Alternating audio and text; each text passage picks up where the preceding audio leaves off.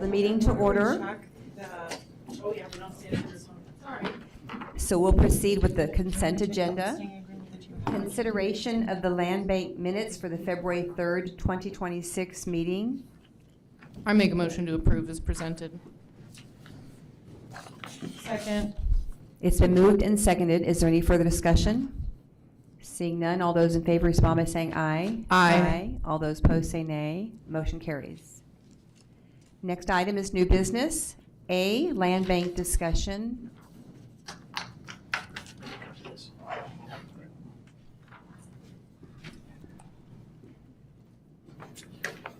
All right, I sent an email, good evening, ladies, okay? I sent an email to you earlier today discussing numerous issues that have to do with the land bank in general. So the first thing I got on there is who can purchase lots. So at present time, I'm only selling lots to residents that want to build a residential unit on the property. That's it. I'm not selling anything to developers. There's plenty of lots out there that the developers have bought in the past that they're not being built on. You can see the blight all through the city on these developer lots. So we are only selling to residents with a qualified approved vote to the land bank. Timeline policy. I know Britain sent out a timeline policy that we had in the past. Is that still in effect, Britain? Yes, those have not been rescinded. So they were passed and approved between 2019 to 2023. Those three policies were. And how long was the time for the build? Was it 2 years? It was 2 years for $3,000. It was 1 year for up to $4,000. That was for a residential. That wasn't, for residential, Yeah. and that was to build, to get a rebate back for the, Oh, yeah, that was for the completing development and stuff. construction Correct. within the 12 months. Yeah. And then it's different for builders. Yeah, so in this case, with the residents and stuff, we need to have a timeline set up, a new timeline developed on this. Because there are people wanting to buy lots with no timeline. They may build something within 10 years or something. And we can't do that with the lots that are available in the city, especially what's going on with the VA moving in with all their professional workers that will be looking for places to reside. So we'll talk about that in the future, but we need to take a serious look about policies in place for building on the land bank lots. Cost per lot. Current pricing right now is $5,000 for residential and $2,500 for developer. The issue is some of the residents. Developer if they buy 5 or more. Yeah. But the issue is that the residents don't want to, they think it's unfair that the developers get a cheaper price. But that's just the way it is when you got the developers buying more lots overall. You'd have to change your policy if you want to change it to charge less for a lot than the $5,000 for a residential lot. Mailboxes. This has been an ongoing thing with the United States Postal Non-Service. You got the CBUs in the city, and normally the CBUs that are put in place in developments are handled by the developers. So the developers will come in, build a lot, and as part of doing the streets and all the infrastructure, they put in the CBUs for the post office.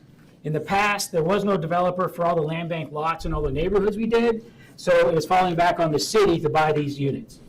And they're about 2,000 to 3,000 a piece, Josh? Yeah, 2,500 to 3,000. Yeah, and so we just put up 3, and now we had to order 2 more. Now, the only funding available for this is either general fund, which I don't recommend, or land bank funds. And so right now, we're just taking out of the land bank funds to fund these mailboxes as the developers or the houses are going up in the neighborhoods. But I need you to be aware that's where some of the money's going. How much money's left in that land bank fund at this time? $778,000. Reserve lots. We still have about 90 reserved, 89 I think reserved for Michelin and Camso and Eagle Rail, whoever. The problem is they're not reserved by specific lot. It's just out of the ones we have, 3 or 4, 350, 90 of them are reserved. We don't know which ones they are. I think one expires 2028, 2027, roughly in there. Yeah, they should be about 2028, I think is when both expire, 2030 at the latest, but I think 2028, because we had an extension on the Project Wildcat 2.0 of the Michelin project. Because What we did at the time is we did 45 lots, 2 employees as an incentive, which when we didn't have money because we're paying off more debt than we are now, that was an incentive that we were able to give that they latched onto and allowed us to get some of the clawbacks we're able to full-time employees to get them to certain levels, which they've both achieved and maintained.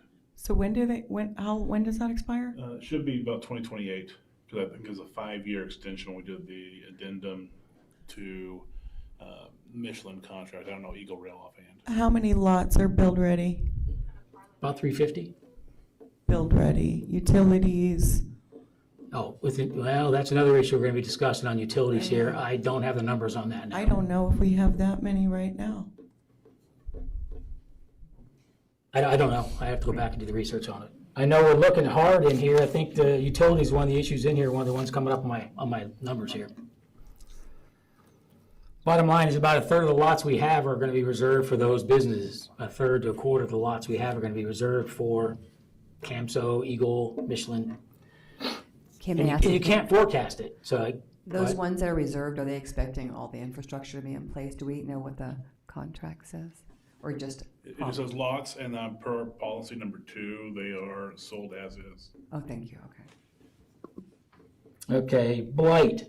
One of the biggest things we're having this summer is blight throughout the city. Do you have any of my IT, you have pictures when you're done playing there? There was 3 I just took by my house just yesterday. I'm gonna show you what they're doing. All right, so this is one of the ones near my house. This whole section has been cut this year. And it's owned by a developer. And the excuse, go ahead. Well, the front has been cut, and I believe they only have to go back so many feet. Why? Chris? So, as long as there's not a residential property next to that property and it's completely vacant, the rule as of now, the way I read it, is they have to mow 15 feet in from the curb around that property. Now, if that property is vacant next to a living And resident, there's a house right there. a living resident, then they have to cut the complete lot down to the best of their ability so that rodents and other things cannot be attracted to people that are living within the area. And there's 2 houses on the side right here. Can you get the other one? All right, this is another one. So they came in and cut the lot, but they left all this stuff, and it's all over the lot, where they didn't trim the bushes down or nothing, they just left everything growing. Just because it was near a power box or something. They didn't come in and trim out the junk, the trees, the branches, they just cut around it and left it like that. You got another one? Another one up there. There's a house right here, and there's houses across the street. I don't think it's been cut all year. That's a huge brush pile. That's the problem. You hear this year, it's all the rain, it's all the rain, it's all the rain. And rain does have something to do with it, but that doesn't alleviate people from the responsibility of taking care of their properties.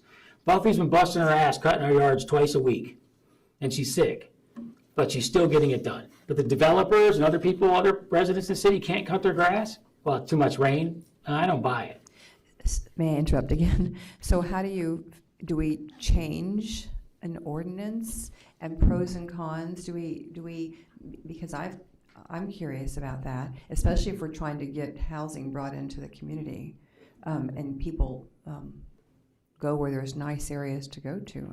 It's kind of like the gun laws. You should enforce what you have. Yep. They want to add more gun laws, but they're not enforcing what they have. It's the same with our codes. We're not enforcing what we have. And we do enforce it, then they even the political players in the city will call me and complain because they got a blight notice. I put my pants on the same way as everybody else. Cut your damn grass. So can we comment on the 15 feet back? Do we address that? Sometimes you can't go back any further. There's lots of materials in the ground. There's stuff everywhere. It's just to keep it as neat and tidy as you can. But there's lots out there that there's just materials all over the yard. You can't mow it. It has to, you've got to be able to get that all up and get it built, and then you can mow the whole lot.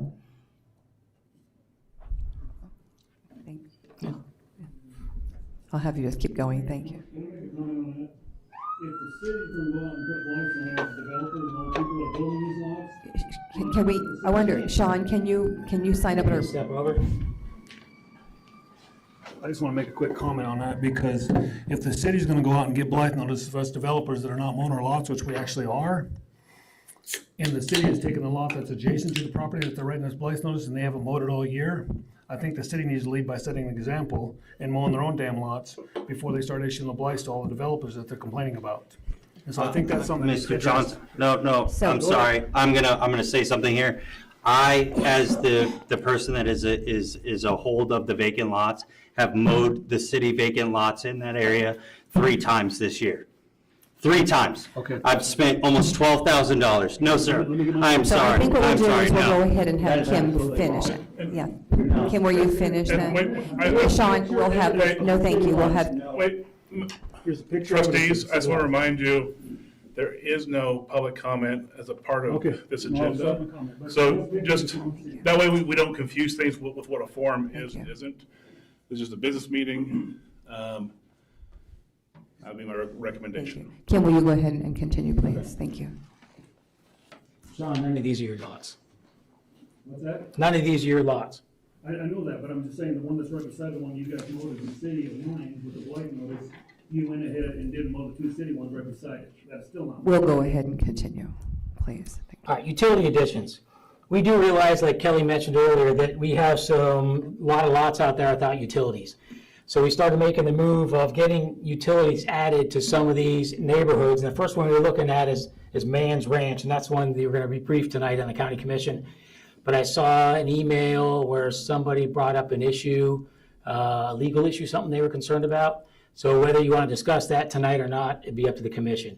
But the bottom line is we need to start getting utilities added into these areas because of the influx of personnel coming in for the VA clinic and just for general in the city, so we can sell the lots. If Sean wants to buy more lots or somebody else, then it's helpful to have utilities in those areas. So you got to start somewhere. And the one we looked at was Mann's Ranch, because there were some people specifically asked us to look at that. People that already have electricity but don't have lights, like street lights and stuff. So that's the kind of stuff we're trying to get fixed. We're looking at starting with Mann's Ranch.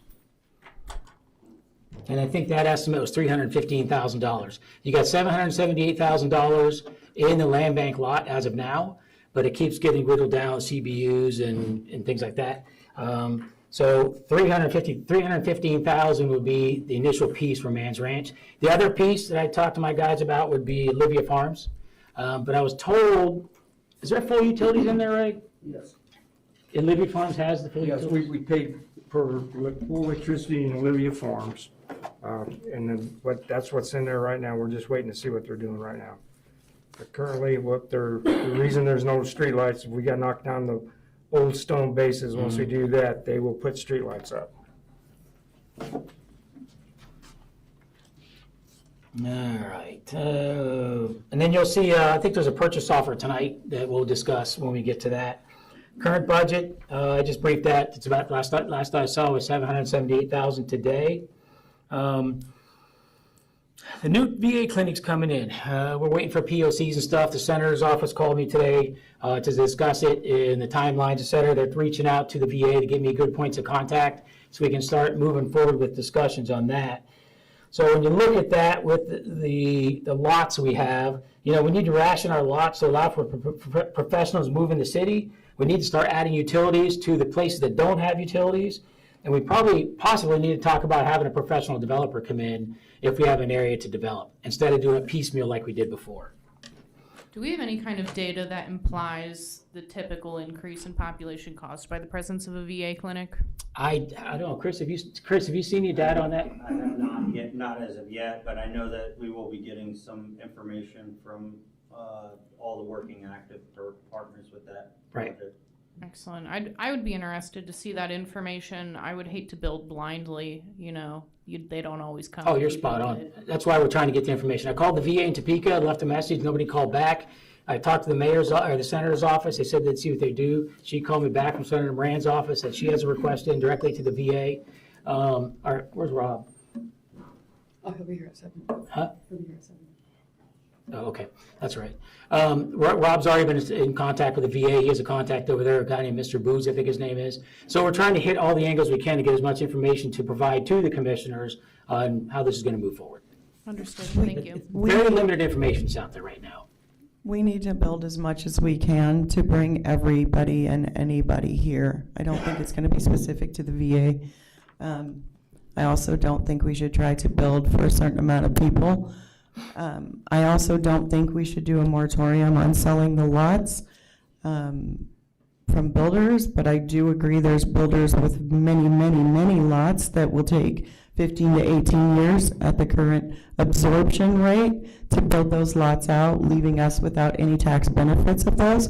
But I think there's other builders that can come in and build because they're not holding that many lots, and I have builders that can't find lots. And last thing is the land bank removal. Do you have, I think it's going, yeah, for tonight, that's right. You got those 4 lots on the email? I don't know if I did or not. If you go to the packet, they're in there. Yeah, check the packet. There's 4 different maps for lots that we want to pull out of the land bank. I did send you an email. It might be one of the last emails. There's one. See, there's.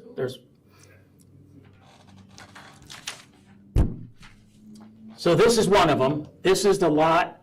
Here's Dollar General right here. This is the lot we want to pull out for the fire station number 3 if we get that far in the process. With the VA coming in, there's a possibility we may have to add a 3rd fire station. This would be the location. Bottom line is that we just want to pull that out for right now to keep it reserved for that situation. If it doesn't come to the fire station later on and the city the land bank wants to sell it, by all means, you can do that. Was that originally platted? Yes. I thought so. Been replatted. So this is by the Dollar General by the Rucker intersection? Yeah. Across the street? Here's Rucker Dollar Road, Dollar General. General sits up here. Right here, North Park goes back, I think it's North Park goes back that way. Yeah, the North Park is out to the right. On the left, as you go up Rucker, near that intersection. It's right here. Were there any other properties discussed for the fire station number 3, should that ever move forward? And That's the only way they discussed, because it was the best location, it's near 77, it's 8 minutes from the high school. Where's the chief? Oh. Yeah. 3, What is our chief? I think 8 minutes is the current time to the high school from Station 2. I forgot, yeah, thanks.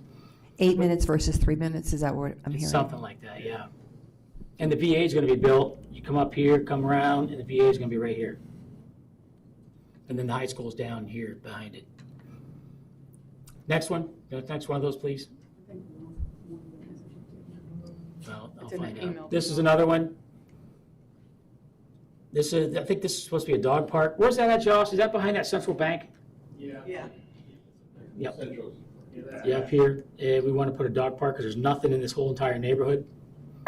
Dog parks are cheaper than a regular park. You just cut the grass, put a fence up. Next one, please. Here you go. This one is not, ignore this one here. It's these 3 right here. Yep, there's 4. Yeah.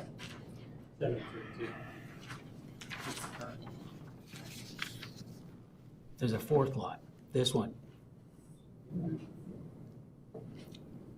Okay, so it's those 4. Park? Yep. Okay, so park and a dog park next to it? Okay. Another one, please.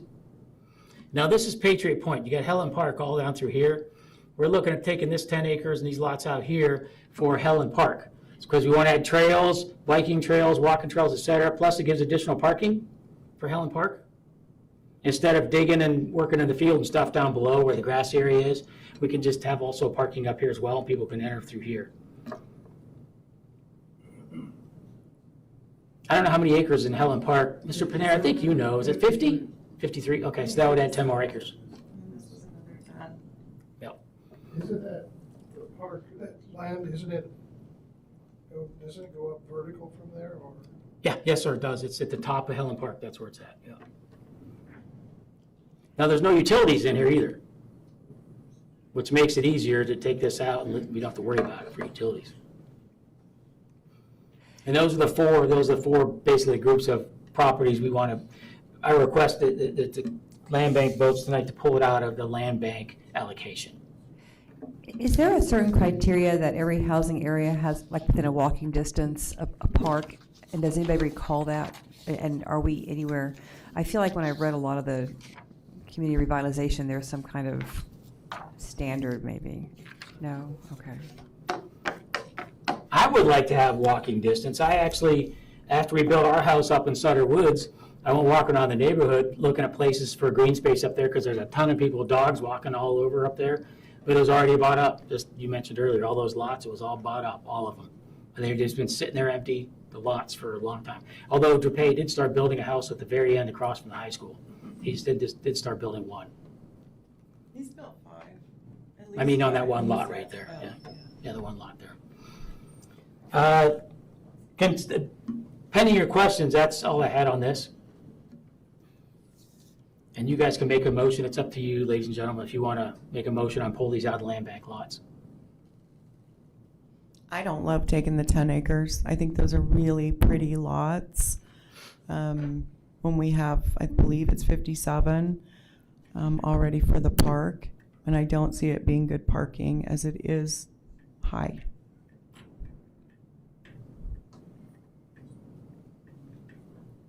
I want to make sure I heard that right. Which part?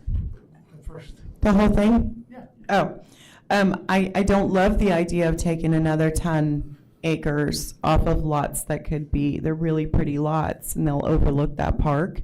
I don't know how much good parking that'll be because it is high up. It goes down to Helen Park. And there's already 57, 53 acres there.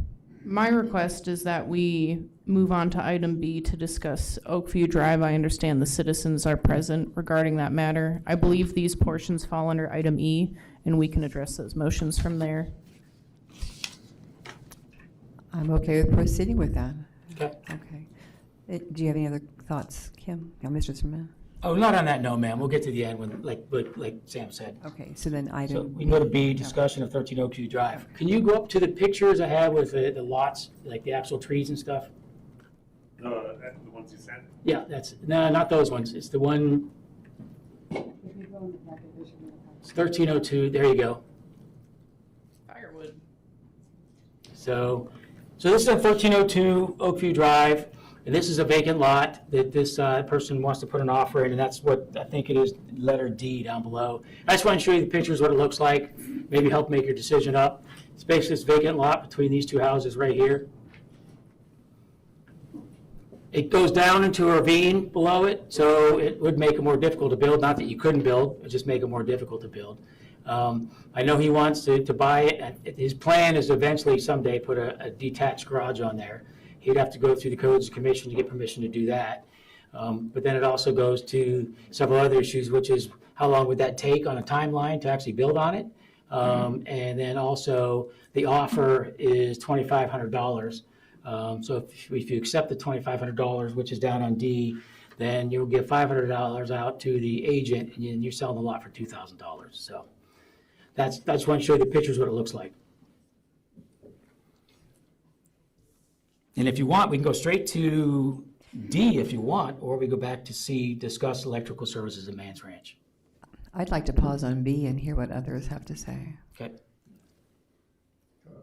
On B, the one on 1302 Oakview. Well, you did say it's in D. Yeah, So, B yes, seems yes. to be the discussion surrounding the Yes, matter. Correct. D Okay. is the actual consideration You're right, Sam, yes. of approving this. Let's go ahead and let's move on to C then. Okay. Discussion on proposed electrical services at Mann's Ranch. Do you have pictures on that? Where's Phil? Come on up here, Phil. So Mann's Ranch does not have a lot of utilities. This section here is what we're talking about adding utilities into, including streetlights, et cetera, in that area. It's actually a nice area. And we've already contacted DSO. DSO is the electrical provider up there. Evergy is part of the city. DSO has part of the city, and it's up there. And the initial estimate right now is with including DSO's cost, conduit, trenching, ancillary costs, it's about $315,000 to add that to that area at Mann's Ranch. And that will come out of the land bank fund. My question in this regard is, my understanding is that there are properties that are not developed upon yet but do have these utilities. Is there a reason that we believe that these properties will be prioritized for development in a way that we need to start laying these utilities? Yeah, the actual developers actually came to see me and said, as soon as you get the utilities in, they're gonna start building. Who's that developer? Young Hands. They're also adjacent to lots that have several of these are adjacent to lots that have homes. And if you look at the lots, they are what I would call buildable. I mean, there are lots. There's nice lots in there. Yeah, the terrain is nice. I mean, they're for the most part, pretty decent lots to build on. We own 30 of these, correct? The city, land bank, I believe. Oh, I don't know how many own. I know a lot are owned by builders, and we own some. It's a mix. It's It's a a mix mix. of It's a some mix. are. I think it's 30. I think I counted them again today. But just checking. So these lots would be available for other people to build. I love the idea. You know, I've been screaming about this the whole time, to get the utilities on the lots. I think we're running into a problem with doing it for some and not others and setting a precedence. I think that that's been brought to my attention, maybe others. I don't know if there's a way to get any kind of financing back from doing these things, since the lots were purchased without electricity. And the contract stated that it's up to the buyer to put the infrastructure in, whatever was not in. So I don't know if that's some kind of question we can address or not. But I also do not want to set a precedence for all the lots that don't have electric. Yeah, I've heard concerns too about setting a precedent, and, you know, I would, when we build all these 2,000 plus lots, back whenever we did 15 years ago, we still have some left that have access to utilities. I'd like to see them utilized first before we go encouraging someone, if they want to, because there are other developer, I know at least one, that's concerned about whether or not they're going to be given this opportunity. And I don't want to build out electric on everything that we've already sold. We've already taken a huge hit on these lots. This wasn't done correct from the start, and this has nothing to do with any of us. But I think that is setting a precedence, and I don't know if we divide out 300,000 by how many lots are out there. Is that something we can do? I don't know. Britton, can you speak on that? The amendment states in the contracts that they were purchasing these without utilities. Well, we could always reach out to the landowner, the developer, and see if they'd be willing to enter into an agreement to cost share essentially with that. I mean, even if we don't get all of it, it gets some of it, something. And another thing we look at is you have the policies that we gave before, and maybe review to see if the sell price is what you want to stay at as a land bank. Is the 5,000 Agreed. still appropriate? And that's up to the policy decision, but that'd be a thing to think about, is if we're going to be electrifying or just looking at the economy now that we have about a fourth or a fifth of the number of lots that one-time land bank had, do you still want to be charging the same price? And that's a question for you. I think it's something we definitely need to look at because there's scarcity now. I'm interested in tabling this and getting, I'd like to have some research. I'd like to have a bigger plan. I'd like to understand, I want growth, I want housing, I want people living here, I want to be prepared for all the wonderful things that are going on. I think there's several options that can be done, and I don't think we know all of them. You brought some up, Commissioner Nimzek, and I'll second your motion. Is You there a don't have to- timeline? You don't have to make a motion, you just don't take no action. And that's fine. Are they expecting a timeline of when we yay, nay this choice, since they've expressed this interest? If we No, take time they to just know what's discuss coming to the this- meeting, but like I said, if you take no action, that's fine. I'm Understood. not sure which direction to go on this, since everybody's worried about a precedence and favoritism. I don't know how you pick what area then, because I pick another area and these people are gonna come back. I mean, you gotta start somewhere. You gotta start I somewhere. totally agree with that. I just, I I think would we all like need to- more information for yeah, this. and I'd like to maybe have some cost share. No, I agree with what you were saying earlier. I'm just Yeah. saying, if you're doing it because of a precedence and being unfair with somebody else, I don't think that applies. Well, no, but I think it's gonna come back to haunt us. Well, I do have an offer from a couple of builders to buy every single lot, and then you'd be out of the city's hands, and all the lots are gone, and then they would be in charge of it. So at this point, it's been moved and seconded. I'd like to continue any further discussion if there is. And one thing I would like to add is I'm ready for the future of Junction City. I'm very hopeful, and I want to maybe have a bigger picture. We've got a discussion on Mann's Ranch. We've got other issues that have come up.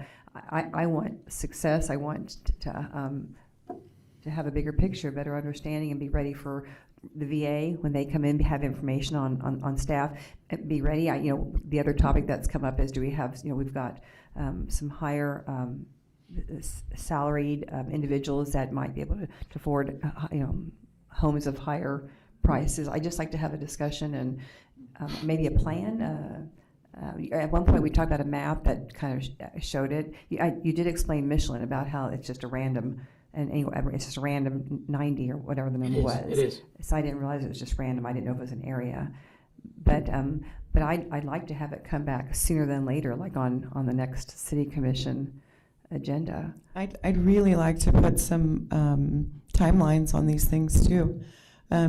Does Michigan have any, if they buy a lot, is there any kind of timeline of when they have to build by? It's just whatever we have in place right now, isn't it? Yeah. Correct. There's no set thing outside of, I think we need to look at all these things. So you said we can how do we table it? It's just no action taken, that's all there is. You're fine, we'll If come it's back already been again. moved and seconded, it's okay to not take a vote? at this point, if there's a motion and a second, and you've addressed it as the chairperson, I would still have a vote on it. But then you can table it, and then we can bring it back up at a later point. Can you amend that motion to let it be a table? You can retract your motion. Even if it's been moved, okay, I'd like to retract if I can do that. If that's the right way to legally do it. I don't think there's a problem voting to table it personally, but That wasn't. Because outcome-wise, realistic, tabling or not taking action, you're gonna end up in the same place. Okay. Because we're gonna come back eventually with it as staff. So, no action. Is there a consensus? Okay, on no action, thank you. Yes, thank you, I saw that. Okay, I'm sorry about the confusion. I've lost track of where we are. D, we're on D now, Mayor. Thank you, on item D. Oh, excuse me though, but when you were going back in the land bank discussion, there was conversations about mailboxes and some other things, so I want to be sure that we can come back to those if they need a vote. Oh, yeah, sure. There's none of that stuff needed to vote. It didn't, okay, No, thank no. you. The only thing was the land bank thing, and we'll get to that. Okay, thank a you, lot. okay. That was information in the big picture of the challenges we're faced right now with the land bank lots that Kelly already alluded to that we inherited from 20 years ago or 15 years ago, because it's a mess. It's a mess. So now we're on D. Yes, Whenever you're please. ready, Mayor. I'm ready, please, thank you. So, consideration of Resolution 02-2026, Mr. McLaughlin has an offer presented to the land bank to basically purchase 1302, you can see it up here too, to buy that lot for personal use. For his offer is $2,500.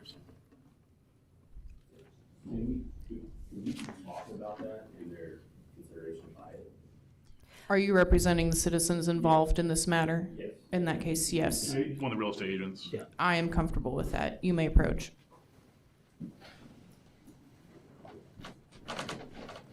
So we just wanted to give you guys a little bit more information regarding that. I'm Levi Whitebread. I work with Remax. This is Jason and Kathleen McLaughlin. They're the ones who are interested in purchasing the lot. So they live at 1302 Oakview. That is their current home address. The lot doesn't have an actual residential address. The lot is situated between 1302 and 1226 Oakview, so it's between two homes. For the past about 5 years, the McLaughlins have kind of maintained it. They've mowed it, they've taken care of it. They've done what they could to kind of deal with the brush on the lot. It's to the point now where they want to expand the lot that they own. They have goals of wanting to build a garage there at some point. We know it's realistic not to build soon, so we don't want to give false information that they're going to build within 5 years or 2 years or 1 year. But they would like to start thinning out the trees. It's really woolly. There's lots of wildlife that run up and down that area. It is a deep ravine. We understand that every lot is buildable, but there are better lots to build on in Junction City, as you guys probably know, that are nice and flat or that have better terrain than giant trees. So they were hoping to purchase the lot for $2,500, which is what lots were being sold to builders for. And they were going to take all the maintenance themselves. They were going to add a fence. They were going to thin it out. They already mowed it, like I said, for the past 4 to 5 years. And they're just hopeful to kind of spruce up the area that they live in and kind of maintain it in a better manner than what you see right there on kind of on Google Maps, which is a good depiction of what it looks like right now. They take great care of their home and they take pride in their neighborhood. All those houses in that area are very nice homes. And so they want to kind of keep that a nice neighborhood to live in. So with the consideration of the $2,500, obviously it's hard for realtors to want to work for free, so we are asking for a $500 commission. I will tell you, if that is the breaking point of this deal, we will just do it for free. And if you'll sell them the lots for $2,500, we can just waive our commission and move on, because I do think that they will help build that area and make it into a better, more livable situation for those residents. So we hope that you take that into consideration. What I'm hearing at this point is a citizen invested in a city property to help an area look better, probably saved us a little bit of money along the way, and they're willing to continue to beautify an area that will otherwise just look like that, or arguably, if we say no, worse, because they probably aren't going to keep maintaining it if we say no. What I'm hearing is you're going to set a precedent if you sell it. And you guys have been talking all night about precedents, and that's what you're going to do. Chris? I agree. Here's the issue. Don't we have a contract with a realtor already for these lots? They're working through the gentleman here. I thought, The city used to have one. My understanding is it expired. It expired and was not renewed. Oh, yeah, that's Lance, that's yeah. what but people are gonna be asking you to continue to kind of weigh each offer. That, there's no consistency. We don't have a policy, we don't have the realtor anymore. We have a policy. Is that 5,000 still the policy, sir? For residential non-developers, yes. For what? For residential who are not developers, that's the current policy. But as a part of the policy to enact the statute that says for the effective reutilization, because that's statutory language, it does have a thing where each offer will be done on a case-by-case basis.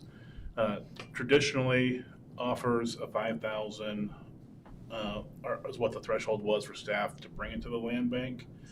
How many lots do we still have? In the city, roughly 350. Of those, of the 2,000, we're down to 350? Correct, sir. And 90 of those are promised to other businesses.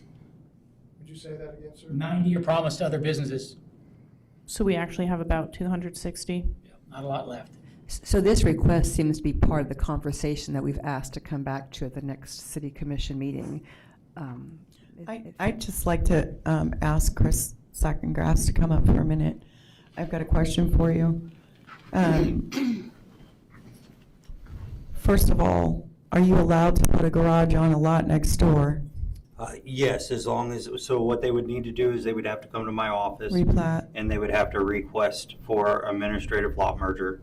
They would merge the two lots. Because they merged the two lots in the house being the principal building, they would be able to, or be authorized to build a secondary structure. I'm just curious, have you measured this lot with the 25-foot setback, and where's the drop-off? I have not, no ma'am. Is the lot on 13th with the, just poured with cement, is that garage gonna be there On 13th. near Braithert? I'm not tracking Yeah. anything being built over there. Okay, I had another citizen that called me that they demolished a house and they were told by codes they had a garage there and they told them they had to tear it down because it was not adjacent to a principal structure. So by code, yes, that is correct. If there is not a principal building on the property, there is not allowed to be a secondary structure. Now that proper, from what we did stand down from that Good. because of the request, but by the code, that is correct. If there is not a principal building there, a secondary structure is not considered a principal building, therefore it cannot be there by code. But However, However, However, there's a thing we call the grandfather clause. There and we is. don't like to really, with Pay attention grandfathering to- clauses, there's paperwork that is signed by the landowner and an agreement between the city to allow that. If there is no paperwork, the grandfather clause does not exist. the grandfather clause is a part of the Constitution of the United States. Due process of law, you can't take people's property away without just compensation. And when that man, whatever was demolished, I don't know what it was, but he said he demolished it at your direction or request. And then it was told after that that he had to take down the garage. And I don't think that's, the garage was there since 1945, I believe. The code didn't change until, I don't remember now because I haven't looked at it in a while, but I think it was 11 or 18. I'm just curious, Mr. Whitebread, is your client maybe willing to do a lot merger? Yes, that's what they would prefer to do. So it would be on one parcel and they would maintain the whole thing. I don't have a problem with the lot being sold to them. My problem is setting the precedent, the price. That's the only problem I have, because then I'm gonna have to deal with it with another 250 lots. Have we had people in the past comment on and lowball us on these lots? Yes. How often? How many? Like 5, 10, 20 times? A couple times a month? Have we ever entertained them to this extent as we are today? No, because they're offering like $1,000 or $500, and it's not even worth bringing to the commission. So we haven't been offered 25, an amount between 25 and 5? It's been really low. I mean, I agree. If you offered me $500 for this lot, I'm going to raise an eyebrow at you, be a little insulted by that. I feel $2,500 in this circumstance is reasonable. I know precedent is the name of the game today, but it comes to the city commission to consider nuance, and I'm considering nuance. I make a motion to approve as presented.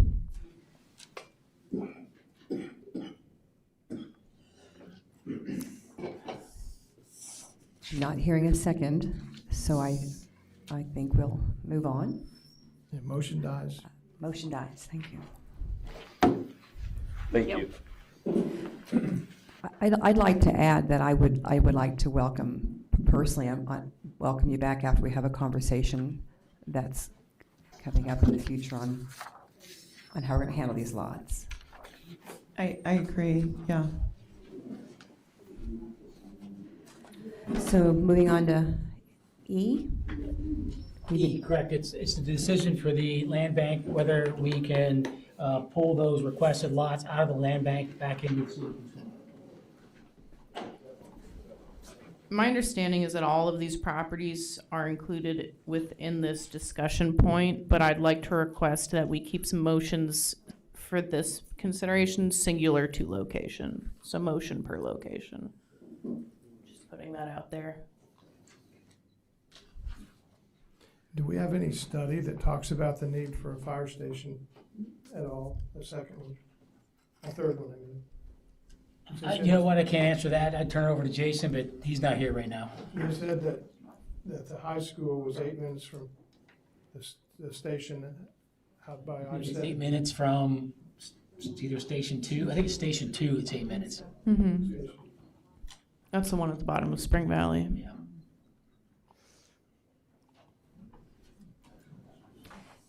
Is that the only reason for this specific?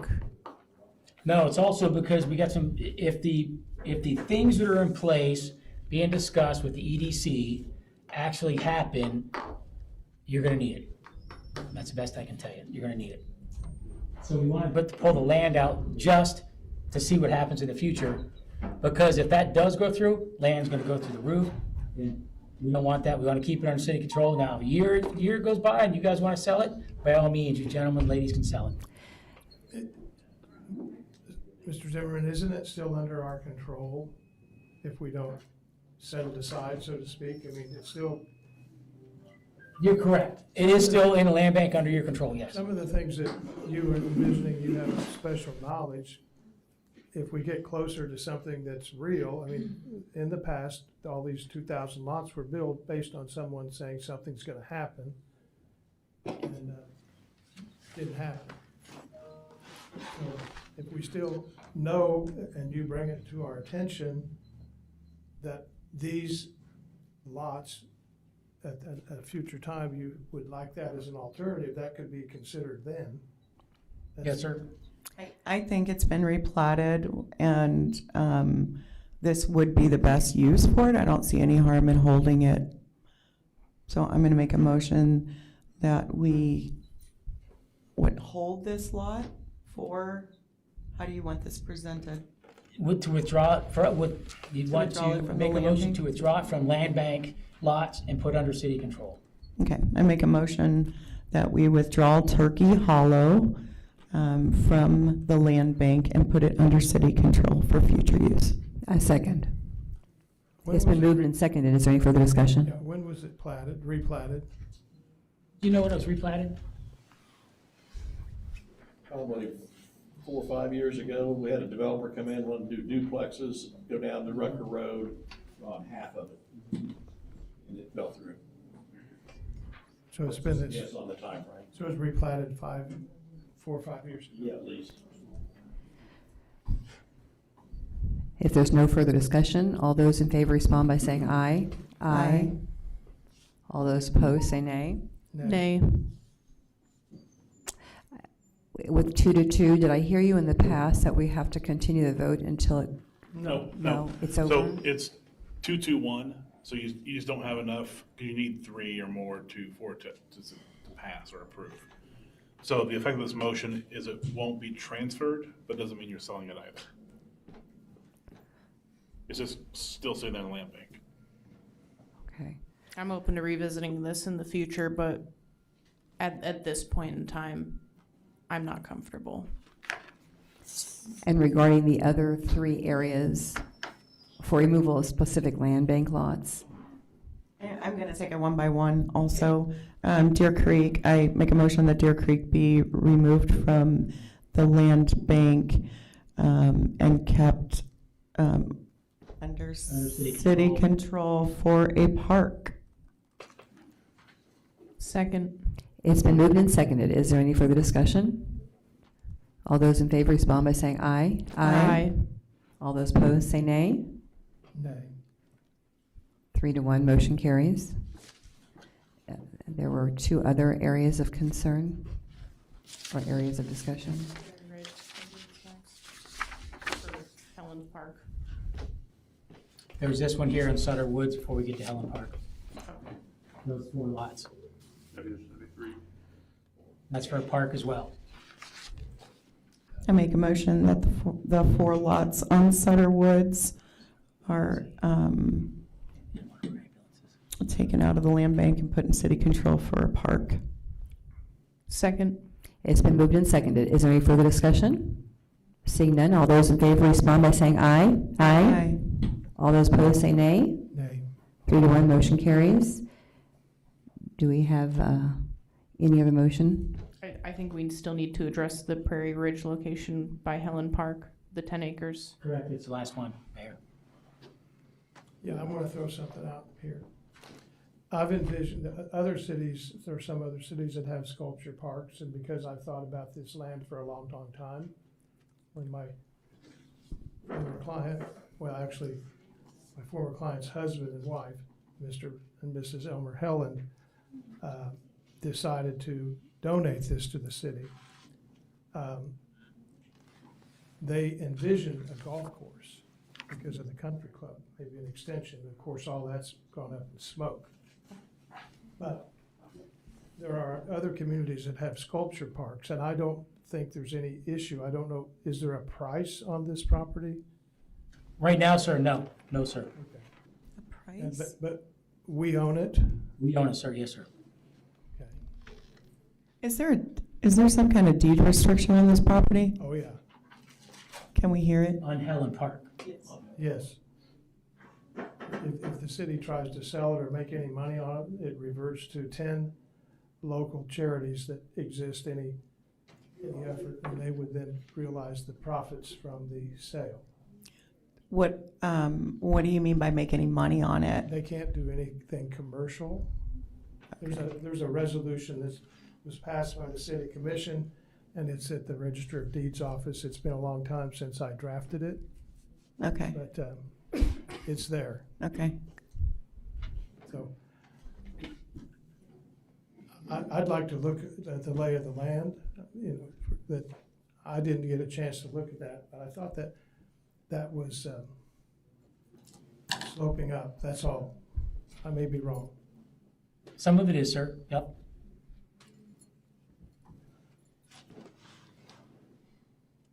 Is that on the backside?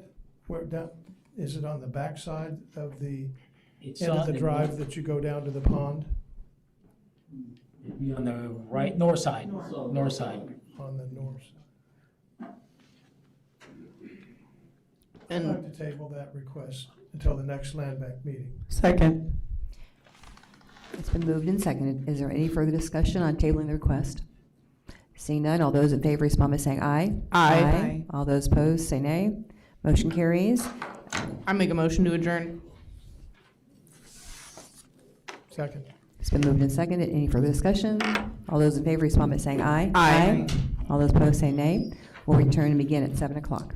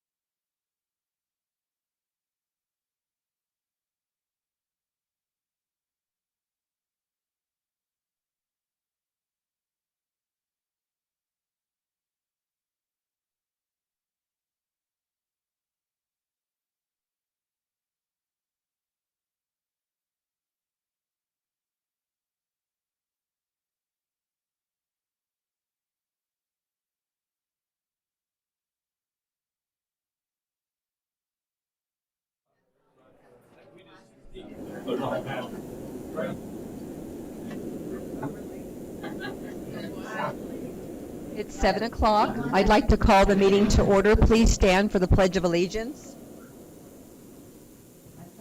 Is to the flag of the United States of America and to the republic for which it stands, one nation, under God, indivisible, with liberty and justice for all.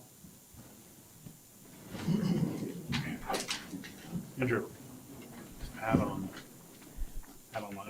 So first item on the agenda is agenda item comments. If there are any comments on agenda items only, please come forward. Come forward. Is this related to items on the agenda? Yes. Go ahead and come forward, state your name and address, and limit it to 5 minutes, please. Larry Ruiz, 1906 McFarland. I apologize, Mayor and Commissioners. I was here for the land bank meeting, and it was concerning that, but also the city too, and I requested 5 minutes, so I appreciate it. I'll be brief.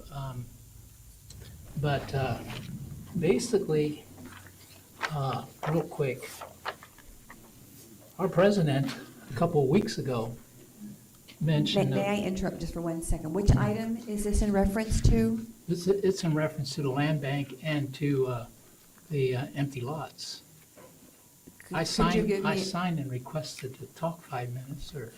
I didn't see would you help me, Mr. Stites, on how to do that?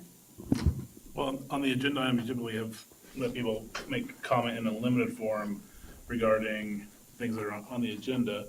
We've never had an instance one way or another of people wanting to talk about land bank, which is a separate meeting and separate rules for you, on the city commission agenda comment.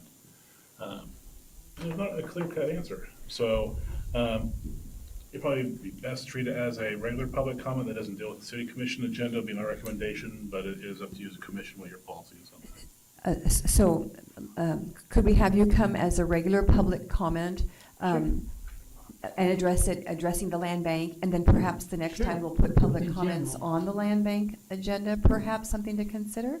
I don't mind him speaking now. Oh, okay. Real quick. All right. Mayor, Commissioners, thank you for the 5 minutes. Our president a couple weeks ago made a statement on the CDBG, and that funding is for cities that will take those properties and develop them. And they are taking money from cities that are not using the CDBG funding, which is the city block grant funding. And the city's trying to carry this burden. When the federal government got the answers, if the city works with the federal government will take the burden. They will give the city the money for those properties, for those lots. And Councilor Panera knows I've got many lots, got some in the land bank, and for years and years we try to figure out the best way to resolve the issues, but the federal government has the power, they got the money, and they have the program people that are expert in this field all over, not only Junction City, but they're looking at all the cities. So this is a tried and proven method. So a city that works with the federal government, actually the federal government could take precedence over it and just do what they want to do because they have the power vested in them too, with the city's permission or not. If they know that there's empty lots and we're by Fort Riley and we got the soldiers, we got the elderly and the orphans, we got service disabled vets, we got veterans, they all need housing. And looking into the future and all these empty lots that aren't developed, it's not very encouraging. And I think that Washington will intervene, we'll get federal funding, and it'll be a blessing in disguise. We don't need this headache. You guys can bust heads for another 5-10 years. I've been there, done that, got the T-shirt. But the federal government said they take the blunt of it. They take the burden. So if we set up a MVP similar to what Purcern has done with Corvallis and Fort Riley on a 50-year to develop housing up there, we'll do something similar to that with a 501c3 nonprofit and the city, present it to the federal government and say, hey, we got a housing problem, they'll give us all the money we want. But so the president made the statement that the cities that don't use the CDBG funding will lose it. Granted, we get funding. We'll get more funding from other cities, and we need it. We have Fort Riley, we have those soldiers. We are not approaching the proper program people in a professional manner, getting their attention, letting them know that we really need this taken care of, and right now. We don't want to wait another 5-10 years before these lots are developed. We can do it now, and the federal government has the money. Real quick, 4th of July, Tiffany Jean, she is a very close friend with Dolly Parton. She came to the Senior Citizen Center. We hit it off really good because she worked with the senior citizens, and I've worked with them for 4 years. And then when they had COVID, they said, Pastor Lawrence, you can't come here anymore because of COVID. So, and she's been there too. But what a beautiful spirit, what a beautiful singer. She is a singer, songwriter, Christian and country music. I talked to her just yesterday, and she wants to come. I said, well, I'll get with the pastors, I'll get with the city. We can get the money, and then at the park or whatever, the offering will help her with her plane ticket and her expensive. And if the city wants the money back, we'll give the city back the money. But I think the churches will be on board, and the city will be on board, and then what we do with the money is more blessed to give than receive, or take it back and use it for something else. I appreciate all that. Okay, I'm sorry. I Thank know, you. I I know I appreciate went over very 5 much, minutes. yes. Forgive me. And I do know we have a grant writer that's very involved with the CDBG, and so I'm sure there's going to be further discussion on all that. I appreciate you Yes. sharing that very much. Thank you very much. Yes, well, definitely, I know it's the tip of the iceberg, but we got to move fast, though, to get that funding. Thank you. Well, Thank you.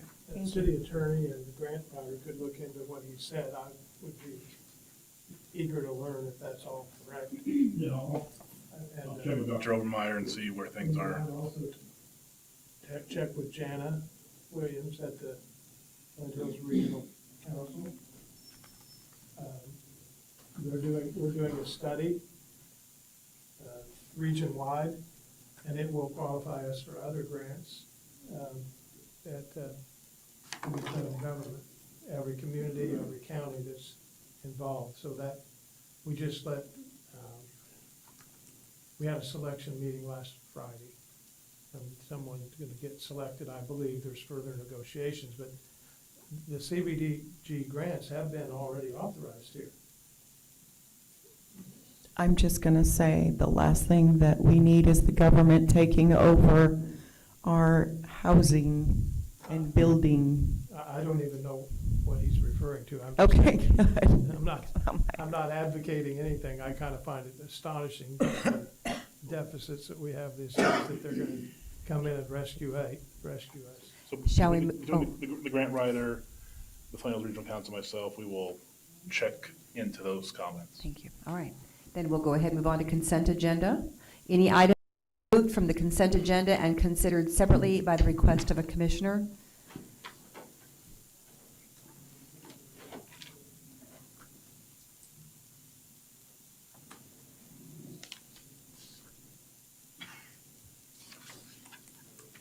Move to approve the consent agenda as published. Second. It's been moved and seconded. Is there any further discussion?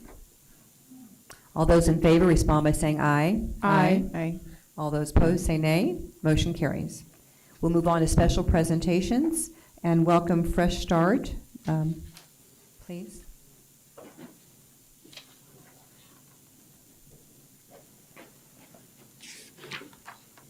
Good evening, Mayor, Vice Mayor, Commissioners. My name is Debbie Savage. I am the Executive Director of Fresh Start Emergency Shelter. I've been there since spring of 2024. Before that, I was just board president, board member.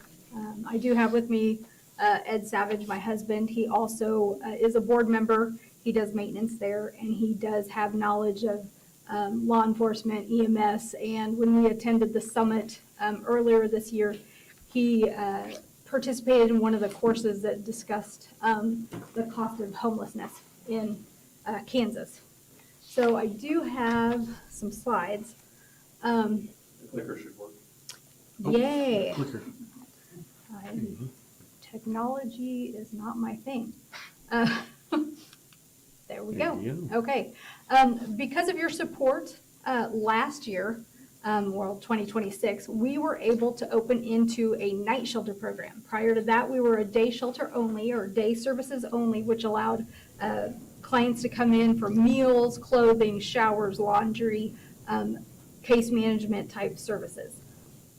In 2025, the end of 2025, knowing that we were going to be funded by the county and the city, we were able to adjust our programming to being night shelter. So in January of 2026, we opened up to nights. It allowed our clients to come in for 6 o'clock for intake or for check-in, and then they had to leave at 8 in the morning. It worked great because people were out of the elements because it was winter in January, obviously. We still opened a few of the warming centers during that time in the winter when the Magdalene Project was not available for warming centers, because that is something that she did. We were able to get many people that had been doing our day services into the night program. So we had actually transferred 17 day service only participants into our night shelter program. As of now, or from May, we're doing 5 months, on January to May, we have had 63 participants in our program, 82 enrollments. And what that means is there's about 19 enrollments where people checked in, checked out, checked in, checked out, checked in. And there was actually 5 individuals doing that. A lot of that is because of the mental health. A lot of these people that are homeless tend to have mental issues. There could be substance use issues, and our staff is very versed on that. We have best practice by having 2 lived-in residential employees with us. So they live there, that is part of our security, plus they have that lived experience that helps us with our programming. We also were able to help at least when we were day services. I'm jumping around, sorry. We had 3 veterans, 1 couple, and 1 single adult that we helped get housing, even as day services. Still doing this. Of those 63 individuals, since then, up till May, we've housed 8 of them.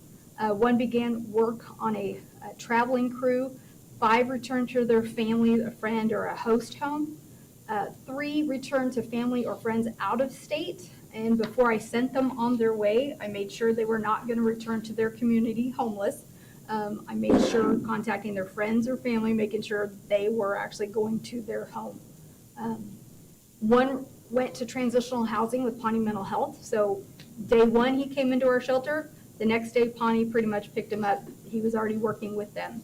So he was able to get into transitional housing. And we had 1 that went to Manhattan's emergency shelter and was waiting their veteran housing. We work closely with our HUD-VASH reps here in town, and they are very quickly able to get vouchers for those clients. And currently, right now, as of today, I have 5 veterans in my shelter.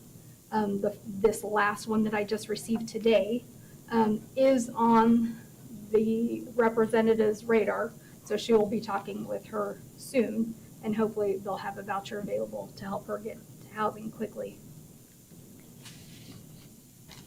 Of those 63 individuals, we have provided over 2,000 meals. So we calculated that, that's 2,000 nights of stay. And that's part of our data that we have. We have what's called HMIS, or Homelessness Management Information System, that we received from the Balance of State, or Kansas Statewide Homeless Coalition. We were given that program so we can keep track in the demographics of all our clients. We've served over 6,300 meals, and I've put an average of 14 persons per day, 3 meals a day at 151 days in the 5 months. There have been some days that we've had over 23 people at our shelter, and as I said earlier, we're currently at 17. Transportation to and financial support for medical and mental health care. Gary Community Healthcare Foundation did a fundraiser for us last year. They sponsored us for their fall classic, and so we had received over $38,000 to help with healthcare, help with paying for prescriptions for our clients, and so that has been a great benefit. We use that prior for our day services, and we continue for our night program clients as well. We also have received a grant from Union Pacific Railroad, which is a community ties grant, and we use that money to help pay for the vital documents that they need, birth certificates, IDs or driver's license, things like that, driving to Social Security to get their Social Security card.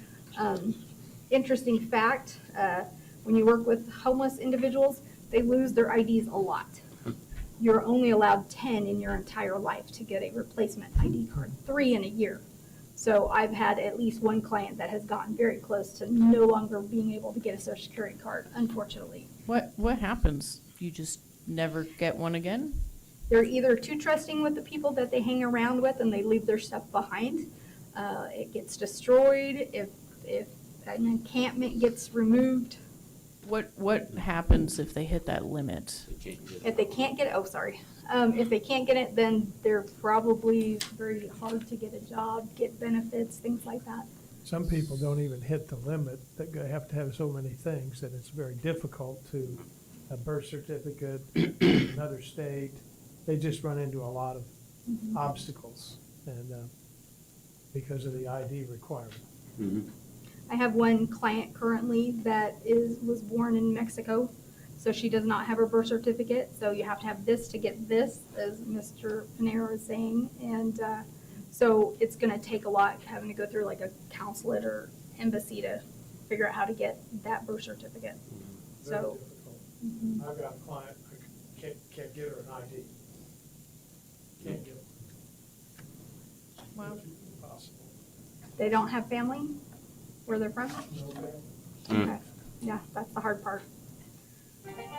So, let's see, next. Not only those 63 individuals that have benefited from our night shelter program, the community has. It has been estimated that between $30,000 to $50,000 is spent per homeless individual in a year.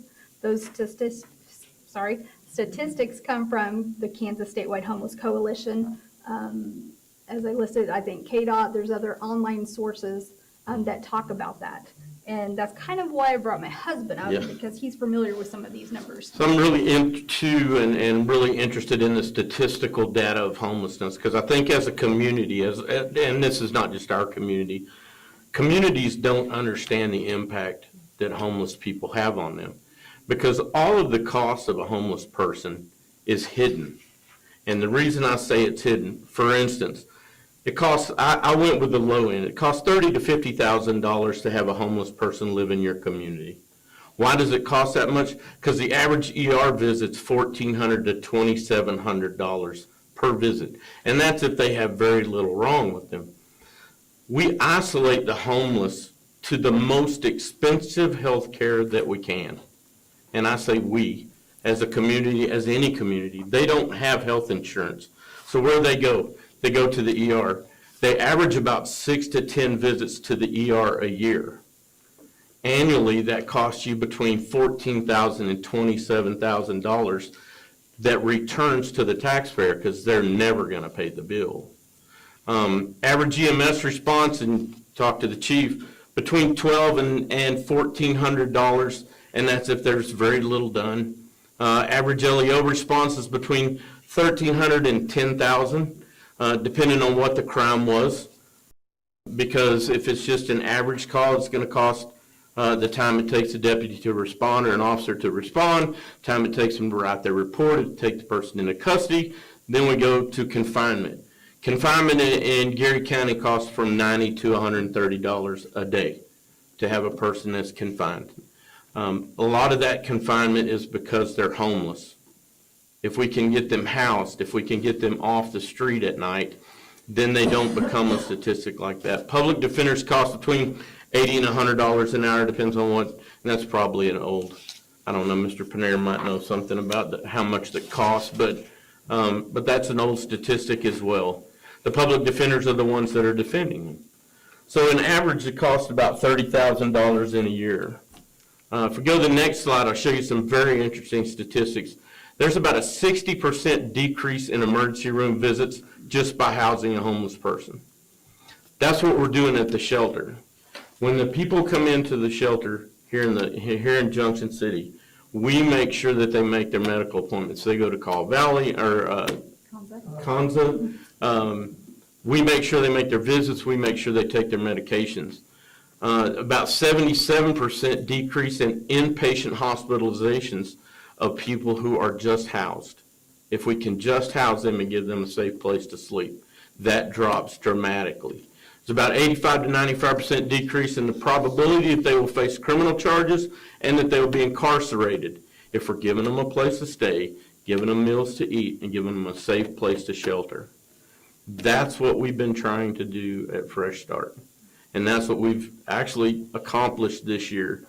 We have seen a lot of our clients that have been in trouble almost constantly that are not now because we're housing them. I just wanted to share some of that data with you because I've been approached by a lot of people that say, well, what is the shelter doing for our community? Because we're kind of behind the scenes. We don't advertise a lot what we do. But what we are doing is saving people money that they don't know that they're spending. Unfortunately, in your budget, you don't budget for things like that because you don't know how much it's going to be.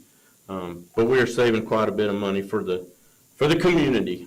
So just wanted to kind of point out some of the things that we're doing that have been very successful since we opened as a night shelter. And the last thing I wanted to show you, I know the county does ask for our budget, any financials that we have, and that is one thing the city hasn't. So I wanted to make sure that you guys were aware. Did you receive my spreadsheet by chance? If not, I'll hand it out. It looks like this, very long, very tall.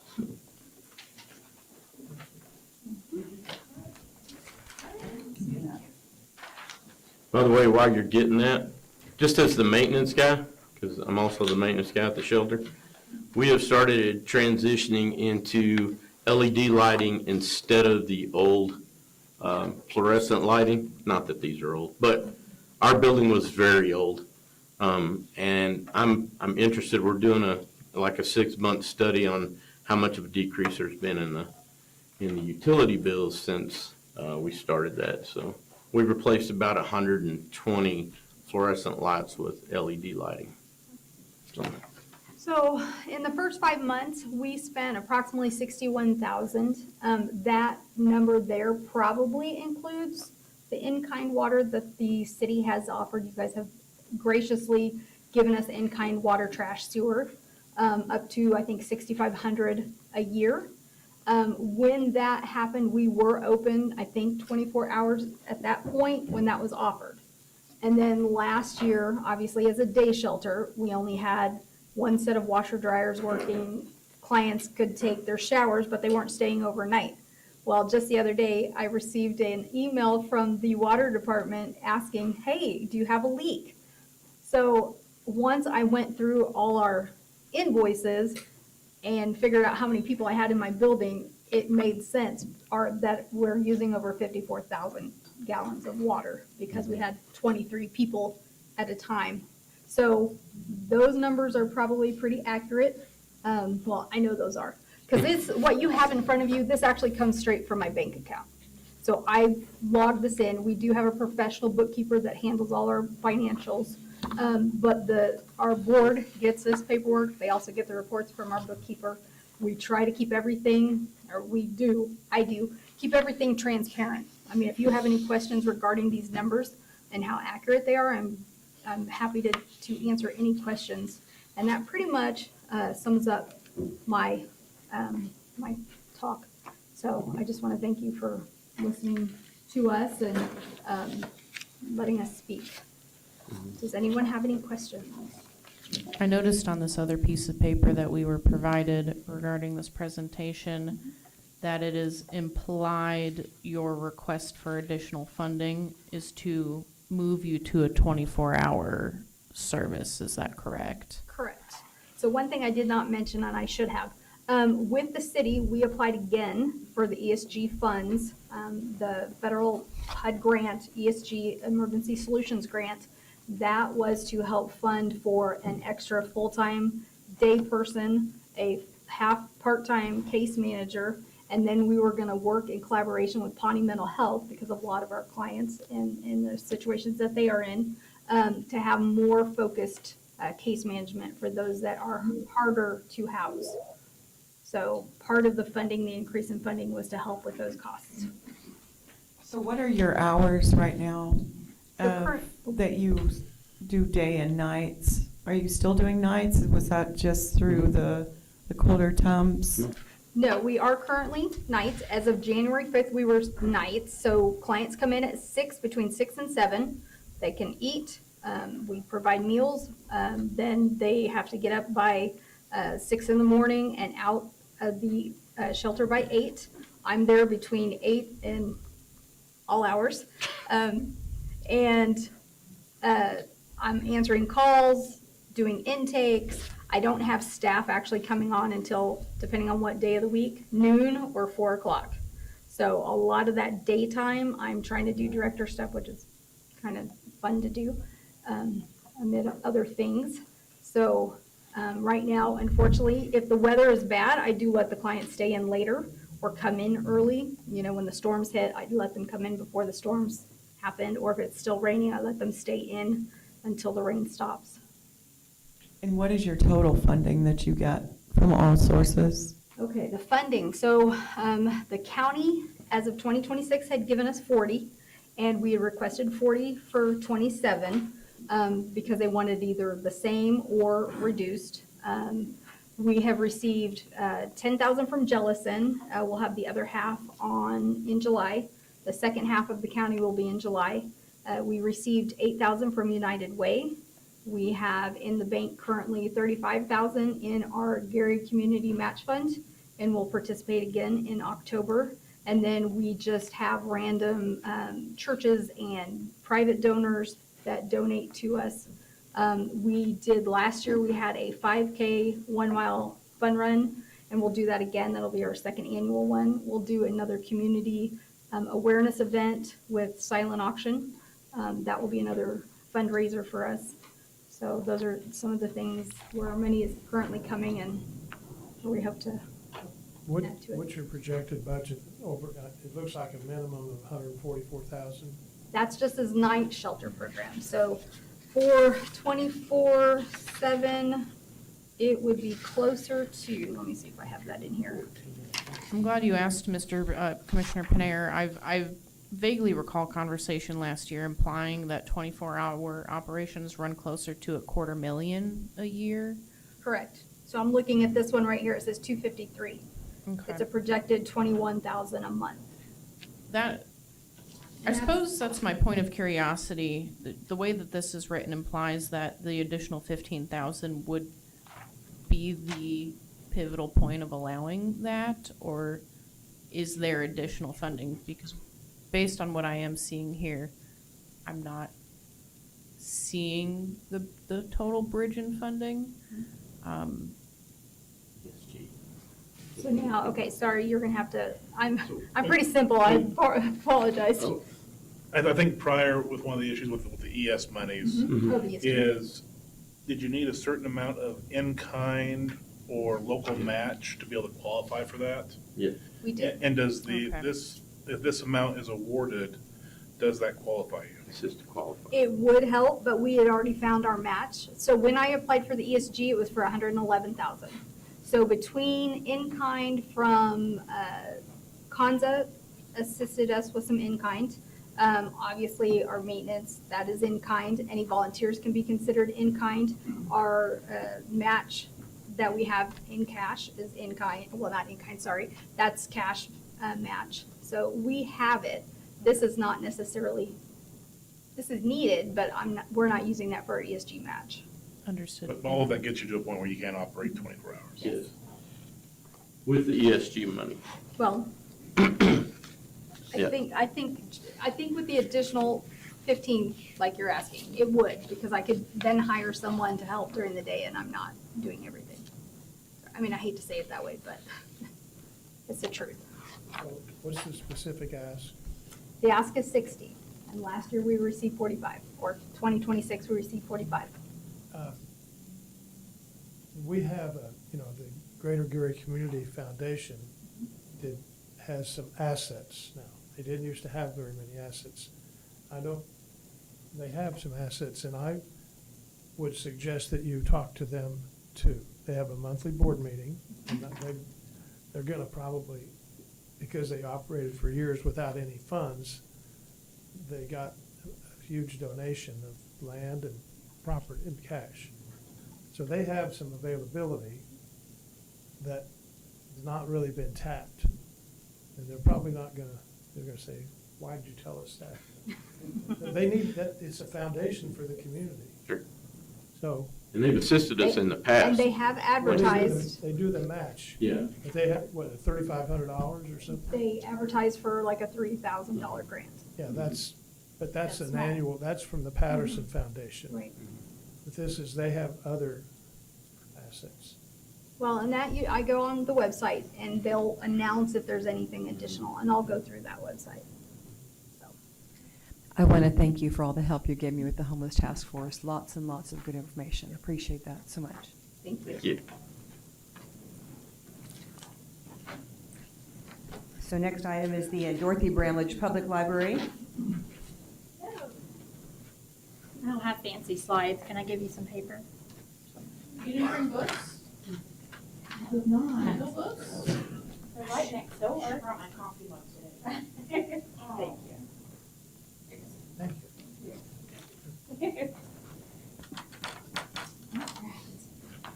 It's my first city budget hearing. So hopefully there's like confetti afterwards. I don't know. We're glad you're here. Good evening. My name is Donna Porter. I'm the director of the Dorothy Bramlage Public Library.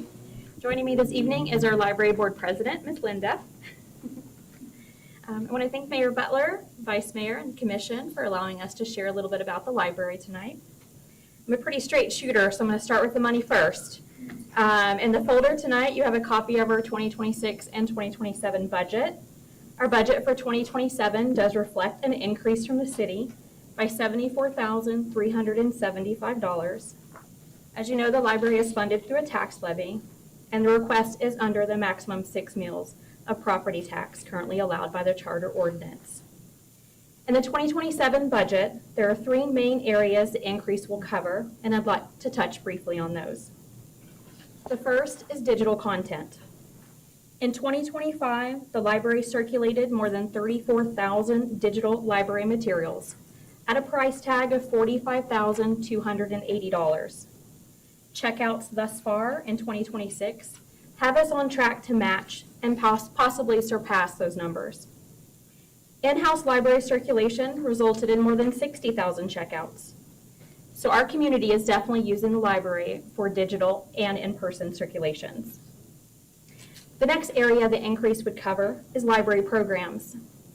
Annually, the library provides more than 400 free programs for all ages.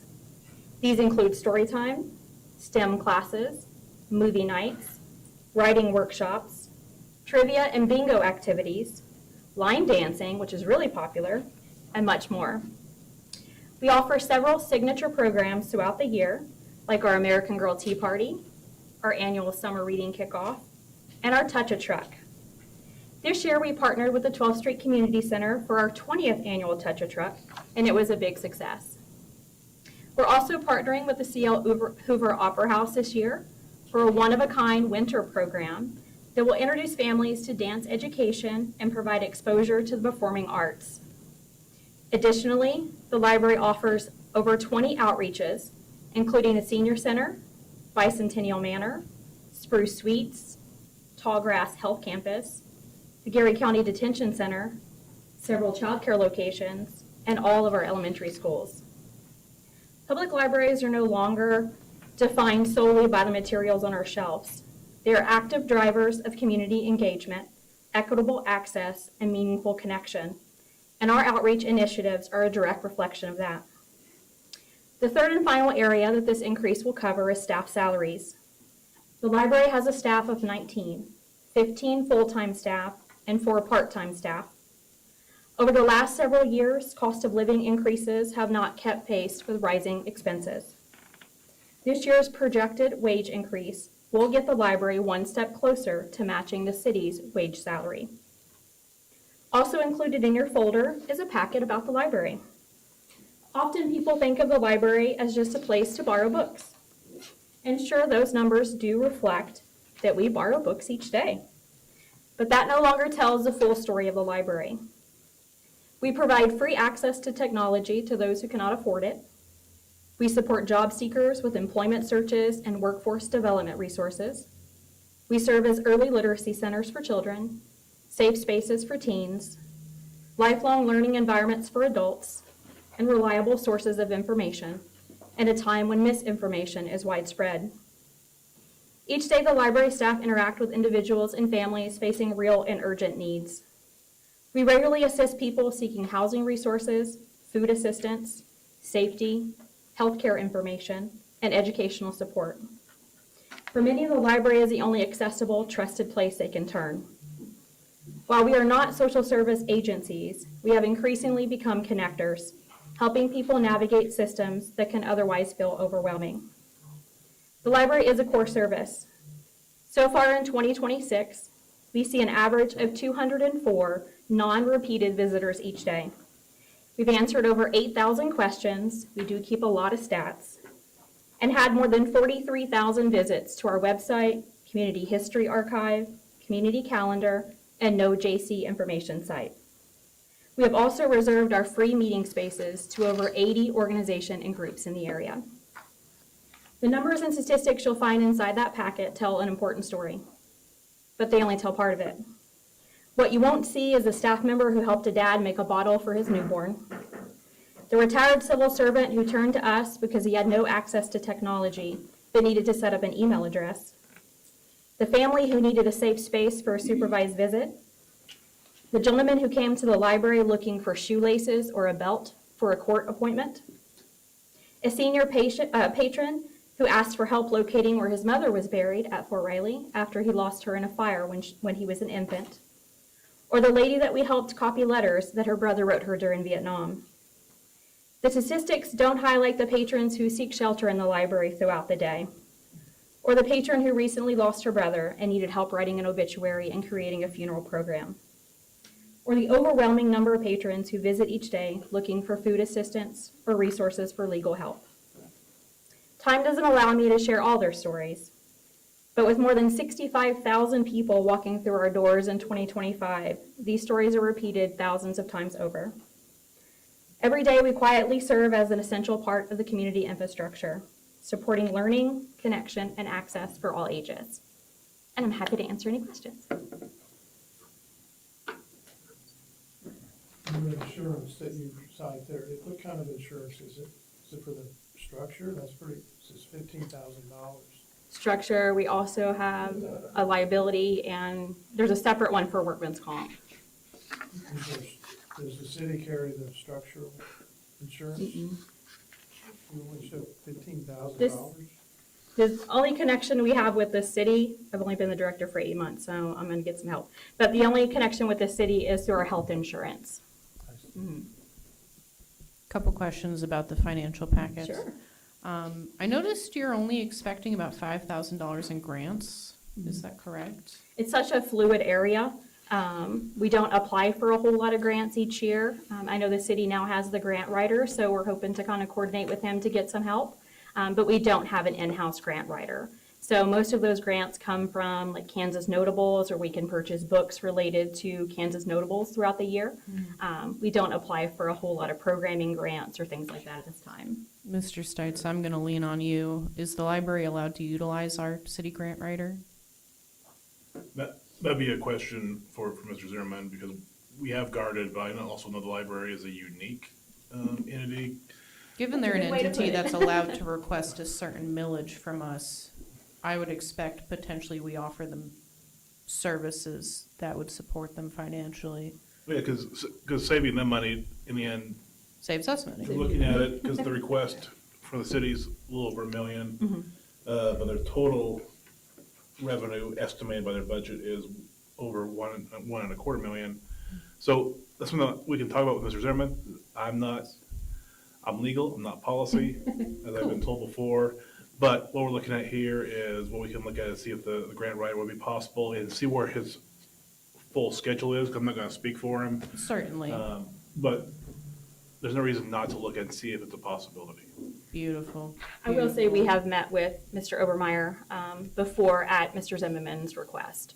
Encouraging. So we have met with him and kind of communicated via email. Beautiful. Okay.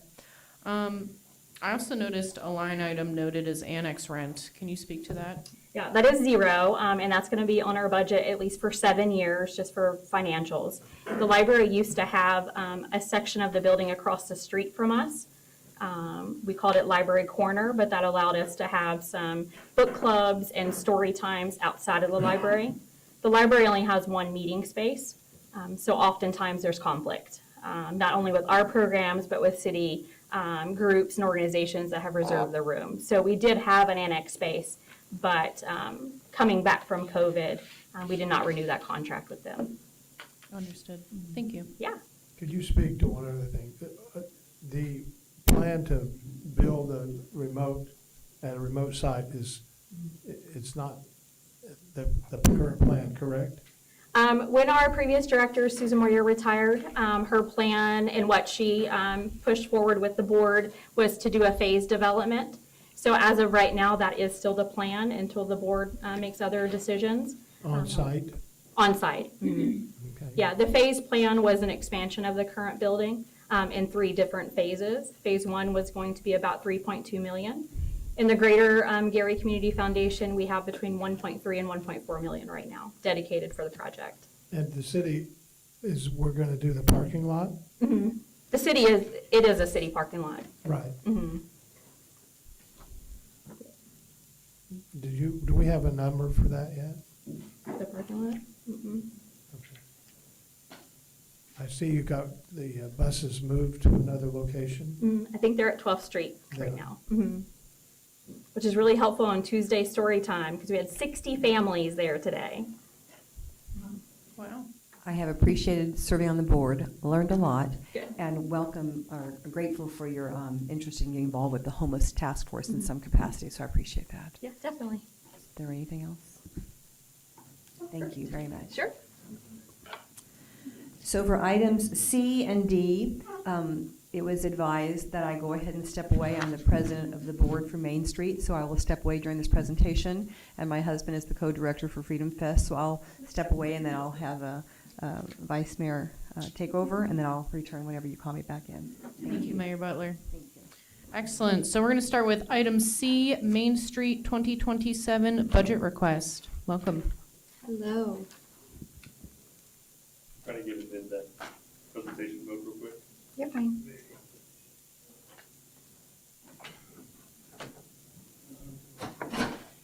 So how's everybody's day going? While they pull it up, I do have to give Mrs. McCann her props. She invited me to come and speak with them in anticipation of this presentation, and she had so much paper that I was fearing for the local trees. It was very impressive. So I thank you for that. I've almost 6 years of things that have been collected and all the work that we've done. It is a lot, and that wasn't even all of it, which is even more frightening for everyone. My name is Jordan McCann, and I am the Executive Director of Junction City Main Street. We are a 501c3 district-oriented nonprofit. We are in community development and historic preservation, and we do a lot of, our district is from 6th to 10th Street, from Washington to Jefferson, so about 4 blocks of area, and our mission is to recognize that downtown is the heart of our community. We want to preserve and protect all the history, through a dedicated network of community volunteers driven to ensure the downtown provides a positive experience defined by modern and robust economy and activities that engage and delight. We are an accredited program through Main Street America, following their 4-point approach through design, economic vitality, organization, and promotion. Next. Thank you.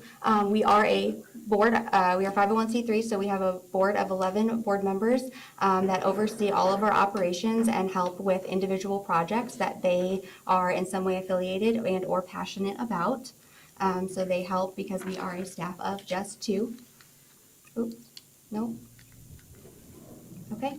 Something that we're really proud of is our community partners. We really like that we are I'm proud to work with so many different organizations in the community. We never want to duplicate efforts, so being able to partner and ensure that there's active communication and that we're uplifting other organizations that help in different aspects of our community is really important to us, and we continue to add to this list every year. I see Chapman High School is listed up there. What's your affiliation with them? They do metal woodworking or a metal class, so they've done some welding for us. Our Flags of Erie County, which is one of our fundraising initiatives, we had to have bases made, so they were able to weld bases for us, and we just provided the material. So it was a great experience for them, but it offset costs for us because we didn't have to pay somebody to do it. The Chapman High School, I believe, did 100, and then Junction City High School did the other 100, which is why we kind of had to branch out because we had so many bases that had to get made. Good problem to have, okay. Yeah. Our investors, so it's always asked, are we going after outside funding outside of the city and the county? And always the answer is yes. And we have some wonderful partners that have been doing it since our inception. And actually just last week, we added Eagle Communications that is doing an in-kind partnership with us. So we're able to do marketing and advertising and radio ads through them for no cost to us. So we're very excited to have them. Oh, okay. And the other thing is revenue and grants. So Live Well Geary County is a really big partner of ours, and they are what I jokingly refer to as our roommates now, and they rent an office from us in our office space, and so we are able to receive $1,800 in rent from them. We have an interest-bearing account that we receive about $7,000 a year.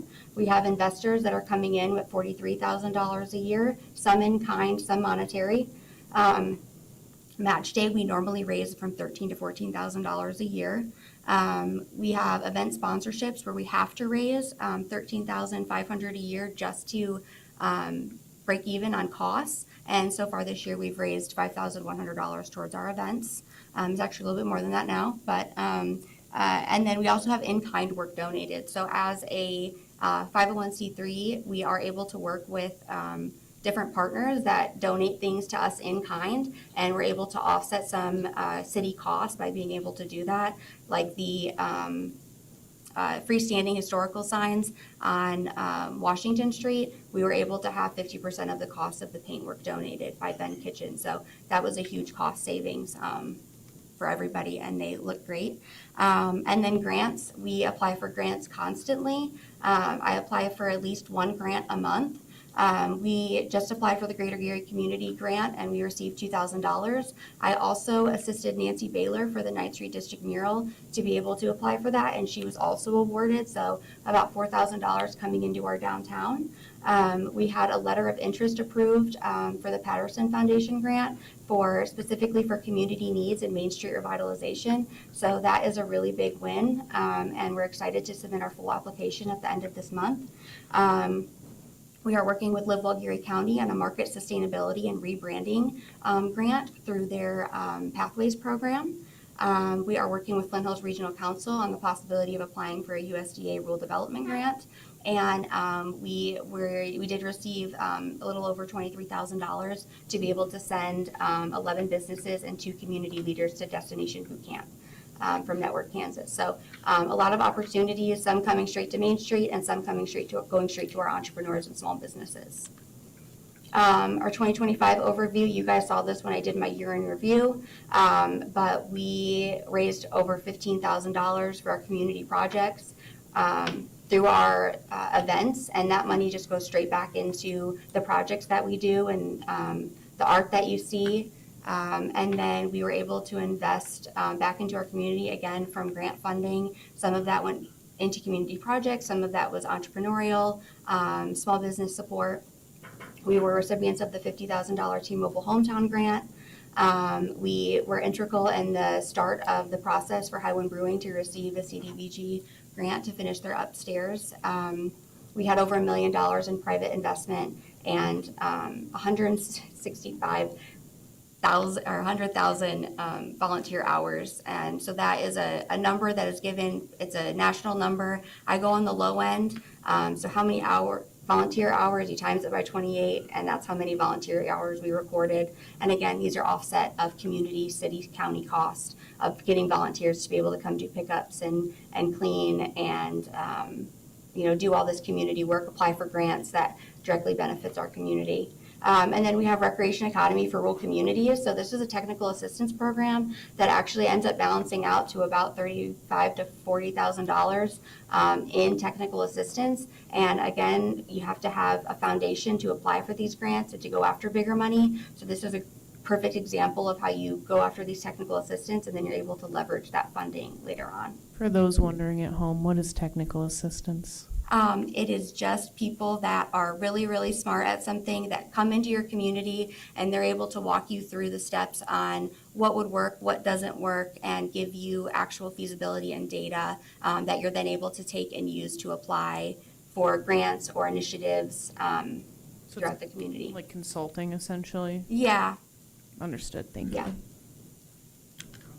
All right, so value, again, with the Recreation Academy for Rural Communities, it's about a $35,000 to $45,000 in value that we're bringing. And through this, we've been have a direct connection to Fort Riley. And Stephanie Manis, she runs their outdoor rec conservation program on Fort Riley, and they have dedicated funding that we're able to now communicate on what our plans are, so it matches her plans, and able to apply those dollars. The Sunflower Foundation is another great example of grant funding, and then we've already been offered a $10,000 EPA Outdoor Recreation Roundtable grant that we can apply for here soon. We also had the biggest turnout of, and this is the third round of programs that they've done, and we had the biggest turnout for the first night of any community that they've seen. So just a round of applause for everybody that showed up and participated, because they were absolutely blown away by everybody that came out. So thank you. Recognition. So Junction City Main Street is a top 3 program in the state of Kansas out of 28. It is what they refer to as an Ad Astra program. So not only are we a designated program or accredited, but now we are an Ad Astra program. Essentially, it's just a really fancy way of saying that we are above average on every accreditation standard that Main Street America has set forth for us. We've been accredited for 5 out of 5 years. And I will say the first 2 were maybe a little bit easier, but the last 3 have actually been really hard, and it takes me about 3 business days to actually fill out the accreditation paperwork. We've had multiple features in KSNT and WIBW News for preservation work and community building. And because of our position as a designated program through Kansas Main Street, we're able to advocate for businesses in our community on a state level, not only through Main Street education, but also incentives, like grants that are available, tax credits, things like that. So City of Junction City, you guys in 2025 gave us, I believe it was $60,000 in 2025? $70,000 in 2025. So the return on investment, so basically for every dollar that you gave us, we were able to give back $11.53 between economic impact and leveraged funding. Current projects. So as I mentioned earlier, we are working with the Geary County Historical Society on historical freestanding signs. These were installed when we had our streetscape done about 20 years ago. They have not been touched since.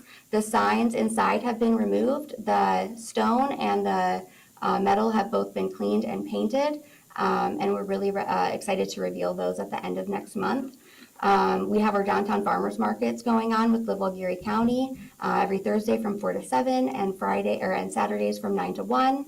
We are working with the city and county on a countywide marketing campaign. We had our videographer and photographer here last week, and they captured really great footage that I'm excited to see. We are in the mix of applying for Patterson and Rural Business Development grants. We are in the mix of an executive director search. We are about to launch our micro facade grants. We have ongoing investor meetings and funding education. We are working with Britain on a common consumption area and what that would look like for Junction City. And we are also working on our first sculpture in our Arts District. Cool. So lots of current things. We also just worked with Live Well Geary County on installing cigarette bud disposables on lampposts. So that was a partnership with Live Well Geary County, but we did also have to have the approval from our fire chief as well. Juicy tell me Crowd about- appreciates that. I've picked up a lot of those cigarette butts. Thank you. Could you tell me us about the micro facade grants? So in the past, we've been able to slowly increase our facade grants. So they used to be a max of $5,000 a match. So we get $5,000, they put in $5,000. This year, because of our funding change, we are doing 6 grants of a max of $1,000. So just smaller than what they normally are. And trying to dedicate those to more of like the LACE. So it's lights, accessibility, cleanliness, and electricity. So just drawing more effort into for people to be able to see a storefront and captivate them and want to walk in there, just to drive more business. So what's the total of that fund? $6,000, that's what we have allocated for that right now. Any more questions? Okay. Ooh, this is and then, as most of you guys know, we had our transformation strategy. So this is done through Main Street America and Kansas Main Street. And so we had 2 full days of talking about what our future looks like. And so really thankful for everybody that came out and gave their opinions and said all the wonderful things that you guys did, because it really helps us grow in the right direction. So we have the transformation strategy back, and we will be working on how to implement that for 2027, as well as getting that out to everybody in an easily digestible way. He sent it to me, and it's about 47 pages. That's a late reading. So trying to dial it down a little bit into kind of what's the need to know. And then if anybody wants to read it, they're more than welcome. All right, so funds requested in 2026, we requested $85,000. In 2027, we are doing a 17.6% increase to $100,000. These funds will support ongoing operating expenses to include executive director transition and 1 additional part-time staff member. We will continue our Main Street revitalization project that strengthen downtown, support local businesses, enhance the community. Our current overall budget is just under $160,000 per year, and some of that is the in-kind that I do factor in, so it's not all monetary. And that is not including grants. You can't always count on grants, so we always try and function without them, and whatever we get, it's extra.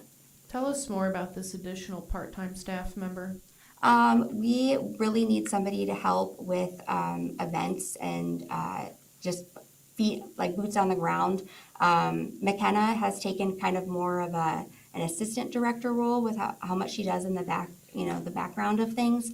So being able to really focus on event distribution, business engagement, trying to, being able to have more contact, just another person that knows what's going on and can help us with some of those things. Okay. And thank you. Any questions? Any other questions? I don't have any questions. Thank you. Okay, thank you. Excellent. Moving on to item D, Freedom Fest 2027 budget request. Welcome, Mr. Butler. May I approach?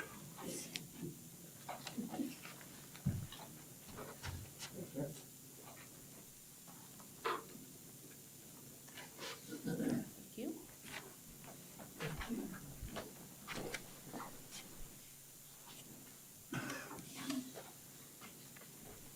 Now, Vice Mayor, Commissioners, it's always good to come back and speak to our wonderful city commission. It's hard to follow Main Street, who does such a great job in our community, but I'm going to do it anyway. You know, so tomorrow, as of tomorrow, 2 weeks from tomorrow, Freedom Fest 2026 kicks off, and it's going to be a tremendous year this year.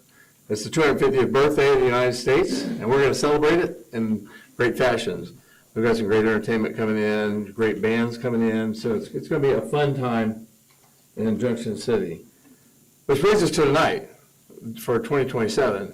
You know, the mission of Junction City, or the Freedom Fest Junction City, is really to organize and execute a 4th of July celebration. A celebration that will invite people to come and to celebrate and have fun, let their hair down, and want to come back other times. And there's our goal. The goal of Freedom Fest is that the event is established in such a way that people, almost as a pilgrimage, to want to come back year after year to Junction City. What we found is that people from outside of the region, and in fact outside the state, are planning to come again this year. We had a call about a month ago from a family in Pennsylvania who were signed here at Fort Riley 35 years ago, and they were just looking around the map, looking at things to do, and they saw that Junction City had Freedom Fest going on. So they called me and they asked what it was all about. So they're actually packing up their RV. They're going to come and stay at the RV campsite over in Grandview Plaza, all the way from Pennsylvania, to spend the whole week here in Junction City, not only for Freedom Fest, but also to go back and tour Fort Riley. So it's kind of an exciting area. We've had people from Nebraska, Colorado, Oklahoma, Washington State, Oregon, that have come in the past to just celebrate Freedom Fest with us. The funds requested for Freedom Fest for 2027 is $50,000.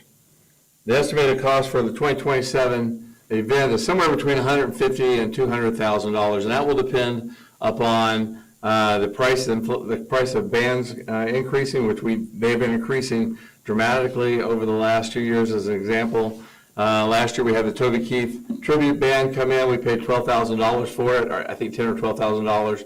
Is now $25,000. So it just depending upon the bands that we get, those are the kind of prices that are out there that we have to deal with. And that's why it's hard to bring in national acts, because national acts are $100,000 to $500,000 just to come in for a 90-minute show. And so we tend to stay with the tribute bands as we can. So our estimated cost is somewhere between $150,000 and $200,000 for 2027. The estimated receipts for 2026 this year is about $228,000 that we will receive into our budget. But our expenses are going to be about $198,000, leaving us with about a $30,000 rollover for 2027 to be able to kick off and to start signing contracts and getting things approved for the following year. So those funds that we request from you, the $50,000, are funds that will come in. We will use those for starting up contracts with bands with our stage. Our stage alone is $30,000 just to bring them in. So we have, and that's our first one. We will sign that contract probably about September of the year. And so that's why we have to have the rollover funds to be able to do the things that we do. It also provides funding for our sideshows, our lighting, our sound, an extra generator in case our electricity goes down. We have a generator that will automatically come on and be able to keep it going as far as we can. But as with all things, you want to know what the impact is to Junction City. I guess, yeah, thank you for pointing those. I'm sorry, I wasn't paying attention. The impact for Junction City is right now we have about 90 hotel rooms that are booked for our entertainers. We pay for those, we bring those in. So it's heads on beds. We expect an attendance of somewhere between 50 and 55,000. That's an average number. What's interesting is we recently saw a report from Main Street that they've received that showed two significant spikes in foot traffic in Junction City. And those directly attributed to the two signature events that Junction City has, and that's Freedom Fest Junction City and the Oktoberfest. and you can see there's a significant increase in the population of people downtown and walking around. We have guests from out of town, as I mentioned earlier. With the sales tax generation, all the vendors that come in have to provide us their tax identification number. We have to send that to the Kansas Department of Revenue every year so that they can collect with the sales tax generation. And a big thing is Junction City exposure. Oftentimes, I talk to soldiers and family members who never come to Junction City. And so they'll come down, they'll be talking with me, and I ask them, have they been down here before? Have they been to the event? And the answer is no. And we never come to Junction City. We go to Manhattan or we go somewhere else. But they said, we didn't realize this is here. And so it's exposure for Junction City. It's an opportunity to get people into Junction City to understand the great things that we actually have here in Junction City. And I'd like to take just a moment to say thank you for what you do as commissioners. Just increasing the beautification of Junction City, getting rid of blight, taking care of Grant Avenue that's going on right now, the streets that are being repaired in town. I just want to say thanks. I know that's oftentimes you don't hear the things, you hear the, why can't you do more? But if you go out and drive around, you can tell the work that's being done right now. You're welcome. Huh? You're welcome. Well, you bet. How do we, the other ways we get our funding, so I would say 25% of our funding comes from what the Junction City, the city of Junction City provides for us. But we also receive about 15 to 20% from fundraisers. One of the things that we believe in, and it takes skin in the game to be able to make this effective. And so we offer 2 fundraising events that we do prior to the event, prior to Freedom Fest. Those are the balloons, bands, and barbecue. A lot of fun. We've had about 1,500 people show up that the past 2 years. It's a significant fundraiser for us in the way that we do it there, and a lot of fun for people to come out. This year, we were hampered by the wind a little bit. We weren't able to do the tethered rides and the hot air balloons, but we were able to at least fill 2 of them up of the 6 that come. And we pay for those balloons to come, and so we kind of lose money if they don't get to fill up and do the things. But we were able to fill up 2 of the balloons this year so that people could at least see those going on. The other thing we do is the mud bog. We just had that 2 weeks ago. Had a great turnout, probably one of we believe it was one of the largest turnout we've had. It's the 25th year for the Mud Bog in Junction City. We had a tremendous turnout, tremendous fundraiser for the event. So, those are things that we think are important. They're important to provide that skin in the game. But what's next? It's like Ginsu knives. There's more. We got fundraising event coming up on July 22nd at Rayford Stadium.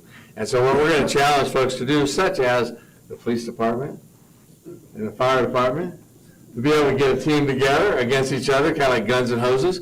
And so to ride the back of donkeys and play baseball at Rayford Field. So it's going to be, we are doing this in conjunction with the brigade baseball team. And so I think it's going to be a lot of fun out there. We're going to have opportunities for organizations to sponsor a donkey for a little special opportunity for an event. They can do that. They'll be able to come down the field, cheer their donkeys on. But the game is played from the back of donkeys. And so there'll be probably 3 games. We think there'll be probably a 1 game between the police officer and fire department. I think that would be fun. And then I think it's oftentimes we need celebrities like city commissioners, those kind of things to get on the back, the city attorneys, to get on the back and play ball if we can. And then maybe some military folks, the general, somebody like that if they're in town, be able to get them on the back of donkeys. And then the winner of those 2 games will come together for a championship game. So a lot of fun that we're trying to do. Number one, it's more events in Junction City for people who say there's nothing going on in Junction City. We want to make sure that there's a lot. So we get 25% of our funding through the Junction City. We get about 15% that are fundraisers. We get about 15% or so from the event that goes on when we're here. That's our vendors and the carnival. And then we get another, about another 40% from other sources that are out there that provide that for us, such as organizations, because we are a 501c6 that would be able to do that. So we're looking forward to 2027. 2027 will be our 6th year.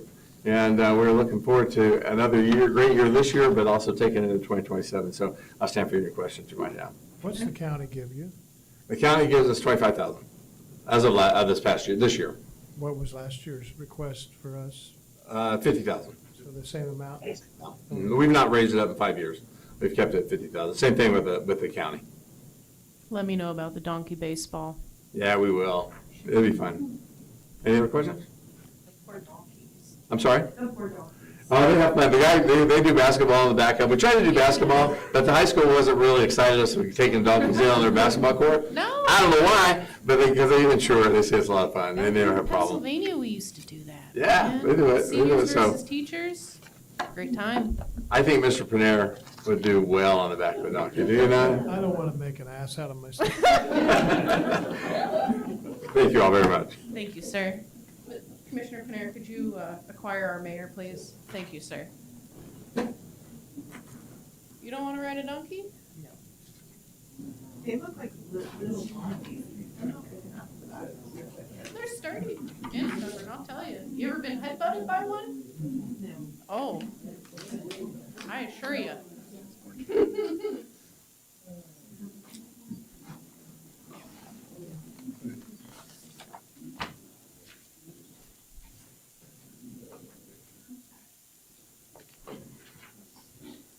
Welcome back, Madam Mayor. We are on item E when you are ready. Is Commissioner Landis still on? I believe he's on Teams, joining us remotely. Yes.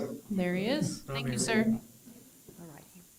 All right, well, moving on to item 4E, First 1,000 Members Club.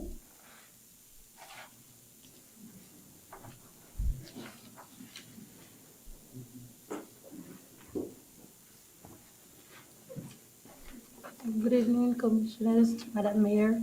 May I approach? I have some handouts.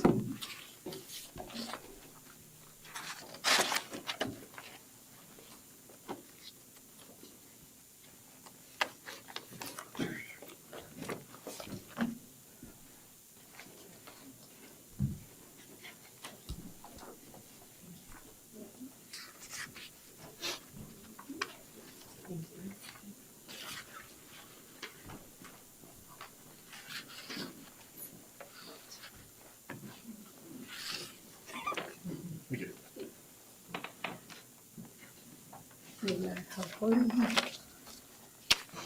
Two.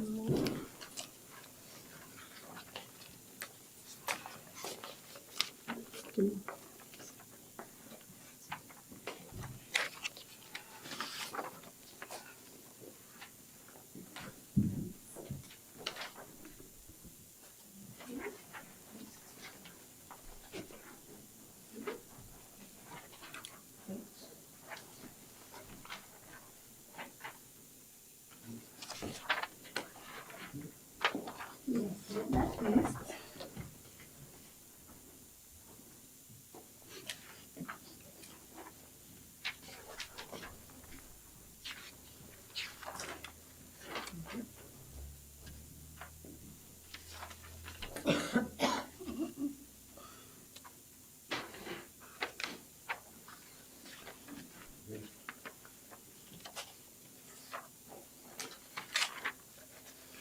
Okay, my name is Martin Cherry Hilaire.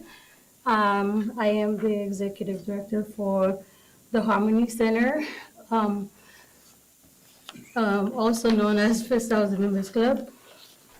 And we are here to present an initiative that we have started last couple months. And we are presenting kind of to request support for that initiative, as well as 2027 Harmony Fest. And I have with me Jaden Blackburn, who is the volunteer driver for us for our Harmony Cribs program. And I will let him present the first couple slides, and I'll take over.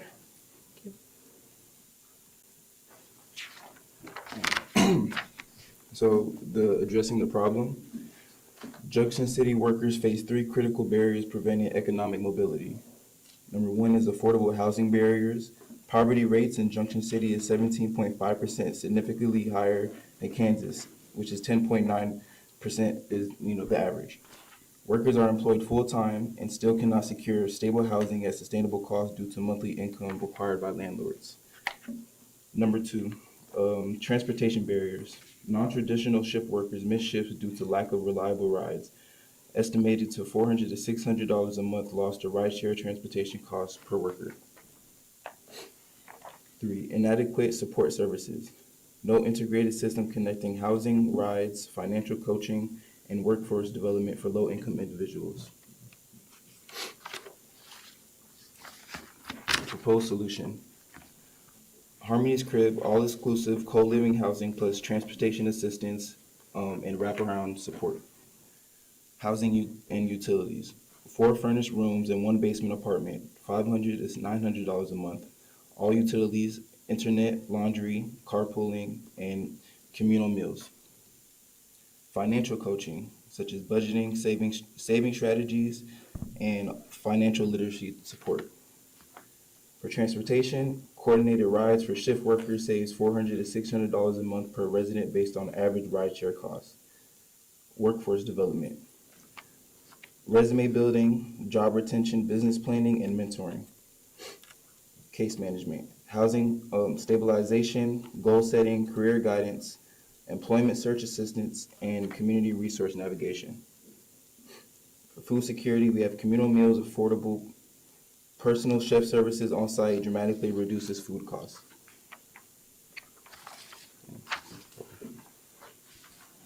All right, well, about Harmony's Crib, this is, as I stated earlier, an initiative that I started last couple months.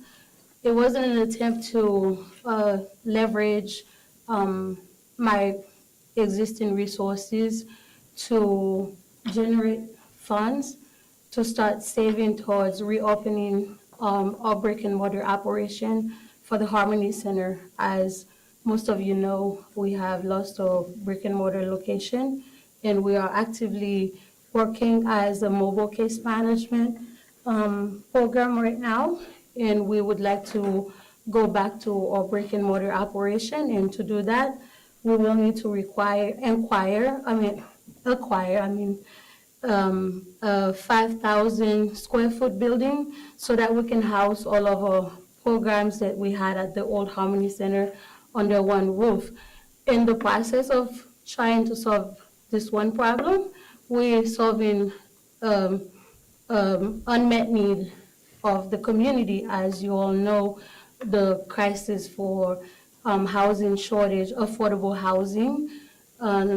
There may be plenty of housing, but there are barriers to obtaining housing due to people's inability to meet the 3-time income requirement that most apartments require, that you have in monthly income. And the population or targeted population that we serve, they don't make that much. They can't meet that requirement, or if they do meet the requirement, they may not be able to come up with the security deposit to get into housing. So Harmony's Crib serves as the bridge.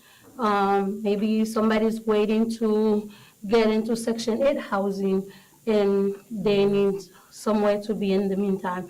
Maybe somebody is moving, transitioning out of the military. They have to give up their housing on post, and they haven't decided whether they want to stay in this area or move back home. They need somewhere to be in the meantime, so we provide a temporary transitional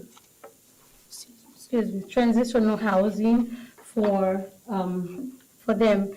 And we find ourselves serving veterans, as I just said, transitioning service members, newcomers.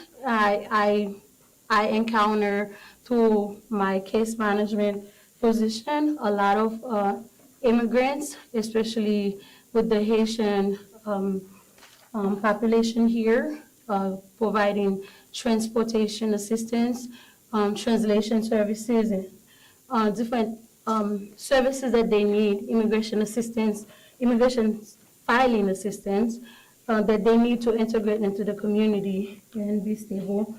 And we also have geographical bachelors.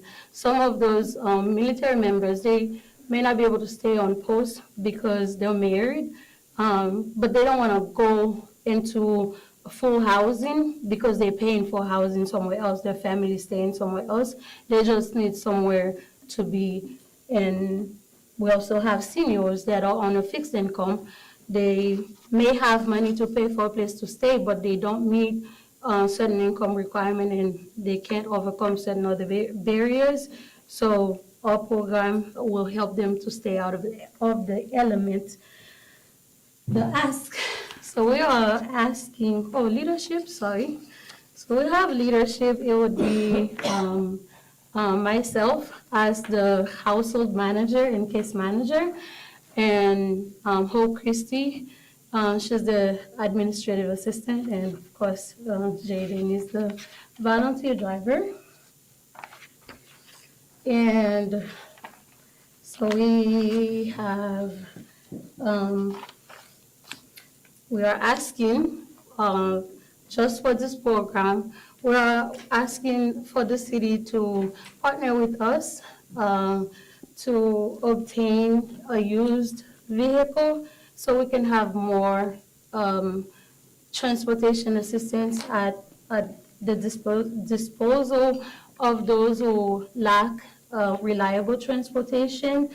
And that would be in the amount of $35,000. And we have the transportation driver, we anticipate a salary of $40,000 for them, and that would be to be working 60 to 70 hours per week, providing transportation assistance.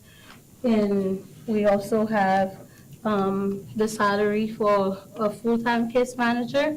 As of right now, I work as a case manager for free, and I don't mind it. That's my investment into a cause that I cherish, that I'm passionate about. But come next year, it would be nice to be able to receive a salary so that I can focus on serving the community, because that's what I like to do. And we also would like to have a shed because we want to keep a clutter-free space for our participants. If they have excess belonging, the rooms are not big enough to be holding a lot of items.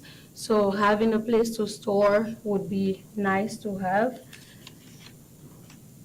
And so what we anticipate as impact with that program is, as you know, the workers, when they use rideshare, they pay Uber, but that dollar that they pay, the money that they pay Uber doesn't necessarily come back and be invested into our community. So if we are able to save, to help workers save on rideshare, which in my experience, was I do Uber and Lyft as well at sometimes.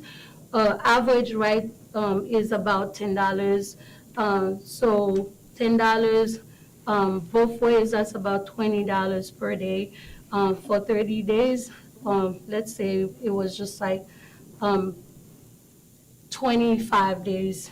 It's still a significant amount of money per month that we would be saving. And every dollar that they save would be reinvested back into the community. And we anticipate, because of the nature of our program, it's a transitional, it's temporary. We anticipate maybe 20 to 60 participants per quarter. That's having the 3 bedrooms and then the basement unit, being able to house a family of 3, and then 3 more people in the rooms upstairs. And there's one more non-traditional room, which is kind of like one loft area being separated with curtain, just to keep someone out of the element. And it's better than being outside in the cold and the rain. And on food saving, as you all know, I'm a chef and I love feeding people. and I love catering to people. So having my guests at the house, I make food. They all can eat if they so choose. If they don't want to eat, they don't have to, but it's at their disposal. And they can save money on food by participating in communal meal for Harmony's crib. And that we estimate with the saving on transportation costs and the food costs, it's about $162,000 that we would be saving workers on food, and that money will be reinvested back into the community. And all of our units, they're fully furnished. It may not be luxurious, but it's furnished enough. They have the bed, the dresser, they have a place to store their clothes, and they have the bare minimum. And my personal contribution into this, it comes from in-kind and my service as a personal chef and my deferred salary as the executive director. All of that combined, and if I was being paid as a personal chef, I would not accept any more than $55,000 from somebody to be working as a chef. So I value myself at that for a salary, and that's the value that I'm giving to the program, and that's the value that the participants are receiving from staying at Harmony's crib.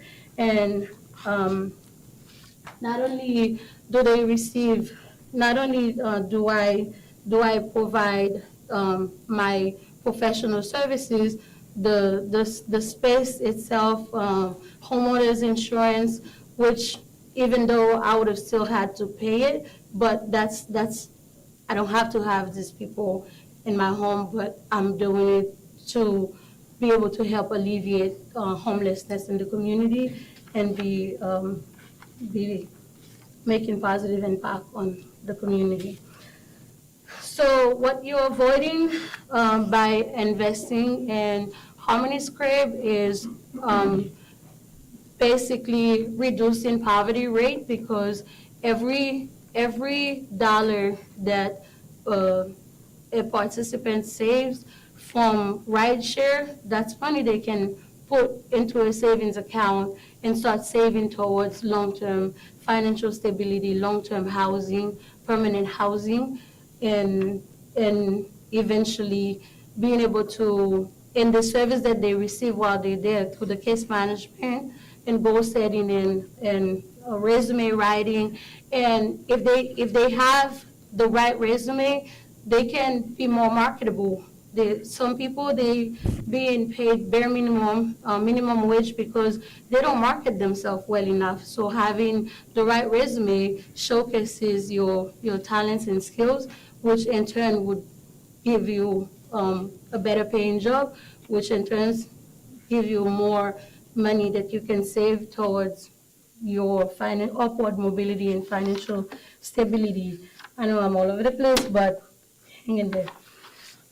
So in conclusion, so Harmony's crib so far has proven to be successful, because as we speak, I have 1, 2, 3, 5 people in my home that are staying through that program.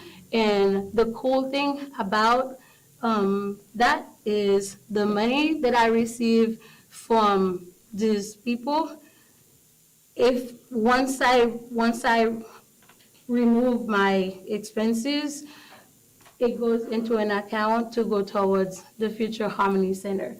And we are getting ready to join the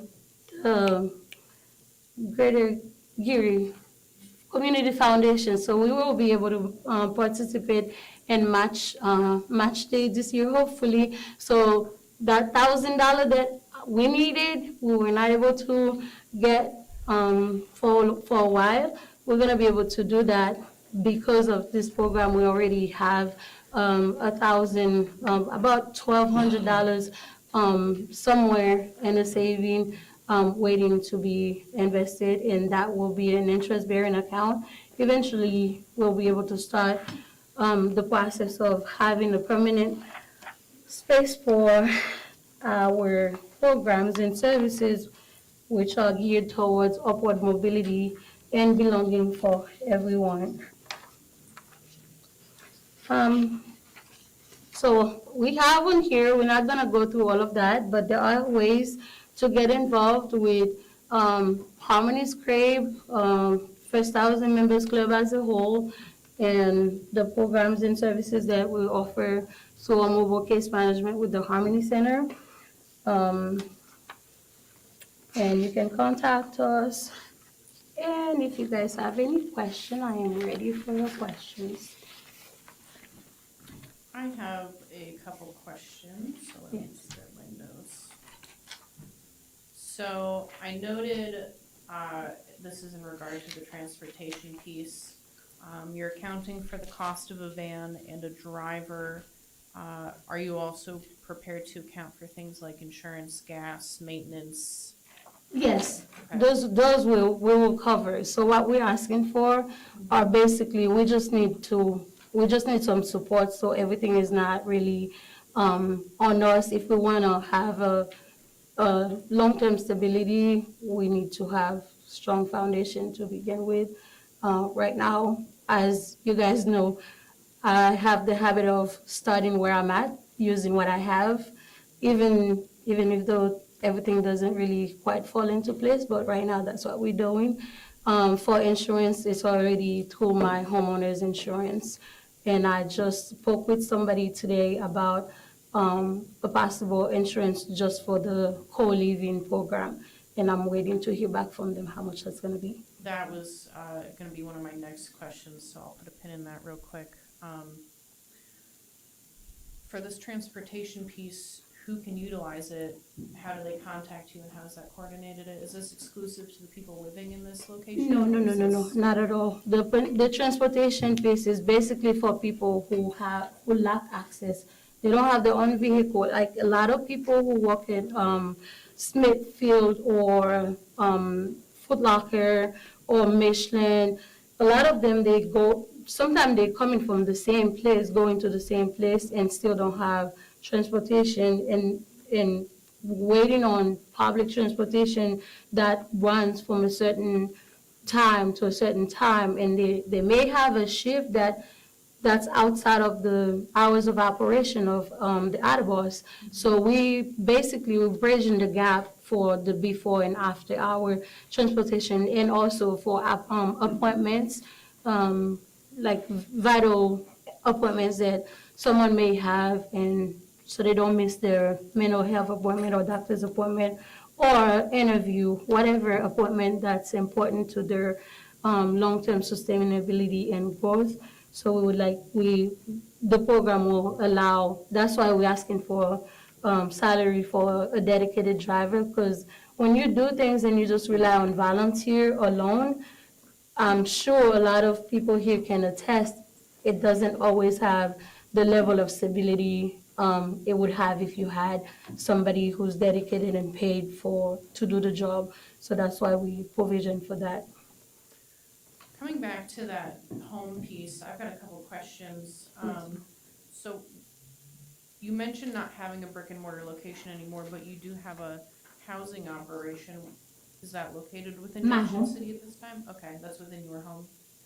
So the homeowner's insurance for that, is that aware of / inclusive to this nonprofit profit? No, that's just my homeowner's insurance that I have to pay regardless whether I have people there or not. That's why I say these are my skin in the game. These are the things that I'm providing to this program. I'm using my existing resources to initiate to this program. So Has that already started? yes. And I have asked Code. I have asked Chris, and he said as of right now, you guys did not have anything against co-living situations. So he was to look into it some more to make sure that I'm not doing anything illegal. So I'm one who asks questions when it comes to legalities and stuff when I do How stuff. do people find you and what you have I'm available? on Airbnb, I'm on Furnish Finder, but I'm also advertising on social media within the community. Are you charging on Airbnb? Yes, I am. Okay, so you're setting up your house to Airbnb and then you came here with $65,000 for your salary and $55,000 to be a chef? $65,000 for my salary that I'm not receiving. As I said, it is deferred. I'm not asking the city to pay me $55,000. I'm asking the city to pay me $40,000 to be the dedicated case manager to navigate resources for the people that I serve, not just the people who stay within the So this is a new business that you're setting up, right? No, this is still. It's existing? This still exists. This is still the Harmony Center. This is an initiative to raise, like I said in the beginning, I'm leveraging my resources to raise funds for the Harmony Center. Your total request is $125,000. Yes, and as you Five see, people staying in your house now. Where are you getting your numbers from that's gonna increase? which number? You had somewhere in here that you're expecting it to go to 15 or something like that. I don't think I said that. Somewhere, I saw it. I feel like I might know the page you are referencing. I can see the visual where to go. I don't know. I saw it somewhere. On this page, I think right here, you're saying 15 residents per quarter? You want that one? Yes. Yes. But I mentioned that earlier because I was on that slide and I mentioned because of the nature of the transitional operation, people come and go. So in a quarter, we can have as much as 20 people each quarter. And that's from people staying temporarily, other leaves and others come. I promise you, I have no intention of inflating anything. Is there a time limit that someone could stay? The time limit, not necessarily, but we prefer short term because if somebody tie up the units, it defeats the whole purpose of the transitional stability piece that it needs to provide for people who are looking for permanent housing and they just need like a launching pad, a place to stay for a little bit so they can meet certain requirements. Of all the components of your program, which do you think is the most needed? My case management services have been active regardless of the fact that we don't have a space, and we continue to serve the community with all, if you look in there, all the different ways, with especially when it comes to the immigrant population, we serve them in many different ways. Primarily, French speakers and Haitian Creole speakers are all higher, the highest rate clientele that we have because they have language barriers. They can navigate a job interview in English, and they may not be able to, and I have testimonies of people that could not get a job if they could not have somebody to come and translate for them. How do you do that without brick and mortar? Which one? The case man, that's why it's called mobile. I meet people at coffee shops, I meet people at parks, I meet people places at my house, at their house. I don't have to have the brick and mortar for that case management piece. Okay, are you doing that now, or is that what you Yes. hope to do? I have been. Do you have any statistics, Martine, about the number of people that you helped with these transitional needs? This is new. If I'm going off of what was done last year, I had people who moved here. They're immigrants. They come here. They don't have credit. They don't have any credit history. They don't have any income history, and they need temporary housing. I housed them, and at the time for free. And they stay at my house for like a couple months to 3 months, and then they save enough to go get their own place. And I would say over the span of the time I've been serving, I must have had 20 to 30 people go through my house. And as we speak, I have a case management load of about 15 people on it. And I have one of the residents right now, she's not paying, she's homeless, was living in her truck. I met her through case management, I'm housing her, and the other ones, they just pay menial fees to stay in a room out of the element. What is the menial? What is that fee? So that fee runs from 500 with everything included. So if they were somewhere else, they would have to pay for electricity. 500 or what? A month? A month? Yeah. Okay. So that's including. You said you were doing short term was best. Huh? Short terms? You say what now? Short terms, that short terms is what you want Yes. to do? Yeah, but short term can be anywhere from 1 month to 6 months. That's what I consider short term. But if we find, say for example, the unit that can accommodate a family of 3, say if we have a family who's in the unit and they're not able to locate permanent housing, we're not gonna say get out, your 6 months is up. We're not gonna say that, we're gonna keep them there. But at the core of the program is the temporary nature of it to allow as many people who find themselves in a situation where. What other services do you charge for? Services I charge for? Like the translation? The translation services, that's part of I'll charge the city for my translation services, but not my clients. Commissioner Nimzik, if you don't mind me going back to the short-term rental piece, I actually had a couple more questions you made me think of in that regard. So you mentioned you consider short-term rental 1 to 6 months, is that correct? Is there a month-to-month lease or an Yeah, we exchange of do paperwork, we or- do have a lease agreement. Okay. We do have a lease agreement. We also I think I have a household manual. So because it's co-living, we need, SOPs, we need, so people can be on the same page and not be a nuisance to their roommates. So we have the agreement so that people know what's included, what they need to pay monthly, and what that covers for them. So you're not leasing for less than a month either? Less? Yeah, like. Yeah, for that little space, that's about $250, everything included. Because it's not a traditional home. I mean, room. Jesus Christ. So you're renting like weekends, single days, weeks? What is the? Because we're occupied, because this is new, so I can't really answer that question for you. But when I did just Airbnb, yes, I had just guests coming in just for a day. They come into a K-State game or they come in on internship.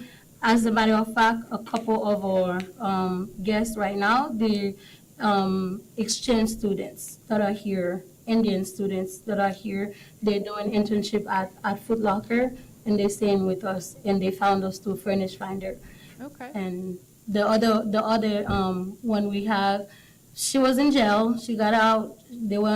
From what I heard, they weren't gonna let her out if she did not have any housing. So took her in and providing her with not only the housing, with the translation services, with the employment. We help her with employment, resume. And she's working, even though it's like, minimum wage, $12 an hour, but it's still better than nothing. She's well on her way to being stable soon. Okay, that's all the housing questions I had at this time. Could you tell me about your board of directors and how that works? My board of directors for the Harmony Center, we have on there Shed Mayberry, which is our secretary. And we have Patricia Okemba. She is our treasurer. There's myself. I'm the board. I don't like this position anymore. board chair and president, or whatever you call it. And Hope Christie, she's member at large. And we have Asunta. She's she's our ambassador for Kansas City area. And that's about it on our board for now. Thank you. Are there any more questions? All right, appreciate your presentation. Thank you. Oh, I'm sorry. That was for this one, and I said next year Harmony Fest would like to be considered for the budget for Harmony Fest because it's kind of like a separate thing.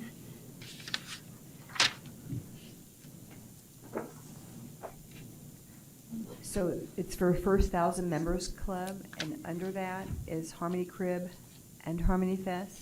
Is that what you're saying? Yes. So the Harmony Fest is an annual festival, and this year is our third year doing I it. wonder, could you be quick, efficient with your time and just go ahead and share the information with us? Is that right? Because we're doing 2 presentations currently? No, Harmony Crib and I'm just reminding you Okay. guys Sorry that about I would like to be considered on the budget for Harmony Fest. I'm not trying to make another presentation. I was just saying that my presentation involved this new program that I'm requesting partnership from the city with now, so would like sponsorship for next year's Harmony Fest. So for What was last year's amount for the Harmony Fest? Last year, what you guys gave? Yeah. I think 3,500. It's like the Juneteenth thing, we make it a one for the Harmony Fest, 2-day festival. Yes, it's 2 days. So do we expect a presentation for Harmony Fest as well? I think it would be nice if she would come back at the next meeting and talk about that too, because we've got 3 new commissioners, and they don't. Oh, yeah, I see what you mean. Okay, I apologize. Just get yourself on the agenda at the next meeting on that. Okay. Well, thank you so much for allowing me the opportunity to present. Item 4F, intersection control evaluation. Ma'am, Excuse me. during consent agenda, you all voted to approve a budget work session on the 23rd of June at 6 p.m. That's 3D, just so you're aware. And we can reach out to Martine and see if she's able to get Harmony Fest information to us quickly and then to you efficiently. Thank you, sir. Appreciate that, thank you. All right, and then moving on to F, intersection control evaluation discussion on 4th and Adams, 3rd and Adams, 3rd and Madison, 12th and Webster, and 8th and Eisenhower. Madam Mayor, Commissioners, the city was requested to look at the intersections that you just mentioned and evaluate them for what type of controls need to be done. We went through the manual on uniform traffic control devices. That is what the state uses to determine what needs to be used for signage for vehicles. And we did look at those, and there's several issues you got to look at. You got to look at the average daily traffic account. You have to look at the vision control. You got to look at the speed and the accidents at those intersections. In doing so, we found out the best situation for all 5 of those intersections would be an all-stop for every one of those intersections. And I'd be happy to answer any questions you may have. Are there any additional intersections on your radar at this time? No, these were the ones that we were requested to look at currently. What about Ash and Washington? Nothing on that one. We have requested, I believe, you're good. I didn't. We have requested for a C-clip project to look at that intersection. We did try for traffic signalization.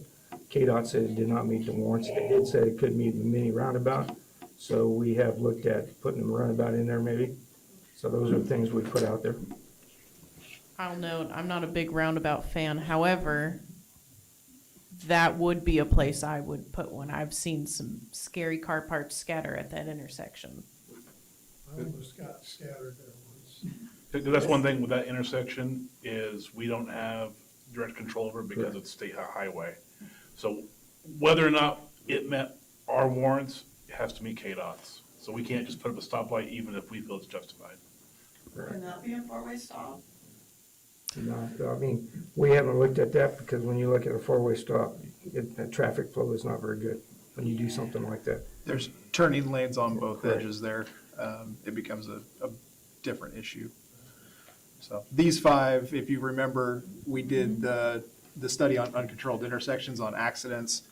These were the main ones that were identified as the problem ones, and that's why we have this one here tonight. Beautiful. I might have some more for you. Getting back, if I can speak, since I actually live on Adams Street, so does Commissioner Panera.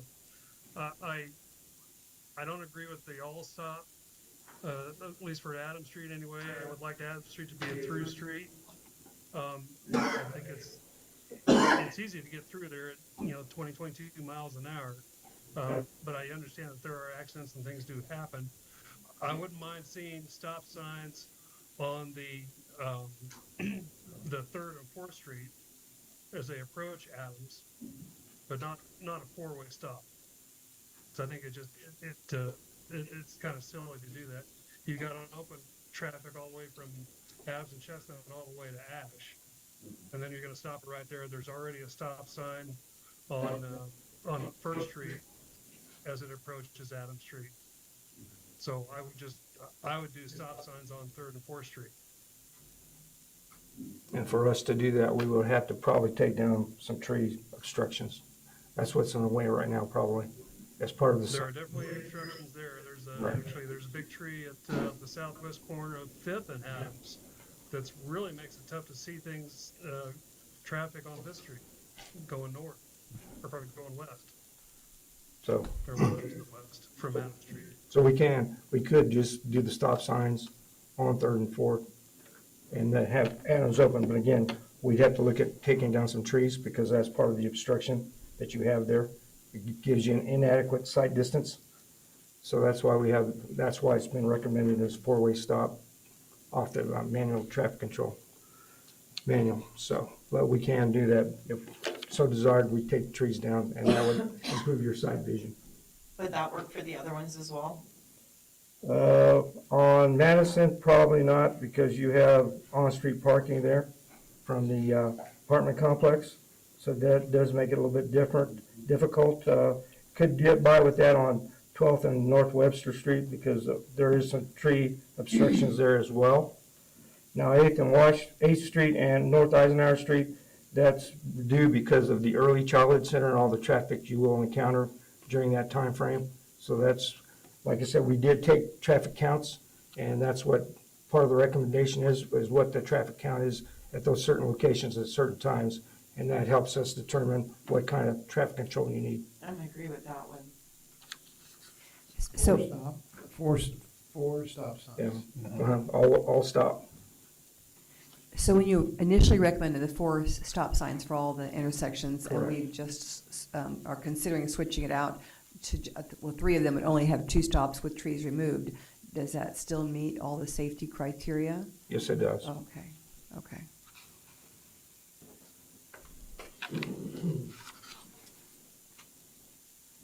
I agree with Commissioner Landis on the first 2, the North Adams, 4th Street, West 4th and West 3rd. So we just put stop signs there? Is that what you're? Which one, Commissioner? Commissioner Landis talked about on the Adams Street to put a stop Correct. sign on West 4th and West 3rd. Correct. But we'll have to take down some trees to do that, because that's what's impeding your obstruction there. How big are the trees? They're Huge? What are we talking about? No, they're well-established trees. There's several of them that are quite large. Do we need to come Or back? we just do a 4-way. Correct. That's one or the other. If Cost you want to meet difference? if you want to meet the uniform traffic control. Okay. MUTCD. What's the cost difference between taking down these trees or putting up 4 stop signs? Oh, quite a bit of difference. I'm talking, you're probably talking maybe $1,500 a tree, depending on the size of them. A stop sign. Maybe we just go You're with talking maybe 4-way stops. 300. Let's make it clear that both of us live a long way from those 2 corners. You know, somebody said, I've got yield signs on Vine up by mine already. So That's one if you spin it around, other way, Andrew. No, That's one of the issues there is that tree. Oh, that's a huge tree. Yes. oh, yeah. That's Third Street. If you go down to the end of that street, if you go down to Fifth and Adams, there's a big tree on the southwest corner there as well. If you're going north on Adams and you're trying to look down Fifth Street, see if there's anything coming, it is a challenge. Yes, it is. I would add that to the tree list regardless of what you do with signs. That is not. Because there's already a stop sign at Fifth and Adams. Yes. Yeah. Okay, so that one's not on our list though. This one looks really open to me. I don't see how this one's even a problem. Well, it is because people come through on Fourth. They're going pretty. I mean, it's one thing if they're in the corners, but they're not there, so. I think it's a people problem, I fear. There's a lot worse corners in our town. How much is the driving school? Just have that one tree. That's wide open to me. I don't see the issue. You got Showrocks and the Episcopal Church. I think when we looked at it, you have some various things that go along with it. You know, there's West Third Street is 2-lane, east and west was approximately 31 foot back-to-back curb, no posted. Southwest Fifth and Adams. There's no posted speed limit signs out there, and you've got existing sidewalks. You got schools, Franklin as well as St. Xavier's to contend with. The average traffic count was 628 vehicles, with an AM peak average of 37 vehicles between 11 and 12, and a peak average at night of 62 vehicles at between 3 and 4 o'clock. So that was one of the issues with that. Sight distance for 2-way minor stop control intersections obstructed by trees. Inadequate sight distance warrants all 4-way stop control, and that's why the recommendation is for that, other than remove the trees. Removal of 7 trees within the right-of-way of the obstructed sight distance would give you the visibility allowed to satisfy the slight distance criteria for 2-way minor road stop control. Yeah, I mean, I disagree there, but, I mean, that's as wide open as it gets in Junction City.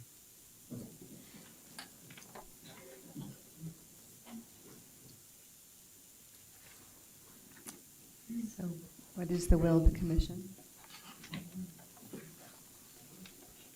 Although this is a small matter, these are, when, will you be back at the next meeting, Commissioner Landis, in person?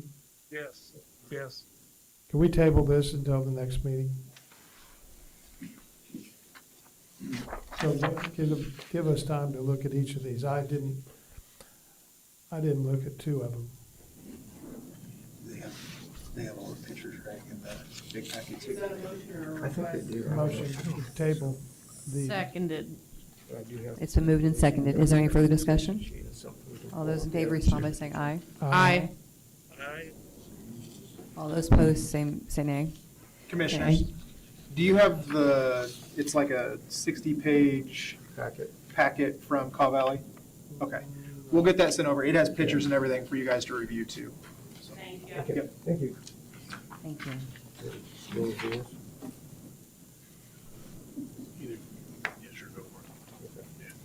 All right, next item is appointments. 5A, consideration of the request to appoint William Thornburg to the Freeman Field Advisory Board for a 3-year term ending December 31, 2029. Madam Mayor, Commissioner. It's been moved and seconded. Is there any further discussion? All those in favor, oh, excuse me. Seconded. I heard, oh dear. I know Commissioner Landis seconded. He motioned. Okay, I seconded it. Oh, I thought I heard a second. Is that right? Oh, I thought so. Okay. So, any further discussion? All those in favor respond by saying aye. Aye. All those opposed say nay. Motion carries. Thank you. New business, A, fireworks reminder. Yes, Mayor and Commission, before you is just a reminder, here in a few weeks, July 4th is going to be here pretty quickly. We don't have another commission by then, but we do have a new ordinance that was changed in September of 2024. So it was enforced last year of a new July 1 to July 4th is discharge of fireworks within city limits.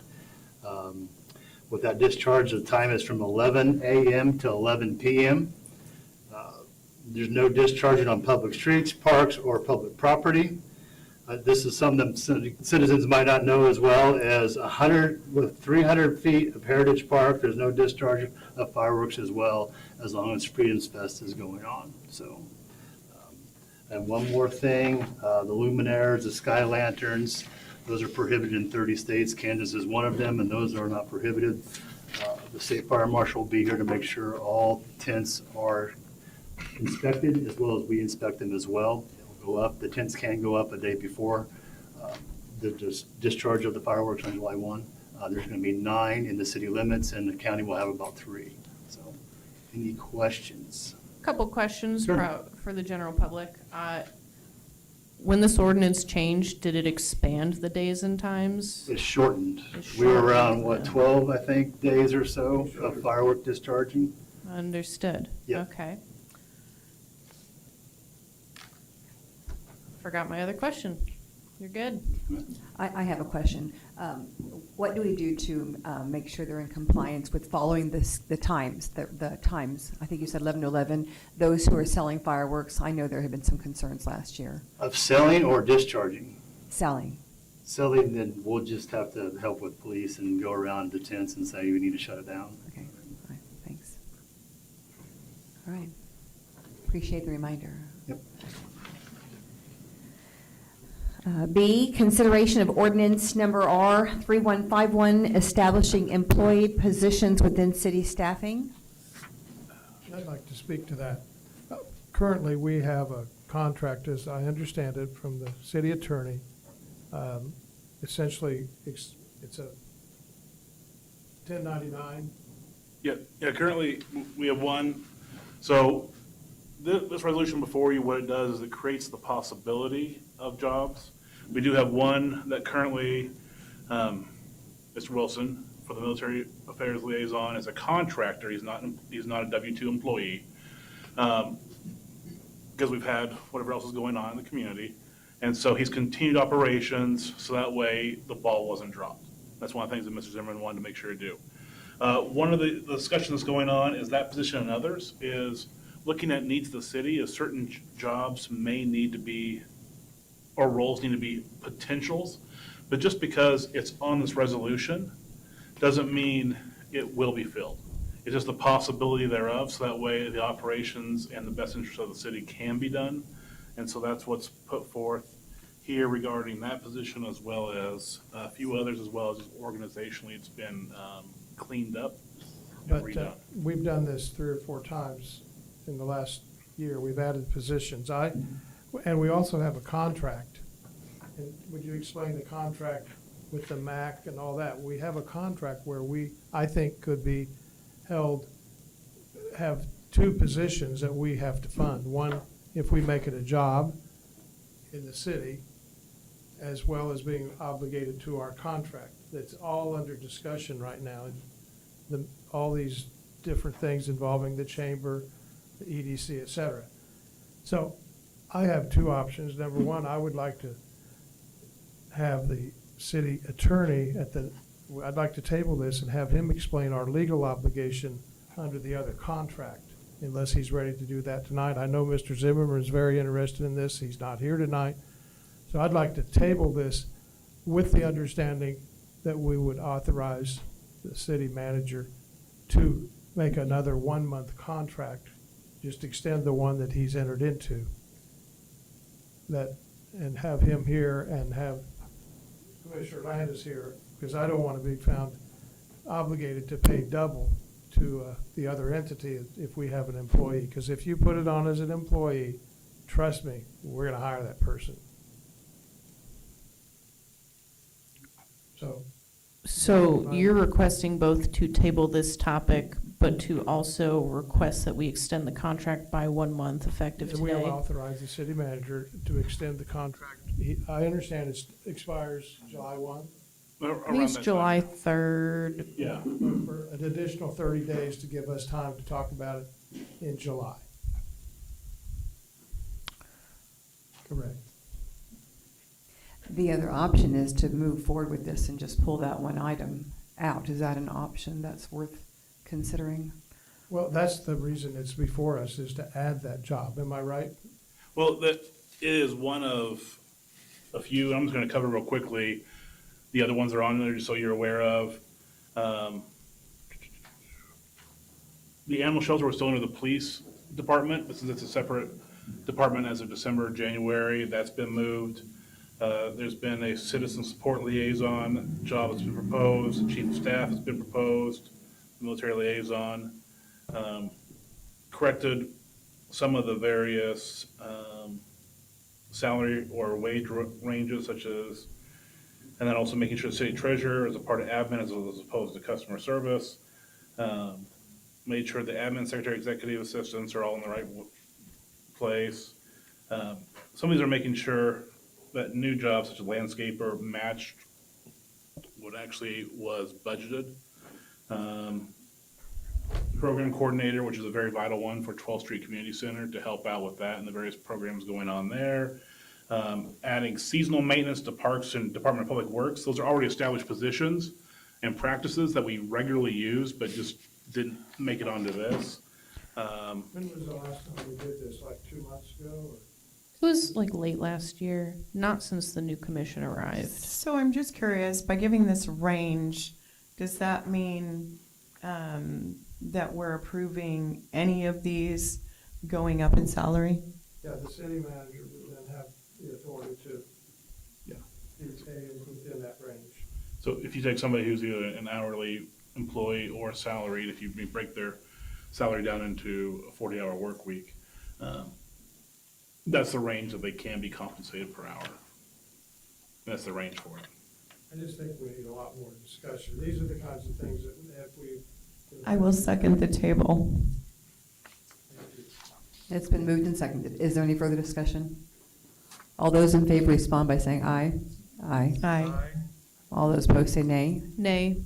And then I want to make clear, because I don't know how long the city, if you recall, when this was brought up, I asked the city manager what authority he had to do that. He said he had the authority to do it temporarily. I don't know how long, but I'd like to give him authority to extend it for another 30 days. Do you want to make that motion right So now? moved. Second. It's been moved and seconded. Is there any further discussion? I have concerns. I'm not against extending this timeline, but I also don't want to leave our contractor in a sense of limbo as we try to navigate this. I don't know that that's the most respectful approach to this. I don't want to pay double. I agree. I agree.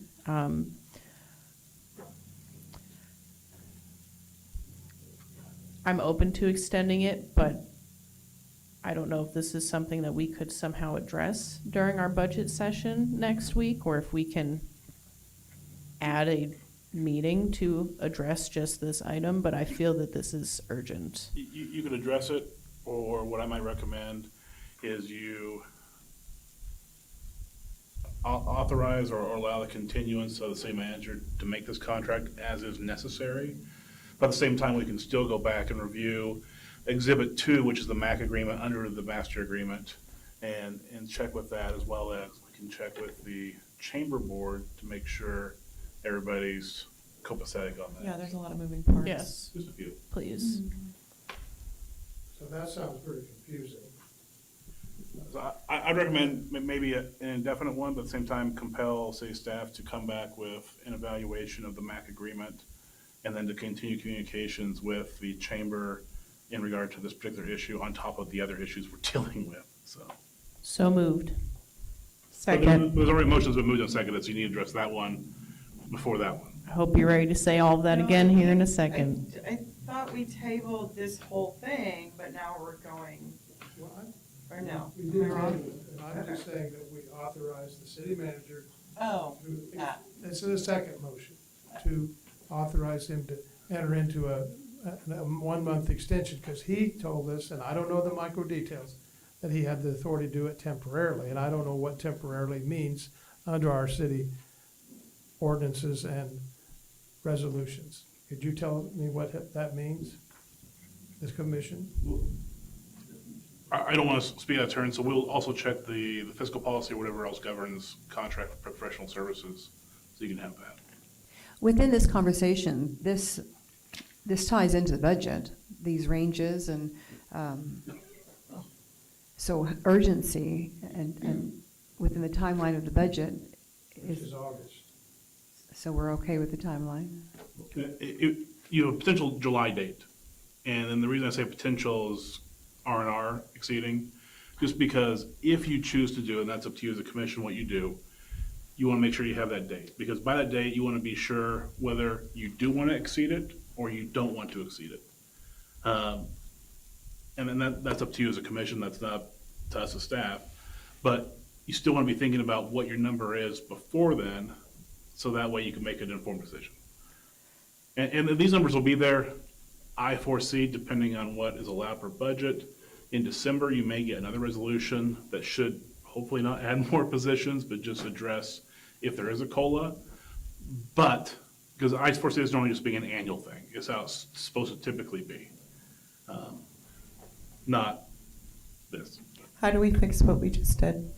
See, let me tell you, my point is, we want someone in this role while there is a hiatus with the other agreement. I understand, but I think we can change it at any point if needed by just giving the city manager the liberty to move forward with it. I mean, this is all going to come to a head at some point, so let's just extend it indefinitely as needed.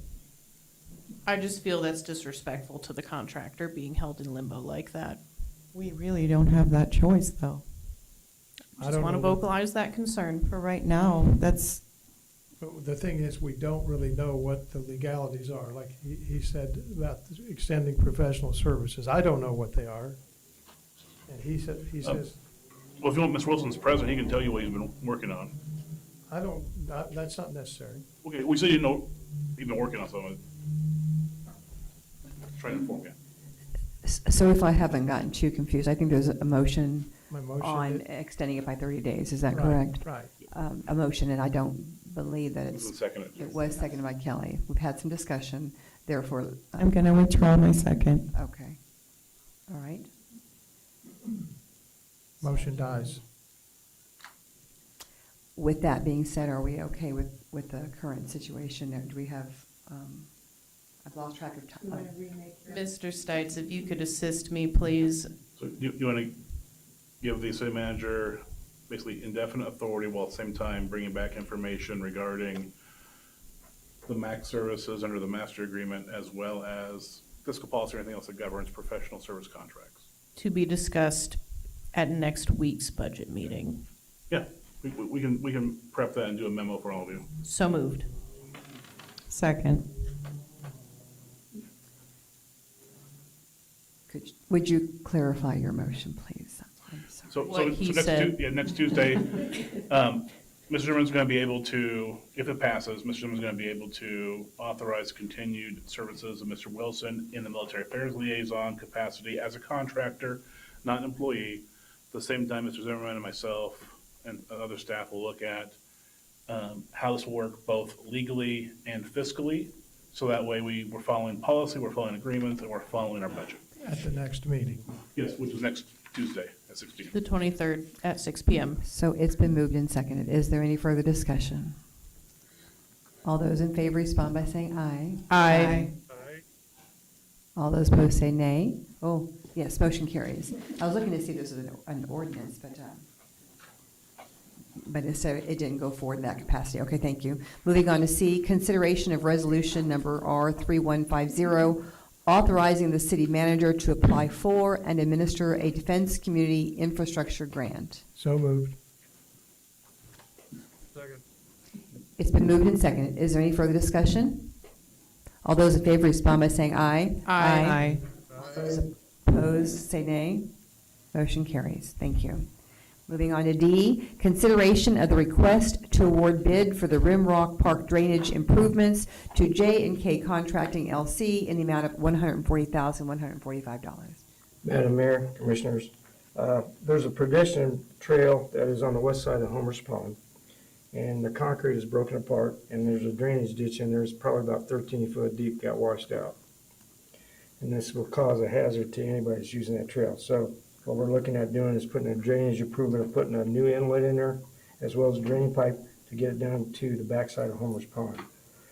Call Valley developed the plans, estimates, material quantities, and we went out for bid on June 3rd, and we only received one qualified bid for that project. It was J&K for $140,145. The engineer's estimate was $158,185, and J&K's bid was $18,040 below the engineer's estimate. Funding would be from the Stormwater Fund, and city staff recommends approval of the improvements to the drainage at Homer's Pond for $140,145, and I'd be happy to answer any questions you may have. And as you can see, the map is up there showing what we are going to do to that drainage ditch. So this is not an issue during the most recent overhaul of that pond, correct? This has been an issue prior to that. How long? Well, probably another couple of years or so. What caused the washout? The water from up above in Green Hills, it all washes that way Well, that trail's been there for how long?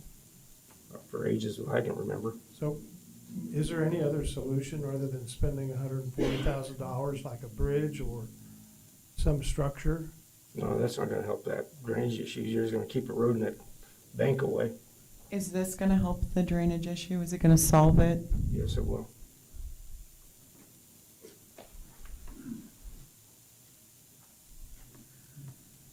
Why didn't it happen before the last 2 years? It just takes a while for the water to erode it. Green Hills has been there for 30 years at least. Okay, but you wanna pop up them other pictures? You might have to turn it. All right, that drainage is right there, right between the two trees. You might pull up a couple other pictures showing see how that walk's busted up? You'll have to keep scrolling down. And there's that drainage issue right there. It's gonna wipe that trail out. Is there a reason this wasn't included in the work that was most recently done to that area? Excuse me? This is further to the south, the dam was, Yeah. Understood. Far way away. it's on the other end. The dam was a project required by Kansas Department of Agriculture, and so this was a separate This issue. is separate, yeah. They gave us money for that, whereas not for this, so. Yeah, they gave us It's been run way 100,000. slowly for years. I walked that trail quite a bit with my dogs. It's great for Pokemon Go, if anyone was wondering. What is the will of the commission? I make the Move motion. to approve the project as presented. Second. It's been moved and seconded. Is there any further discussion? All those in favor respond by saying aye. Aye. Aye. All those opposed say nay. Motion carries. Thank you, Madam Mayor. E, consideration of ordinance number S3331, granting a special use permit to allow a tattoo parlor at a property zoned CC, Central Commercial District, located at 122 East 7th Street. Mayor's Commissioner, Christopher Strangest, Community Development Director. On, May 6th, Planning Commission and BZA overheard a hearing for the property at 122 East 7th Street for the request for a special use permit for the authorization to conduct business as a tattoo parlor shop. During that hearing, the Planning Commission overheard the staff's recommendation using the city's ordinances on establishing the special use permits, also using the 8 golden factors from the Overland Park and Kansas City case to determine that the authorization for the special use permit for the building at 122 East A Street would not in any way have any adversely effects of health, safety, or welfare by operating business, and therefore have unanimously voted to approve to bring forth to the City Commission with the recommendation to approve ordinance S3331, and I am here to take any questions at this time. Enclosed in your packet, you will also see the planning packet, the ordinance, the minutes from that were discussed during that meeting. And I am here to take any questions. I noticed in the minutes that it was noted that the gentleman pursuing this is completing the tattoo licensing process in Kansas. So as of today, he has, during that meeting, he was waiting to hear back from Kansas Health. He had already applied. He does also have several licenses from other cities, one being Missouri, which is very close to us. So from my understanding, I did reach out to that owner, or I'm sorry, that business owner, and he has received his license, his Kansas license for. Successfully. Yes, correct. Understood. Thank you. Move to adopt ordinance number S3331. Second. It's been moved and seconded. Is there any further discussion? We'll need to take a roll call vote, please. Commissioner Panera? Yes. Commissioner Nimzik? Yes. Vice Mayor Jaskowitz? Yes. Mayor Butler? Yes. Commissioner Landis? Yes. Motion carries. Thank you. F, consideration of ordinance number G1318, amending the monthly minimum water rates.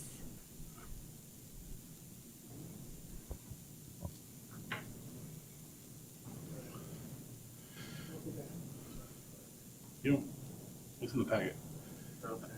Otherwise, I'll go, it's fine.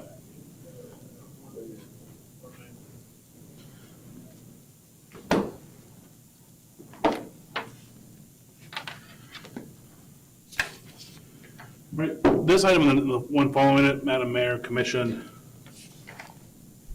are two things that have been asked for, they've been studied, and so hopefully we can answer a few questions here. This is Mr. Zimmerman's PowerPoint, so he gets all the credit for this one. A few things we want to take on, next slide, a few things we want to take into account is we have one water treatment plant, but we have two wastewater treatment plants. This is from almost 50 years ago, to my understanding. I wasn't around for it, but we had a second wastewater plant dealt because of an industrial expansion. Also, one of the fun things we do is we have to deal with is two different sets of testing, because the two different rivers that the wastewater plants go into have different requirements because of the state. Normally, cities have one of each, depending on population. So what we've done is we've got with Cobb Valley, because these are typically supposed to be done by engineers, these kind of studies. And so we looked at, from this point, year zero, out about 5 years, is for the operations, where we're at financially, what will keep us where we're at, as well as be able to maintain it. Next slide, please. Wait. Yep. So where we are currently at, we could actually maintain that until about 2030. So we do have payments for all the various wastewater treatment plant and the water treatment plant upgrades that are going on. One of the best things to do is about have 3 to 6 months operating revenues in reserve, expenses in reserve. That way, in case something blows up, something disappears, you have a freak flood in the middle of the night in December, and you have to get things fixed, have reserves for that. Some of the proposals that have been done is right now, so some of the funds that we have, both from the mill levy as well as sales tax, go to debt service. But then also same time, for certain things that are related to enterprise funds, such as there are transfers from the enterprise funds, but also there's payment of the debt from those taxes. So one of the proposals is to stop that transfer and just keep things in their lane. We want to keep water rates the same. One thing I do want to say is we evaluated because we got notice from Grandview. They want to talk about the water. We as a city of Junction City provide water to Grandview. We have a contract with them. But one of the things that we noticed that the city had not been keeping up with is their rate is supposed to rise with the residential rate here in the city. So one of the things we need to do is let them know where that rate is compared to where they are currently are and work on a way to bring them up. So that's a thing that had not been done. Saw that term when I finally was given the agreement and read through it. So where we are currently is the rates where they currently are is a base rate of $20.55 a month for water, plus you have a user fee if you go above a certain amount, would be to lower that rate to $18. So that's $2.55. That's a 9% decrease. For the wastewater, the sewer fee, the base rate is currently $41.97. Staff are requesting a minimum fee, a base rate be lowered to $38. That'd be lowering at $3.97. That's $6.52 a month for base rate. And one of the things to take into account where the wastewater sewer is because we have 2 sewer plants. We have a consumption rate, so if you go from a certain usage above, you start, as a residential, you start paying 48 cents per 100 gallons, up to 10,000 gallons. That's the rate you pay. 52 cents per 100 gallons is the usage rate for sewer. So we're basically just saying, keep that the same going forward. Don't lower it, just keep it the same where it is. Because that way, your high users will pay more, but your low users are going to benefit from the lowering of the base rate. So what we're looking at here is spread across the city, because we have about 10,000 or so accounts, right? I'm looking at Ms. Hamilton, she's the accounts payable. So we're having a saving to all residents who utilize this or account owners of $750,000 a year. Over the next 4+ years, it's $3.5 million savings to customers. Not all of them are citizens or residents, but we have customers. Also, we've gone paperless, so that reduces the postage fee, as well as if you lower that cost, and also because of what we've done with credit card fees, that's $1 million saved. So we're getting some cost savings in there. And also by stopping these transfers, we make sure enterprise funds stay self-supporting.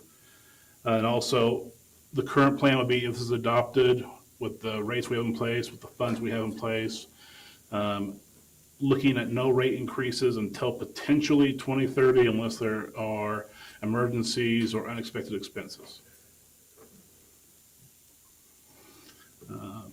If we go on, the last time the rates were as low as proposed, it was 2018 for water rate, 2023 for the sewer rate.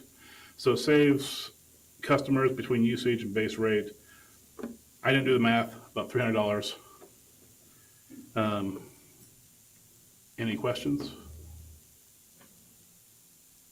A big concern that I have is I know we've done a lot to fix the plants the last 8 years. However, we have a lot of old distribution lines in our town, and we're fixing those as we can each year, but those costs continue to increase due to the age of our community. And my concern is being short and being able to do that stuff. If we really thought this through, because it's very easy to lower them, it's tough to raise them. Commissioner Landis, the thought is that we would continue what Rafaelis did in the study, that we would still set aside money to do those improvements on our system as well as the other issues that we do with the plant. So the money's in there to be saved and used as we normally do. Because when Mr. Perdue did the study, I think what he was looking at is how much can we lower but still maintain the projected maintenance that we've come to expect, especially given he's been one that's been working on a lot of those projects of replacing lines and the various breaks. So we could have been a lower reduction, but I don't think that was considered prudent. Okay, it just concerned me, because I know being here in the dark times, when we couldn't pay our bills, and now we can, which is a good thing. But, and I understand the concerns of the community. as well. So I just want to put that out there. So I have a question. So I'm definitely all about lowering rates, as you've discussed. Do we wait until we get the outcome of the budget? Do you do you raise things and lower things at the same time, or do we wait to make a decision when we get numbers? But I would think if you do this, then it helps them project the budget needs. Okay. Okay. And Mr. Wilcox, Ms. Hamilton already ready to implement this and can implement by July 1st. That's the proposed date of implementation. The other aspect is it affects the budget, like in terms of a real budget of revenue, expenses, all that. But when it comes to the budget of giving it to the county to publish for a public hearing, it doesn't. And the reason I say it doesn't is because what that affects is what tax monies are we going to be levying between sales tax, property tax, all that. So these enterprise funds, given that they are from fees, not from taxes, is a part of that. I appreciate that. They're typically more predictable as well because we know how many users we have, know how many gallons we generally need, and so on. So it's more stable than being concerned about sales tax and things like that. Okay, I appreciate that. Any further discussion? Questions? Move to adopt ordinance G 1318. Second.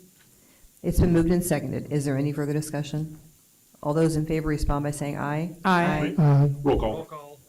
Oh, ordinance. Sorry about that. Commissioner Landis? Commissioner Landis? Yes. Mayor Butler? Yes. Commissioner Panera? Yes. Vice Mayor Jaskowitz? Yes. Commissioner Nimzik? Yes. Motion carries. Move to adopt ordinance number G 1319, amending the sewer use rate structure. Second. Who did the second? I'm sorry. It's been moved and seconded. Is there any further discussion? Then seeing none, that would be a roll call also. Commissioner Nimzik? Yes. Commissioner Panera? Yes. Mayor Butler? Yes. Vice Mayor Jaskowitz? Yes. Commissioner Landis? Yes.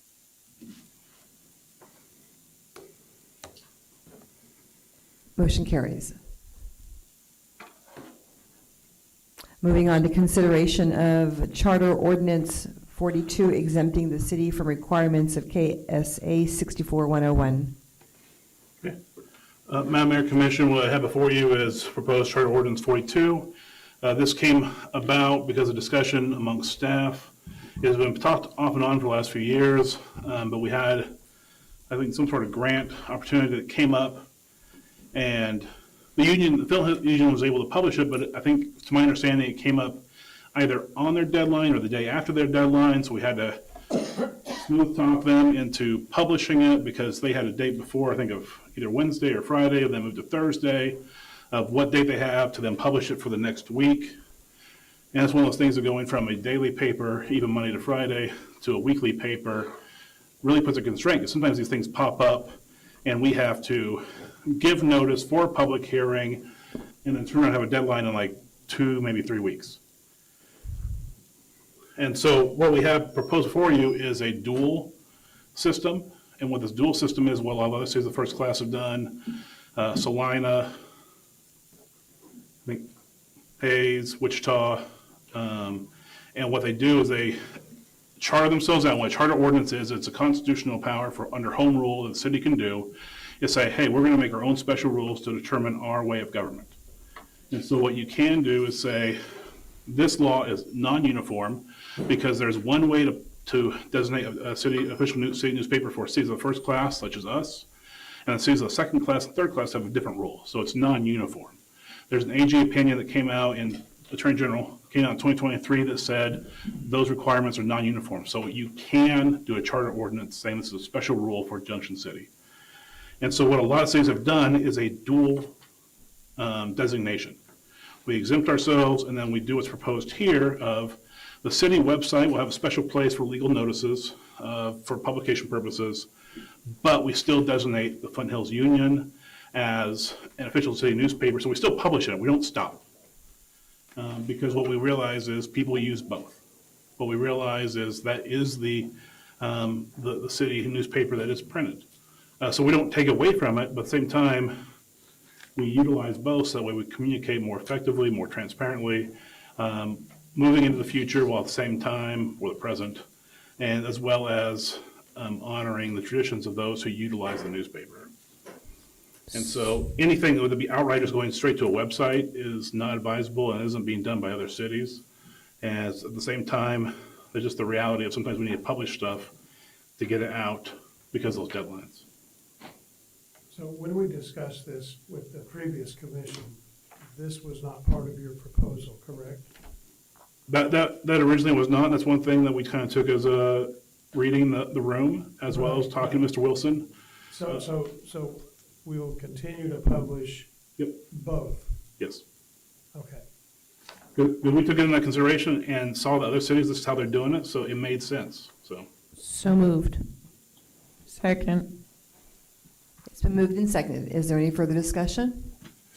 All those in favor respond by saying aye. Aye. Roll call. Oh, my, sorry. Ordinance, I'm sorry. I wrote down roll call items, many of them, sorry.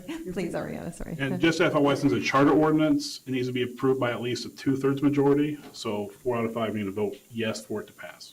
So I want to make clear, this, all publications will be both in the newspaper and on the website. Yes. Okay. And whichever one is first will be what governs that, but we're not stopping the paper, we're still using the paper, Okay. if passed and approved. And if it fails, we still use the newspaper, so. Okay. So roll call. Commissioner Landis, Yes. Commissioner Panera, Yes. Commissioner Nimzik, Yes. Mayor Butler, Yes. Vice Mayor Jaskowitz. Yes. Motion carries. Madam Mayor, Commission, this resolution basically will take, once that charter ordinance becomes effective, which is 60 days because of the protest period, the resolution officially makes those designations both happen or continue like they are with the Flint Hills Union. So Mr. Stites, are you talking about the next one, number R3149, is that what, or? Yeah, our 3149 is a resolution that would be designating the city website and the Flint Hills Union both as official city newspapers. So moved. Second. It's been moved and seconded. Is there any further discussion? And seeing that this is a resolution, we can take a vote. All those in favor respond by saying aye. Aye. All those opposed say nay. Motion carries. I motion to table item J, ballot discussion regarding chickens until the next city commission meeting. I just want to make a comment. Sure. There was a fiscal note that involved the packet tonight.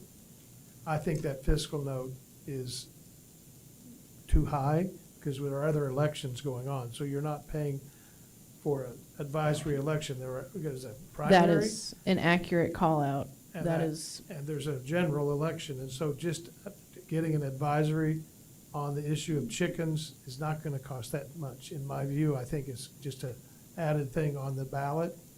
So, we share that perspective, Commissioner Panera. thank you.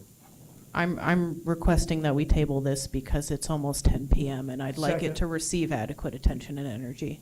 Second. It's been moved and seconded to table this until the next City commission meeting, correct? Is there any further discussion? All those in favor respond by saying aye. Aye. All those opposed say nay.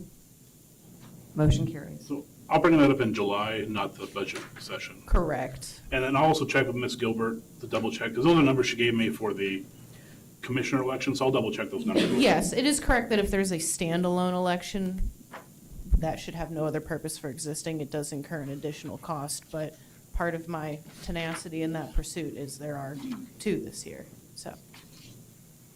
Thank you, okay. Save money. Then moving on to the animal shelter discussion. So, did you receive basically the money breakdown is if we use bonds or financing for the shelter in the various amounts of the various time periods?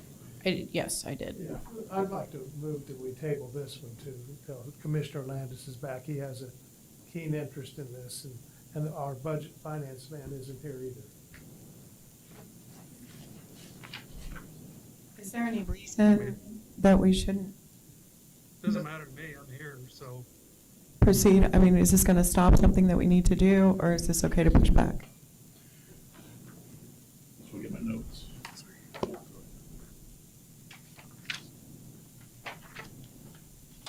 Didn't you pull something out? Didn't you pull something This is just gonna tell you how much. out? I think it's to look, just looking at the different options, and then Janelle suggested the fourth option. Over and above what we had. And then there's a note that's gonna be on that bottom of that last one. Yeah, I print that one out. This is one that Mr. Zimmerman wanted to make sure we addressed. Because you had four options for funding, because one of them is, I think, just so that way we can kind of have an idea of what the commission can stomach, I think would be the best way I would put it in terms of this. Because they're not small amounts, none of them are. But there are four options. One is kind of doing, I think, would be smaller fix, $600,000 for a 5-year bond. And then you look at 1.2 million to do the full amount with that. We would have lower rates, given the municipal, as well as given that goes for an asset, the building, as opposed to just going for services. Mr. Wilcox did recommend the 1.2 million for $10 for a 10-year note, because what you're looking at here, I think, is what it does. Yes, you pay more over time, but you don't pay as much as you think would over time. There's only there's less than $200,000 difference over from the 5-year note to the 10-year note. So I did the math on that, and so what it does is it breaks it down from a $214,000 a year payment to $275,000 to $156,000 payment a year. So that way it's more palatable to what the budget can hold. Plus, I think that does affect where it goes in terms of debt servicing, of what funds can be done, because we do have the 1% sales tax that goes towards that, as opposed to the regular mill levy or sales tax.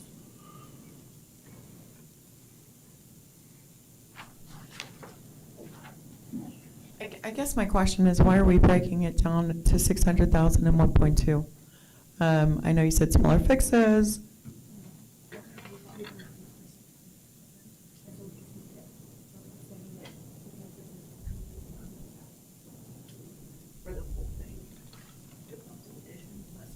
Would you like to approach the I microphone? can't hear. This is Aubrey, our assistant shelter director. And so what it seems like is 600,000 was already appropriated and approved, to my understanding. And the 1.2 million is for the whole project to get the shelter expanded into what we need, because right now it's fairly crowded down there.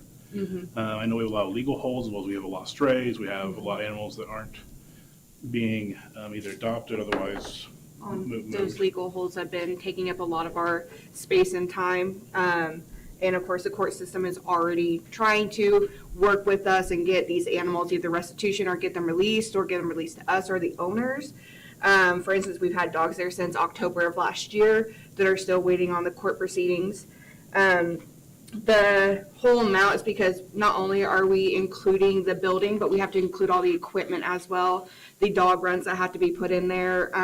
We need an isolation unit for our dogs, as well as a like bite quarantine hold or a legal hold to keep the animals that are more dangerous to the public away from the eyes of the public, so that way people can actually go into the facility and look at the dogs themselves, and not just through a folder that they have to do now, and then we bring them out individually.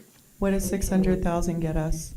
So as far as I know, that's very bare minimum. That doesn't even cover all the equipment that we have. I don't have the exact numbers right now, just because I don't have that folder on me. I don't. Can you give me a scope of work? Britton, what are we talking about here? So have you designed it, or? Yeah, well, Brent did. Good. They appropriated 600,000 for the construction. I believe the bids come in right at $1,900,000, and she's needing the other 200,000+ for the cages, the Help me out here, the ones that they wash underneath. The drainage Drainage and and all that. everything else. So why is it an option just to do the 600,000? That way, all the different options, the reason that we're looking at the 1.2 million is Mr. Wilcox looked at it, and I just got a text verifying this, is that way what you're doing is doing both the building expansion as well as the purchasing of the cages and equipping it all at once, so you're not trying to do it and then buy it later, because one, you're looking at budgeting for that payment, the other things you're looking at is securing in those costs, those prices, as opposed to waiting for inflation to hit more, depending on what. Is the design complete? Yes, it's It's a- been bid. Yes. The project's been bid, so we're gonna have to go back to the I've contractor never seen it. and see if it's never been presented because we didn't have the funding. So is the budget going from 600,000 to 1.8 million? 1.1 million or 8.9, 1.2. something like that with the equipment. To me, what it sounded like is they were gonna use the existing budgeted 600,000 to cover the payments for the bond purchase, if you approve the 1.2. So what is the increase of animals serviced at a time? I know we have what is it, like 22 or something? Correct me if I'm wrong. Our facility can hold 22 dogs at this time, and that's at max capacity. Currently, we have 27 dogs on legal holds and 13 dogs that are on our adoption floor. Some of them are still waiting to go through their medical process, so like getting fixed and dewormed. So we currently have way more legal holds that could even fill up our runs right now. So we are extremely. How much does it increase the amount of dogs you So can have? from what I was understanding, we're looking at 50 runs, adding 50 runs for the dog park, and that will just take care of all our dogs, legal holds section, our adoptable section, and bite quarantine holds. Quarantine and bite are in separate rooms, Yes. same room, but different ventilation. Yes. And then cats, how many can you hold now and how many will you be able to? Currently, I don't believe our cat amounts are going to change drastically at this time because we already have our enclosures for them that are able to be moved around. We are looking at potentially later on maybe expanding more cages, but at this time, we're not really including all the cat stuff in there. We're primarily focusing on the dogs. How many cats? How many right cats now? do we currently have? We have currently about 24 cats. Okay, and you're saying that's sufficient? You don't need to increase that? You have 24, and how many can you hold right now? Currently, at this time, we can hold 6, 12, 18, 19, 20, 22.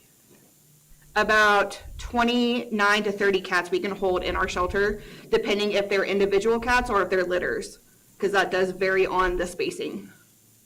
So we're gonna pay $1.2 million, we're gonna rebuild, we're gonna expand, and we're not gonna change the amount of cats, because I know there's plenty of times you can't take cats because you're full. So right now, we have a lot of kittens that are in our foster care, because we do use our foster care.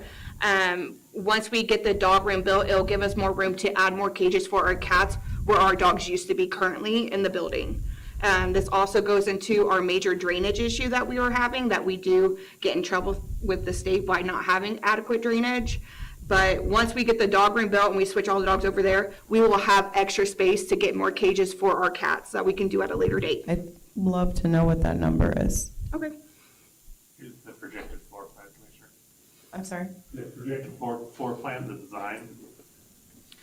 So this is all new space for those dog rooms. Mm-hmm. I have a question about legal hold. Is there a certain type of dog? Is it a variety of dogs who are on legal hold? Does it have Yes, anything? it stems from dangerous dog holds to neglect and cruelty. Those are pretty much the really big ones. And then we get like our hoarding cases, which do turn into neglect and cruelty as well. And then sometimes we do get dogs off of like their owner is in the hospital due to something and they are having us hold on to the animal, or people that are arrested and have their animals in their possession at the time. We do have to hold them for a certain time frame. With the owner arrest animals, we do send out letters to the jail and gives them around 10 days to figure out placement for the animals. After that 10 days, if they are still here and no one comes forward for them, they do become legally ours. once this is done, what do we do if we continue to get more and more and more? Legal holds? Or just running out of, will we run out of space, and what happens then? With this, we are looking very well because we also do try to work with our foster program that we do have. We also have other facilities that might come in and ask us if they can transfer one of our dogs to their facility to help out with stress levels. We don't have a lot of facilities around here that actually do take animals in because they are all as well straight intake form places. So this is a brand new building? This is an addition going, that is the addition, yes. And in that addition, it also builds in office space, because currently we don't have a break room in our facility at all. We only have one restroom for the public and for the staff, it's just one. And we don't have, like our proper, shower for contamination. If we have get chemicals in our face, we don't have an eye wash station right now, and this is all gonna be included in this at this time. I didn't hear what you said about other communities. I missed that part. What? So there's facilities like Sea Care, which is a dog-only rescue in Clay Center. Sometimes they will ask if we need them to take a dog of ours. They take maybe up to 5 per year, depending on their own space, because they're not a huge facility. Other than that, most facilities have not been able to take from other places. We are an intake facility. We don't get to bring in animals from other facilities just because we do have so many legal holds. And so some places will farm animals out. We just don't have that luxury to get that done all the time. It's very rare because of our legal holds we can't touch.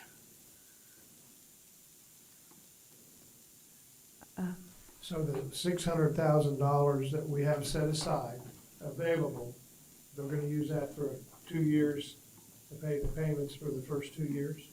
We do have my understanding, sir. And then we have to raise the funds for the next 3 if we go with the 5-year plan. And they say it's $275,000 a year, principal and interest, if you go with the 5-year plan. So 600,000 would cover the first 2 years and a little more. Is that the game plan? That's one of the possibility ones, but I think the fourth option, the 10-year, is the one that Mr. Wilcox is recommending due to affordability with the payment, as well as being able to put it off onto a debt service as opposed to one of the short-term bonds. Well, our debt payments drop off after 2029, 2030 significantly. So I think that'll give Mr. Wilcox a lot more room to work. There's a note here at the That's probably why he wants to do the 10-year note. There's a note here at the bottom of the Excel document. Could you zoom in on that? Enhance. That's a note from Mr. Wilcox. This option would be if we wanted to add it to the debt service. Debt service can be used for new or existing debt. In the past, we've used it for the GO bond debt.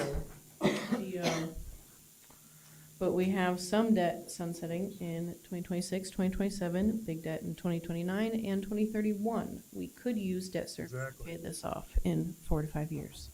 And even though it does cost $200,000 more in the long run, Mr. Wilcox sees this as being the more fiscally responsible because of the shift, because a lot of those special assessments that were done on the expansion out west are what receive the bulk of these debt service payments that we have, especially from the sales tax.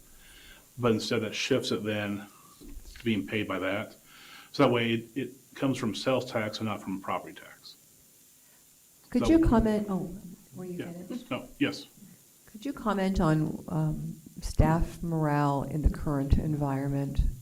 Our staff morale is not the greatest, just because when we do have to eat lunch, we either have to eat lunch in our cars or we have to eat lunch in our one conjoined office, and the whole time you can hear dogs barking, you got cats meowing, you got the phone ringing, you got people trying to come into the facility during our lunch hour.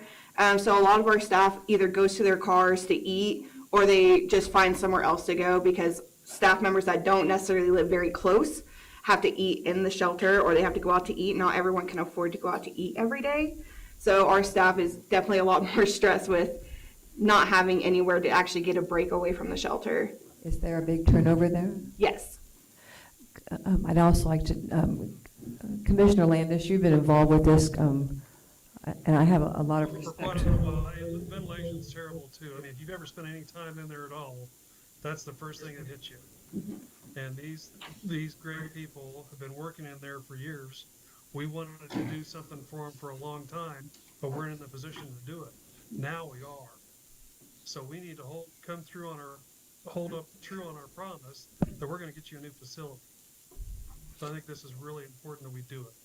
This will also help us not exceed any penalties from the state when they do come and do their inspections. I just feel like we're spending an awful lot of money and we may not be solving the problem. I think we're alleviating it profoundly and For how long? preventing How long did- additional fines. How many bidders did we have on this project? Well, I think 3. We're getting compliant with the state, we're doing the right thing for animal health and for our workers that we have. You're never gonna fix every problem in society. If people were responsible and were involved in the court system, and we didn't have to take care of all these animals, we wouldn't have a problem. So that's kind of beyond our scope. But we need a new facility, plain and simple. I would like to say that we do have a lot of programs right now that are helping with adoption retentions and not coming back to our facility.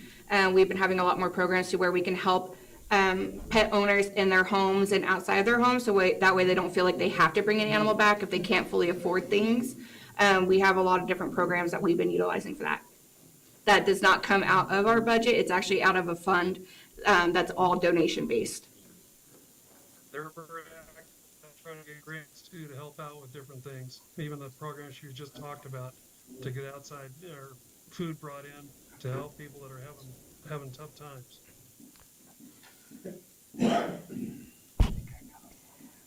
Why don't you make a motion? It doesn't matter to me how you want to finance it, we just need to get this done. So whatever the recommendation is by the finance director, I would hope that maybe if we're in a position in 4 or 5 years and we had the 10-year note, we could pay it off early without any penalty.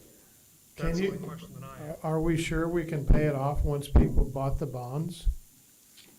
I don't think we can.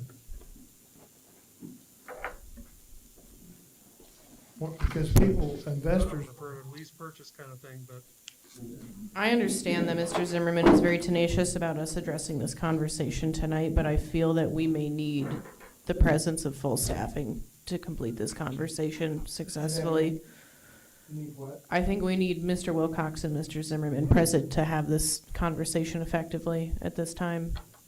I know that Mr. Zimmerman wanted us to proceed, but that's the sense I'm getting at this time. Commissioner Landis, can you talk a little bit about what you just said? well, the other question I have, in the past, we've done a lot of lease purchase type things, which is where we're gonna pay it off in 4 or 5 years. Just like we did with Blue Jay Way. That was, I think, $1.5 million. Mr. Osborne can clarify, or up to $2 million. And we paid that off in 4 or 5 years. But we got that road done because we knew we needed it to be safe around the high school. Plus, we put entrances in all the Sutter Woods and Sutter Highlands development over there as well. Once we did that, we knew we were gonna get our money back because they're gonna be building tons of houses over there, and great use for that. The question I have on this though, if we do a 10-year note, can we pay it off early if we're in the position to in 4 or 5 years? I Or think, is it already set for a 10-year scale because it's a bond? I think that, I agree with you. We should table this. I want to know if there are other options so we can pay it off early as opposed to, I think a GO bond, I think investors buy those and they're not going to let you cash them in. Maybe there's another way Mr. Stites, to do it. 2 point. There is one thing, sorry, I was wrong on the count of cages for dogs. It's going to be 73 and then 12 for more of our isolation and legal holds. That's way better. Sorry, I apologize for that. Mr. Stites, 2-point conversation. Number one, will both Mr. Zimmerman and Mr. Wilcox be back for the budget meeting next week? I hope so. Cool. Number two, could this be discussed at the budget meeting next week since it is financially orientated? I think, this can be put on the agenda. I don't, with other things we put on there, I don't see why not. But the big thing is we'll answer if it can be paid off earlier or what we're doing, because, we can get those answers to you. I mean- think it's clear. I just don't want to pay another $200,000 in interest. Yeah. I'd rather not do that. Here's the actual floor plan for the thing. So it shows 73 K9, 6 for addresses, 6 for isolation. Can you email those out, please? I think I have those as well. So- Is this something where we can approve the project and work on the financing later? I think the point is there clearly is a consensus that we do that, so it's just a matter of how we're gonna do it. And just heard from Mr. Wilcox that it can be paid off early with no penalty. Oh, perfect. So currently, I believe that we had Commissioner Paneer making a motion and, I wanted Commissioner Landis to make it. No, seriously. well, a motion to wait is what I heard from you, and then second from Vice. So do we have anything? I feel like we had something on the table. I was asking questions and making my way to making that motion. But that wasn't a second, so therefore, we can move forward with this new information if we want to. If you wish, I'm not against it. And then what we do, as I'm playing literal telephone here, is what would happen is you'd kind of say what you're okay with, what you could tolerate, but then we would put it out for bid, because on these municipal bonds, on these GO, general obligation bonds, those get put out for bid. So that way you get it, these are their terms, and we say kind of what we're looking for, and then also they say what their interest rate is. Do you have any more questions, Commissioner Landis? I don't. I think I'm good. I mean, we can still put this out, the bonds out to bid. And if we don't like the terms, we don't have to do that anyway. So, isn't that right? Yeah, you can always reject bids. Right. So, I move to approve the animal shelter project with the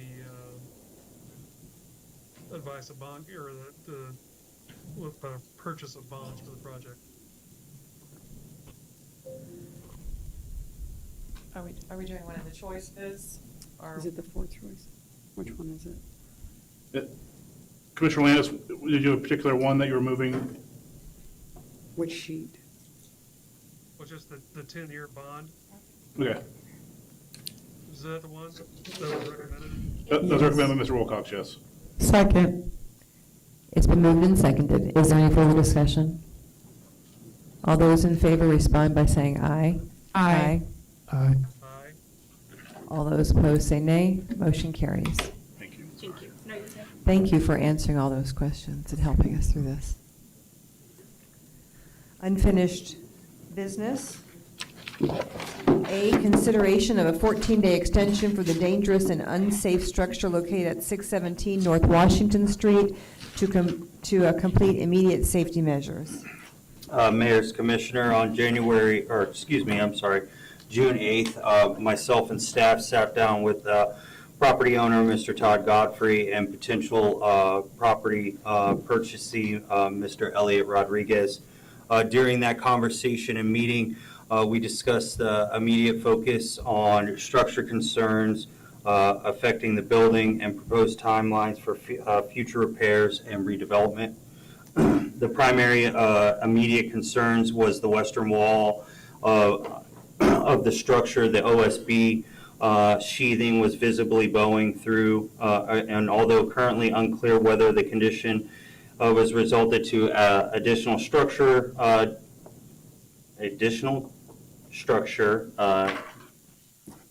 or water damage,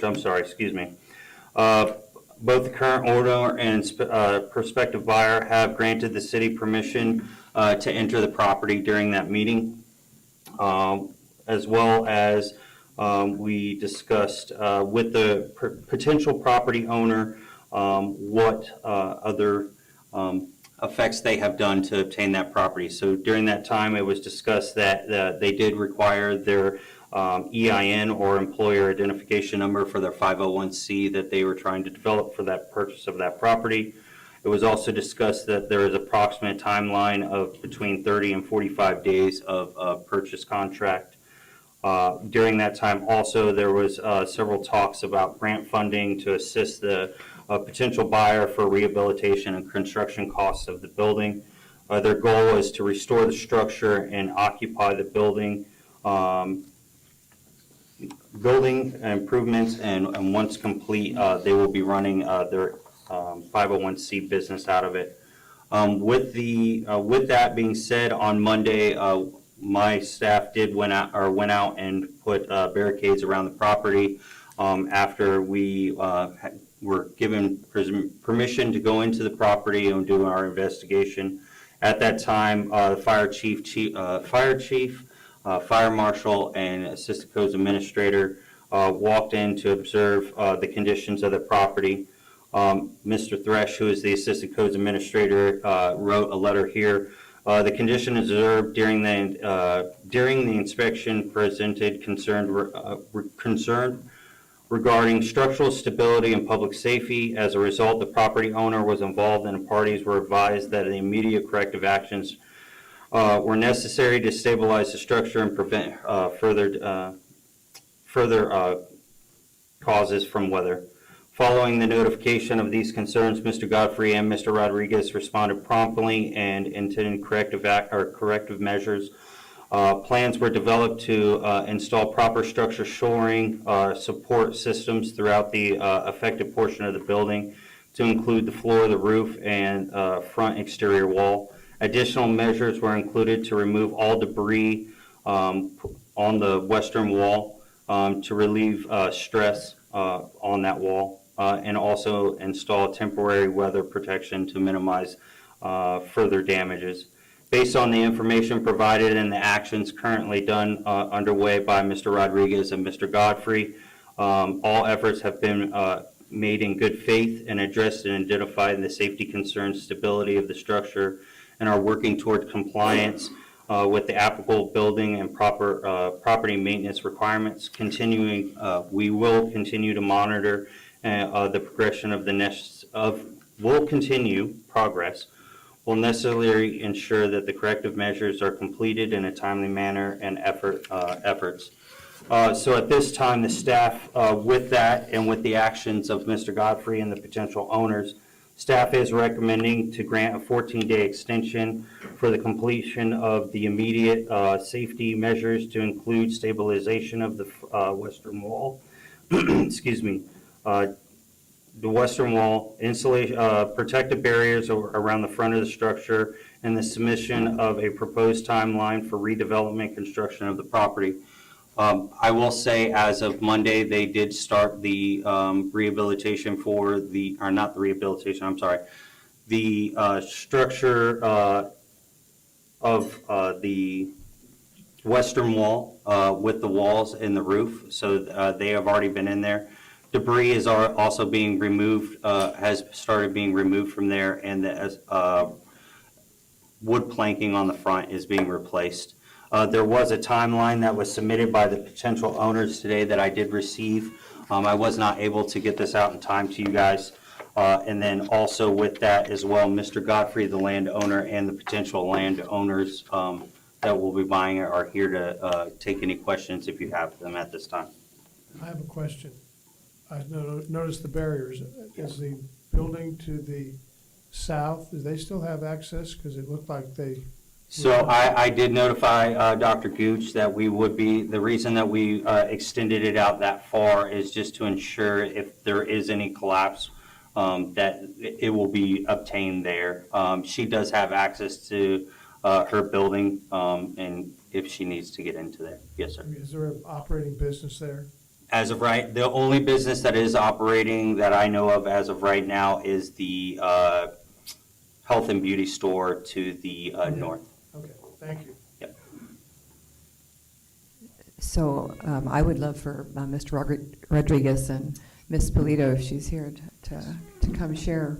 I'm so sorry I didn't introduce her. I did not remember how to pronounce her name, and I am so sorry.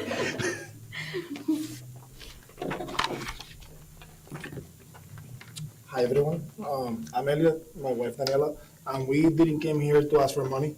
We just came here to ask for the opportunity to use a building that is not being utilized to help veterans. And my wife's gonna read the slideshow. Do you want to ask them What? to put the slideshow? You want to show the slideshow? Yes, please. Yes. Thank you.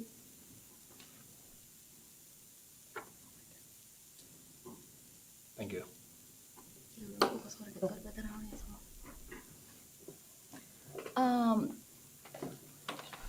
Our mission is to build opportunity beyond the uniform. We are a veteran family, and we ourselves have encountered the path of navigating what is going to happen after we're not a military family anymore.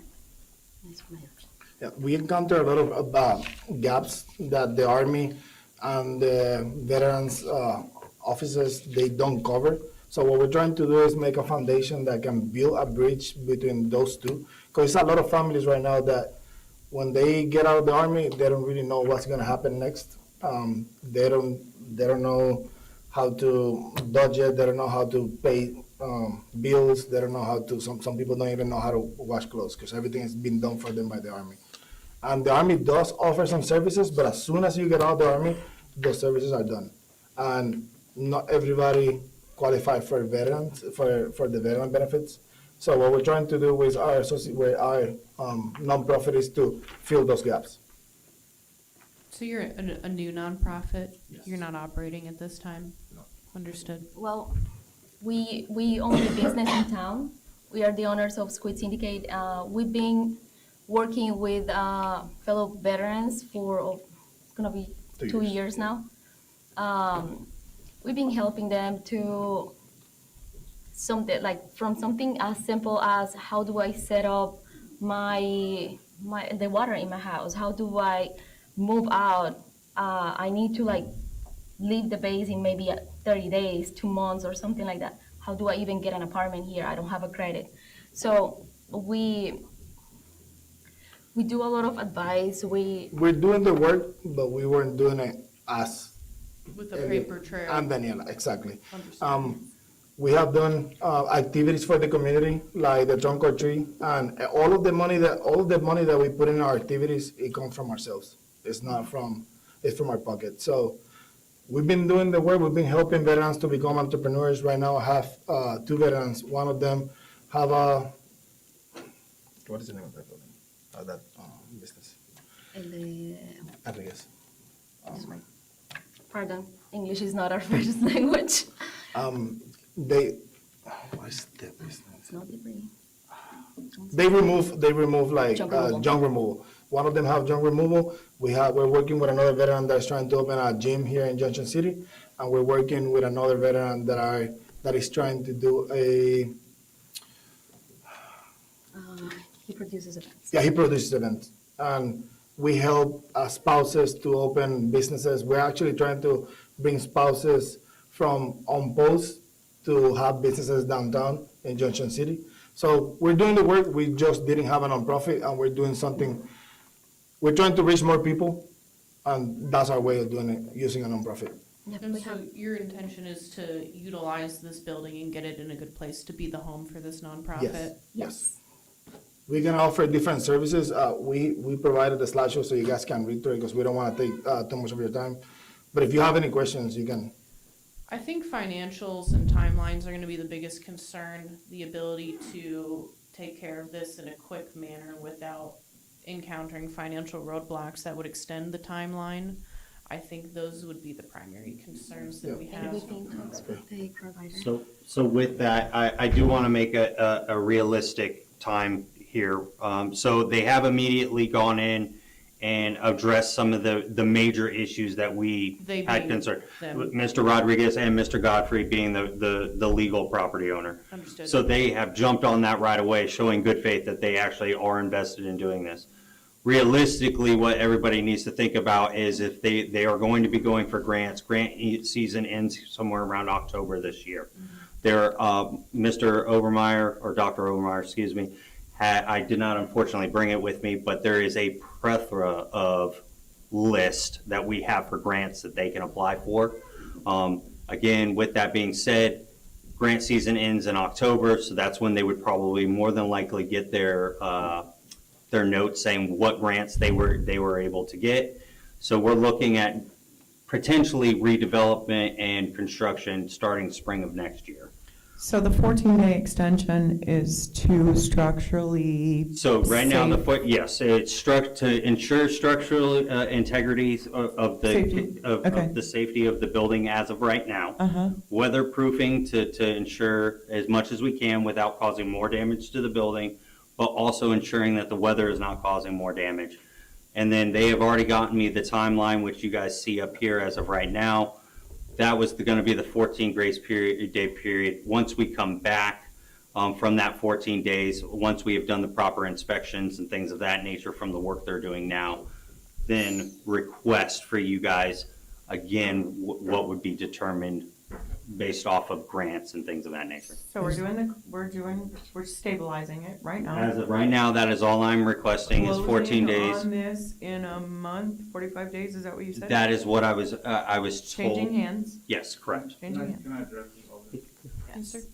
I'm gonna give some background on this property. When I bought this property, we had every intent of putting a living quarters upstairs, a 3-bedroom, or 2-bedroom, 2-bath upstairs, whether that was gonna be rented, or they had the ability now to split the upstairs off and sell that separately.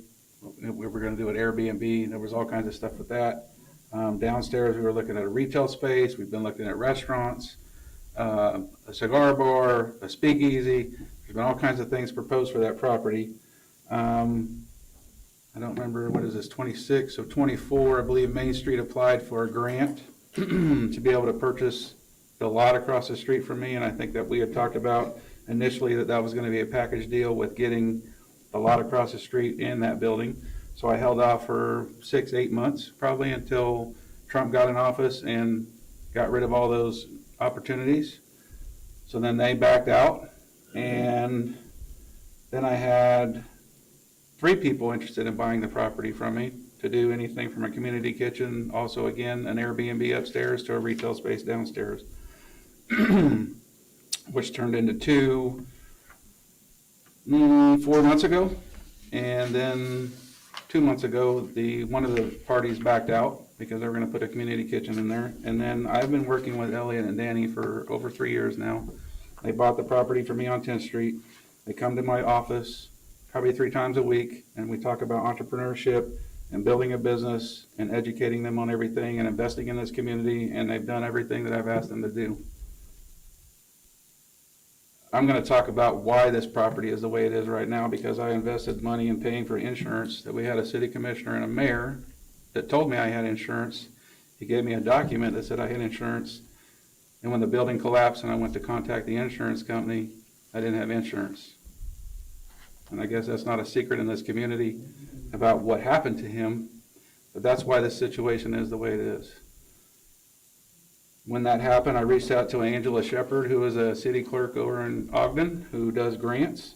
We had started working on that. Jordan had helped me through Main Street to contact the state to fill out paperwork for an emergency heal grant. She was new, she didn't know, she did a great job trying to navigate that and figure it out. We got no assistance from the state trying to help get that filled out. And then the Main Street situation happened, so I backed out of that grant program of having her get that stuff for me. That's why we're at where we're at today. It's been a cluster. Is that purchase contingent upon them getting grants? No, it's not, because they didn't address that. They have investors right now that are willing to help front the money to get this done. Looking at this phase. I'd like for Elliot and Danny to come back up. And I have a question after you're done. I have a quick question, potentially for Mr. Strackengas. Mr. Darrow, can you pull that phasing back up, please, on the screen? Looking at these phases presented, at what phase will this no longer be an unsafe structure? So once all of the work has been completed, has been properly inspected by my staff and engineers, it will come forth to you guys once it has reached a certain level to say, hey. So like phase 3. I I'm would thinking end say, of phase 3 is when it's no longer unsafe.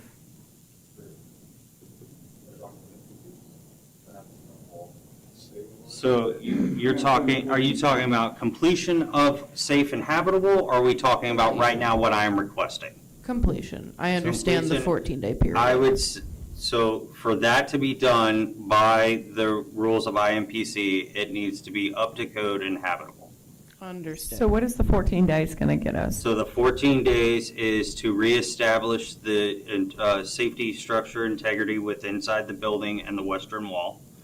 Ensure weatherproofing is done so that no further damage from the weather can be done, and to protect the inside of what has been established to remain safety in there.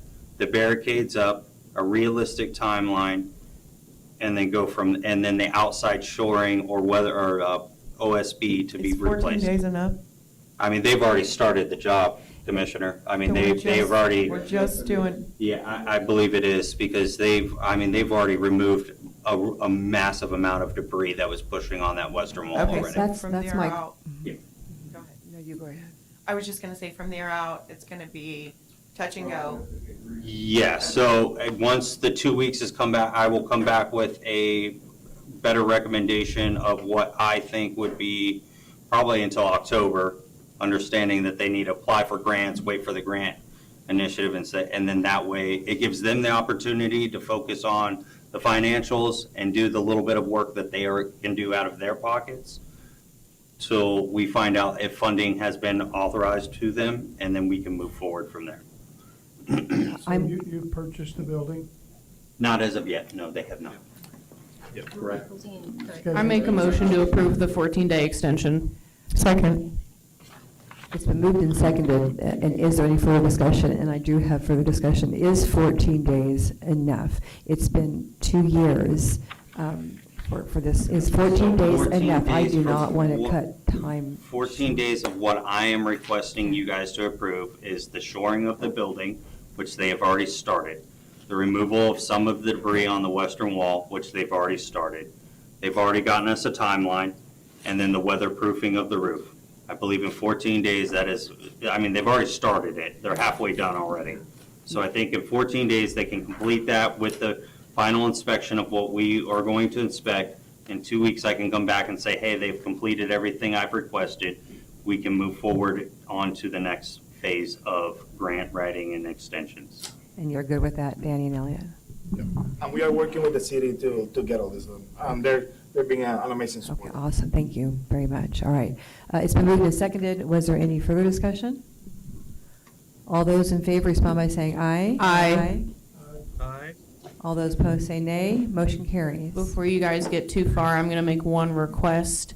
I'm going to manifest this into being a beautiful thing. When you get it all cleaned up and when you receive your grant monies and when you start this construction, I'm going to make one request. If you could just get like a big old banner, put it on the front, put your logo on it, say, this is coming 2028. That's part of the plan. That's part of the Beautiful. plan, and that's actually a donation Oh. from Squid Syndicate. Can't do that? Oh, I'm getting you in trouble. I'm so sorry. I just think it'd be encouraging for the people to see it. For the community's knowledge, please do not hang banners on your buildings. I would also like to add that Danny and Elliot were 2 of the 11 businesses that went to Destination Boot Camp. And they're very invested in this community, and I'm very grateful for all that they're doing. I'll bring you some sidewalk chalk.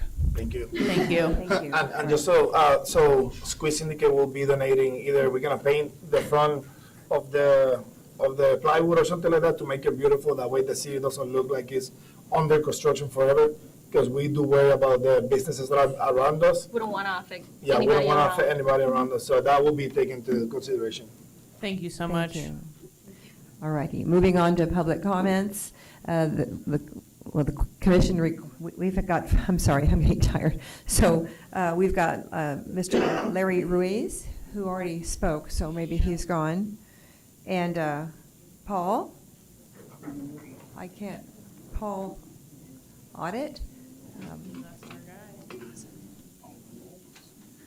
Please state your name and address and limit it to 5 minutes, please. My name is Paul Highland. My address is 11758 Clark Creek Road, Junction City, Kansas. I'm not here very often to see you folks. But I got a blight notice about some lots out on Buckshot and Latimer Road to mow it. So I drove by, and I do drive by regularly, once a month or so. No one's mowed out there. I talked to the city manager, I tried to, said, call me. You haven't mowed, why do you expect me to mow? There was no sanitation risers, there's no electricity out there. The whole west side of Buckshot has not been mowed except my 2 lots. I feel like that's kind of an overstepping your bounds. If you're not gonna mow yours, why do you expect me to mow mine? Mr. They have been out there and mowed, but they did not mow theirs. You didn't. Mr. Strackengast, are you aware of these blights? I am, and the area that he's talking about, there's Do you want to come forward to the mic? Thank you so much.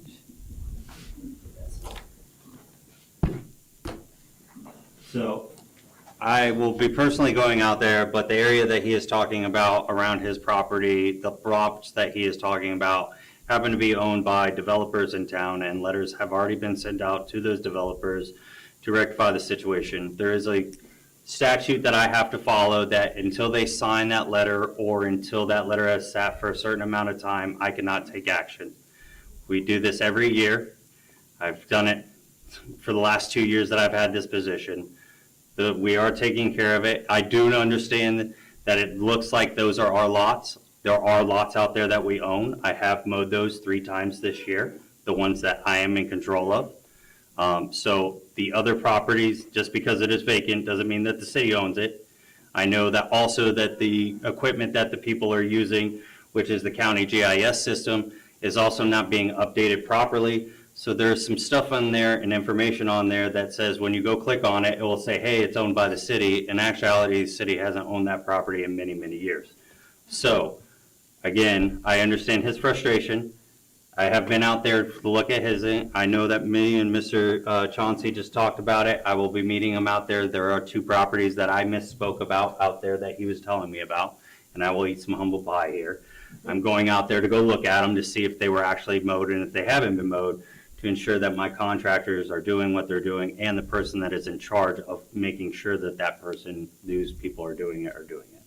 Thank you so much. And this is 2 separate companies or people that are doing the mowing for these 2 different So I have things, 2 right? companies, one does blights and one does vacant streets. The other properties that are done for other infrastructures are held by other department heads, and they have other companies that do those for them. So I'm here to say, ask for some forgiveness and not charge me on this one. I feel like the city could, when you go talk to the codes or the city manager, time is money and money is time. So if they could have told me, well, this is what it's going to cost if we mow it, I might have made the decision, get after it. It's cheaper for me. You kind of leave us in a precarious situation when no one will respond. The city manager didn't respond.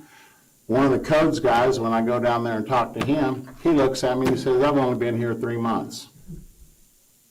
Okay, that's not the answer I'm looking for. No one called me back. I have a folder with all the properties, my letter to them, kind of a GSA, black and white print. I'd like to leave it here. So in saying this, I have a lot of businesses going. I run 2 trucking companies. I mainly work out of Abilene and Salina because these are the problems in city management here that I choose to go to the other counties and use my resources to keep growing. You can take that or leave it. I mean, that's the truth. If I can't get a response, why do I want to do business here? Did you, just a question, I understand your concern. Did you report this on a city website, or was it a personal phone call or a letter? It was actually phone calls to the city building and go to the office and see the city manager, and he was too busy, left notes, asked the code enforcement to call me. Is there something we can do? Nobody called back. So I'm just asking, please don't charge me for this one. Can we work something out? And in the future, I'll drag a 5088 and a 16-foot mower in here from eastern Geary County, and I'll mow my lots. But I need time, you know, you can't just hit me and say, hey, mow, and then 3 or 4 days later, they're out there mowing. How long is the blight notice? 7 days? The blight notice that is sent out is 7 days. That normally, with that, all of my officers have been made it aware that if within communication within 7 days, my officers have authorization to go ahead and extend out and work with all the residents here within the city. I don't have an employee that's been here for 3 months. All my employees have been here longer. Sitting right back there. That's the gentleman I talked to. Okay, so, well, I don't think it's been 3 months, I think it's 3 That's what he weeks. told me. So, I know he was just catching up, so So you have 7 days. you have 7 days. Normally, we say that, most people get that letter and they contact my office and we normally work with the residents right then and there. And it did used to be longer, didn't it? I don't know, it's always been 7 days since I've taken over in my tenure here. Longer. No one called me. I got the letter was dated 5/19. No one called me. Wait, no, you must contact us, I'm sorry. I did contact you. Here's the letter that I dropped off at the city managers and at your county, or your city, asking. And when was this dropped off? I will look into it. Matter of fact, he made the copy. I'll work with you. Thank you for bringing this. Yes, sir. We'll have the appropriate people discuss this. Appreciate it. with the Just, city manager. yep, thank you. Thank you. Thank you. Thank you.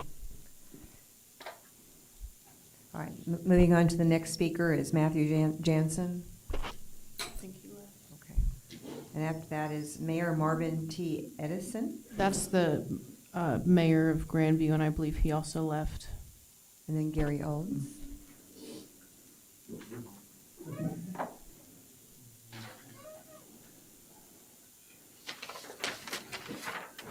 Good evening, Commissioners. My name is Gary Olds. I live at 3308 Frontier Circle in Manhattan.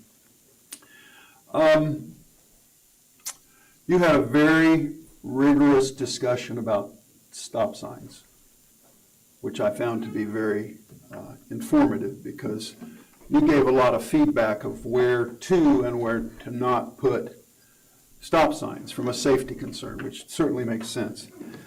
I want to bring to your attention something that doesn't make sense to me, and I know it's going to happen, and that's just the way it is, but in the future, there may be an opportunity for you to have another vigorous discussion as commissioners about how resources are allocated. And I want to specifically talk to the last time I was here, there was a presentation by Public Works with regards to mill and overlay.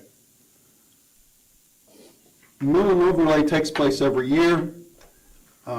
As I understand it, there's some type of software or spreadsheet or something that identifies primary roads, secondary roads, tertiary roads in terms of their condition and grades them, you know, that it's time to resurface this one or it's time to resurface that one, which makes sense in Public Works business.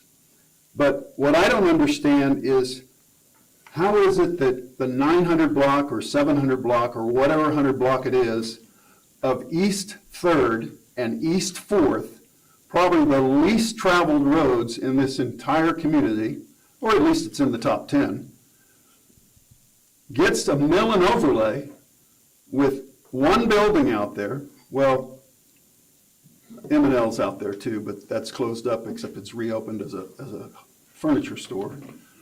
And the hotel out there, which is Reynolds, which is the North-South Street, I think that's part of the mill and overlay also, but I'm not even sure. I just don't understand why you would allocate the resources to mill and overlay those streets when you could take the 1600 block of Madison, or you probably got literally dozens of roads that could use those resources to mill and overlay them, that's going to have 50 times the traffic in a week than East 4th and East 3rd would ever have. And the only reason I can understand is why that would get mill and overlaid is because of the grading system or rating system, and it's time for them. But it still doesn't make sense to me There's one property owner out there, and I don't remember the exact name of the place, but it's a fitness facility, ATC, or I don't exactly remember the name, that the owner's going to get nice new streets. And that's crazy. That's just, I don't have an objection to it happening because it's part of the plan and it's okay. But in the future, you know, when you look at these streets, that you get the recommendation, ask the question, why this street as opposed to this street? What is it about this street?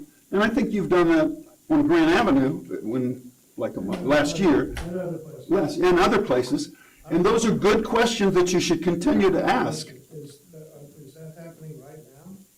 Well, it's my understanding, and I could be mistaken, it's part of the list of what is to be mill and overlaid when I was. Leveling course and a 2-inch asphalt overlay. It's a leveling course and a 2-inch asphalt overlay. There's no mill and overlay on that. Okay, wrong terminology. It's going to be repaired.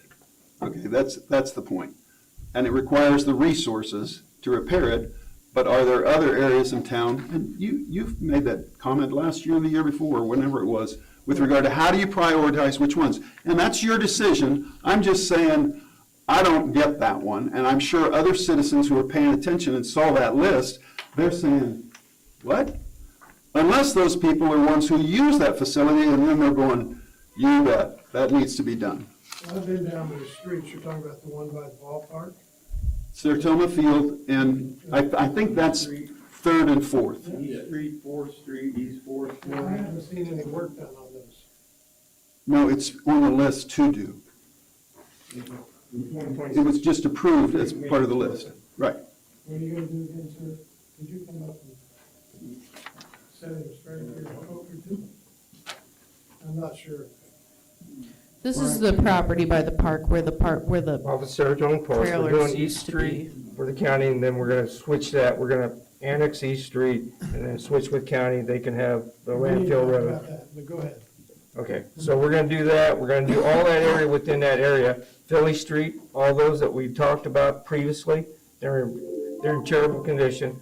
The easiest way to make those repairs is to do a leveling course and an overlay. Because there's no curb and gutter on that street, there's no curb and gutter on Philly Street coming down off the 6th. That street is, you can see where it's disrepair because there's gravel that we had to fill it and make it drivable again. So those areas are what we're trying to do with a simple leveling course and an overlay. All right? We grade the streets that are in really bad condition. It's not profitable to try to mill and overlay that street because it's not worth it. That's a whole complete reconstruction. That's a whole different set. So that's how we rate these streets. We look at it, and the ones that we can repair with minimal cost to get us back up to close to 100% to 90%, that's what we try to do. And then these that we are in total disarray, then we will look at, and when we have more funding, we'll be able to do a complete overhaul and reconstruction on those streets. That's how street maintenance is done. Mr. Ibarra, my understanding, that's where all the kids are playing softball and. Correct. Down at Saratoga Park, we're gonna do that whole area, get that all back. You got, the Y uses that field back there for soccer, flag football, all sorts of activity back there. Besides the fitness center there that you got there. Training facility, Yeah. very busy. So when you look at that road, there's a complete look at one of those roads right there. To do minimal repair on one of those roads and make it get it up to condition it needs to be with the traffic load that you're getting on there, you're better off doing a leveling course and a 2-inch overlay. Because there's no curb and gutter. Because when you start doing curb and gutter, you're talking a lot more money. Have you ever used the technique that smaller communities use for roads like this, like the oil and, Chip seal? yeah, do we ever do chip seal in Junction? In that condition, that road there, chip seal won't do you any good. You gotta do that every year. And it's not good if you got curb and gutter, because the chips bank off to the side, lock in the curb, go down in the storm drain. People complain because you got all that dust coming off the chips. But when there's no curb, You could do chip seal, but in this condition, that road, you're better off doing what we're gonna do with it. Because you're gonna have to chip that next year again. And the year after that, before you get any kind of structural integrity to that road. Mr. Well, is that an, you know, he. I'm not objecting to Ray doing it, No, what I'm okay? saying is, we also, St. X has all those, there are hundreds of people. Right, but I would bet if you did a traffic study, most of those people come in on rentals. They don't go in on East Fifth and East, that's East, excuse me, East Fourth and East Third. Now, I agree, East Street, East Street's a great decision in terms of whatever you're going to do to fix it up. I'm not sure it's a great. Well, that's, you get to vote on it, I don't, No, but, it needs to be done, but we don't own the street. oh, yeah, okay, whatever the case may be, right. But my point has to do with the same thing with the vigorous discussion you had about stop signs. Continue to look at the decisions that are recommended with regards to what are the priorities of fixing streets. That's my only point, and I just didn't understand Fourth and Fifth Street, or Third and Fourth Street. Thank you. Thank you. All righty. Motion to adjourn? No. It's time for commissioner comments and committee reports. Commissioner comments and committee reports. Commissioner Landis? Just have a couple things. The discussion regarding the Harmony Center, I don't believe we should be using public money to fund someone's private home. And I kind of doubt that there's a person there that's a licensed social worker.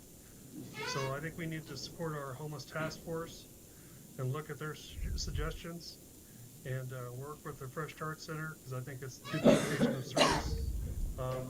Then another thing, I think we should support, the city commission should support 3 events here in our town. Freedom Fest, Juneteenth, and Oktoberfest, and that's it. So we don't keep getting these people coming and wanting a few $1,000s for this or that. We have to make this decision and all that. I think we just need to make things very clean and simple, and so we don't continue to get these requests. And that's all I have. Thank you. Thank you. Commissioner Nimzik? No comment other than I agree with everything he just said. Vice Mayor Yaskowitz? I got nothing, y'all. Commissioner Panera? Yeah, I have a question. When, are we gonna rebid Westwood?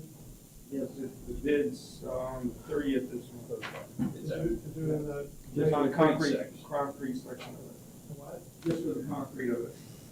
The concrete portion of it, then we'll come back for the mill and overlay.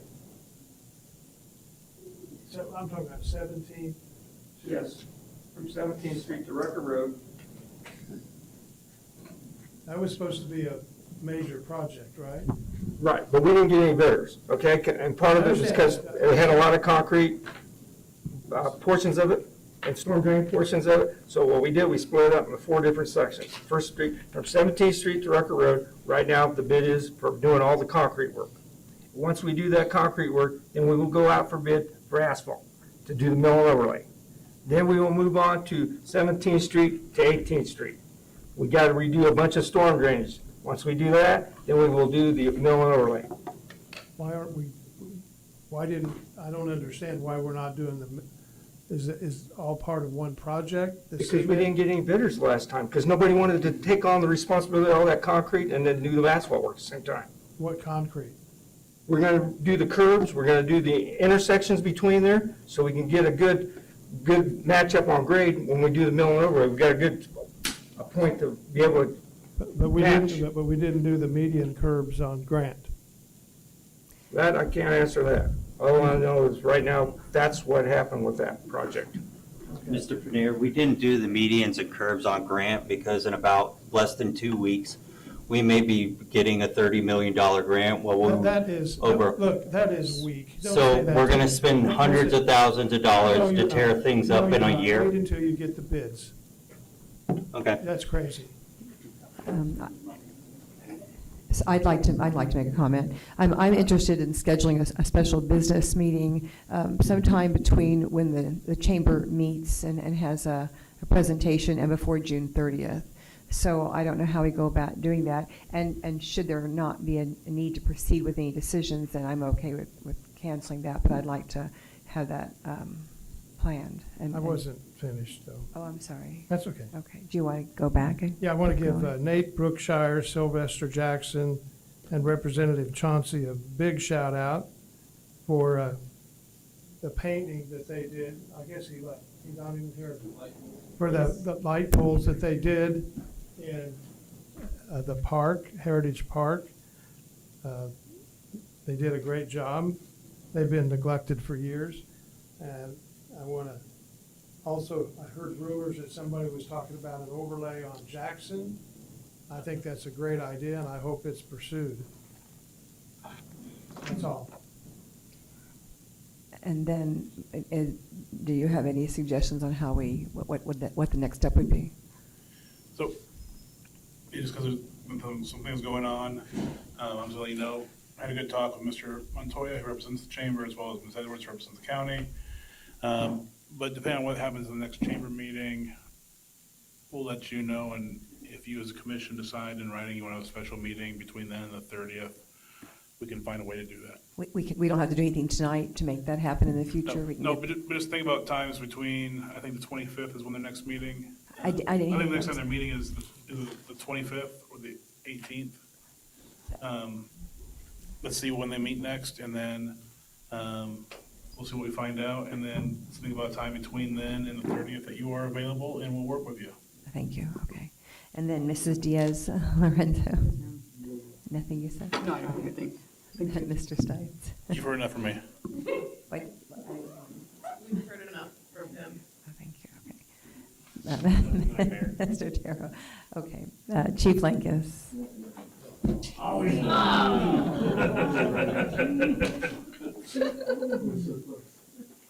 Yes, Mayor and Commission, I apologize for not being here for the land bank clause. If you need more information, my door is always open. And I think this will be discussed at a later time about Fire Station 3. So, Thank you. Mr. Ibarra?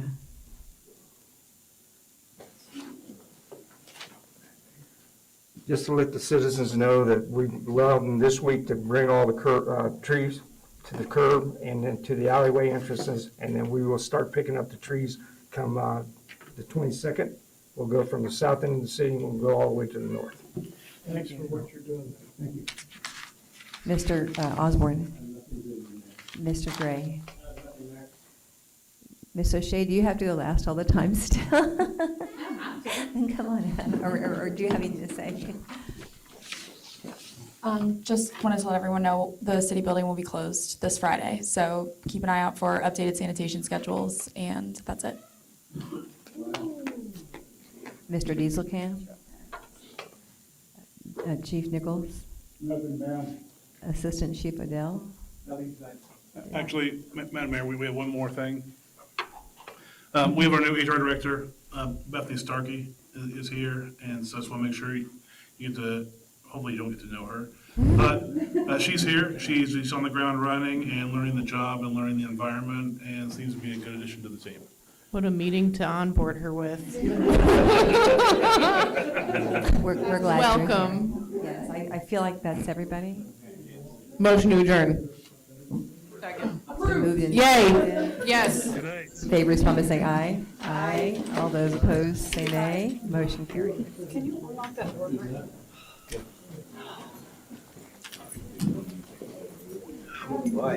Listen, someone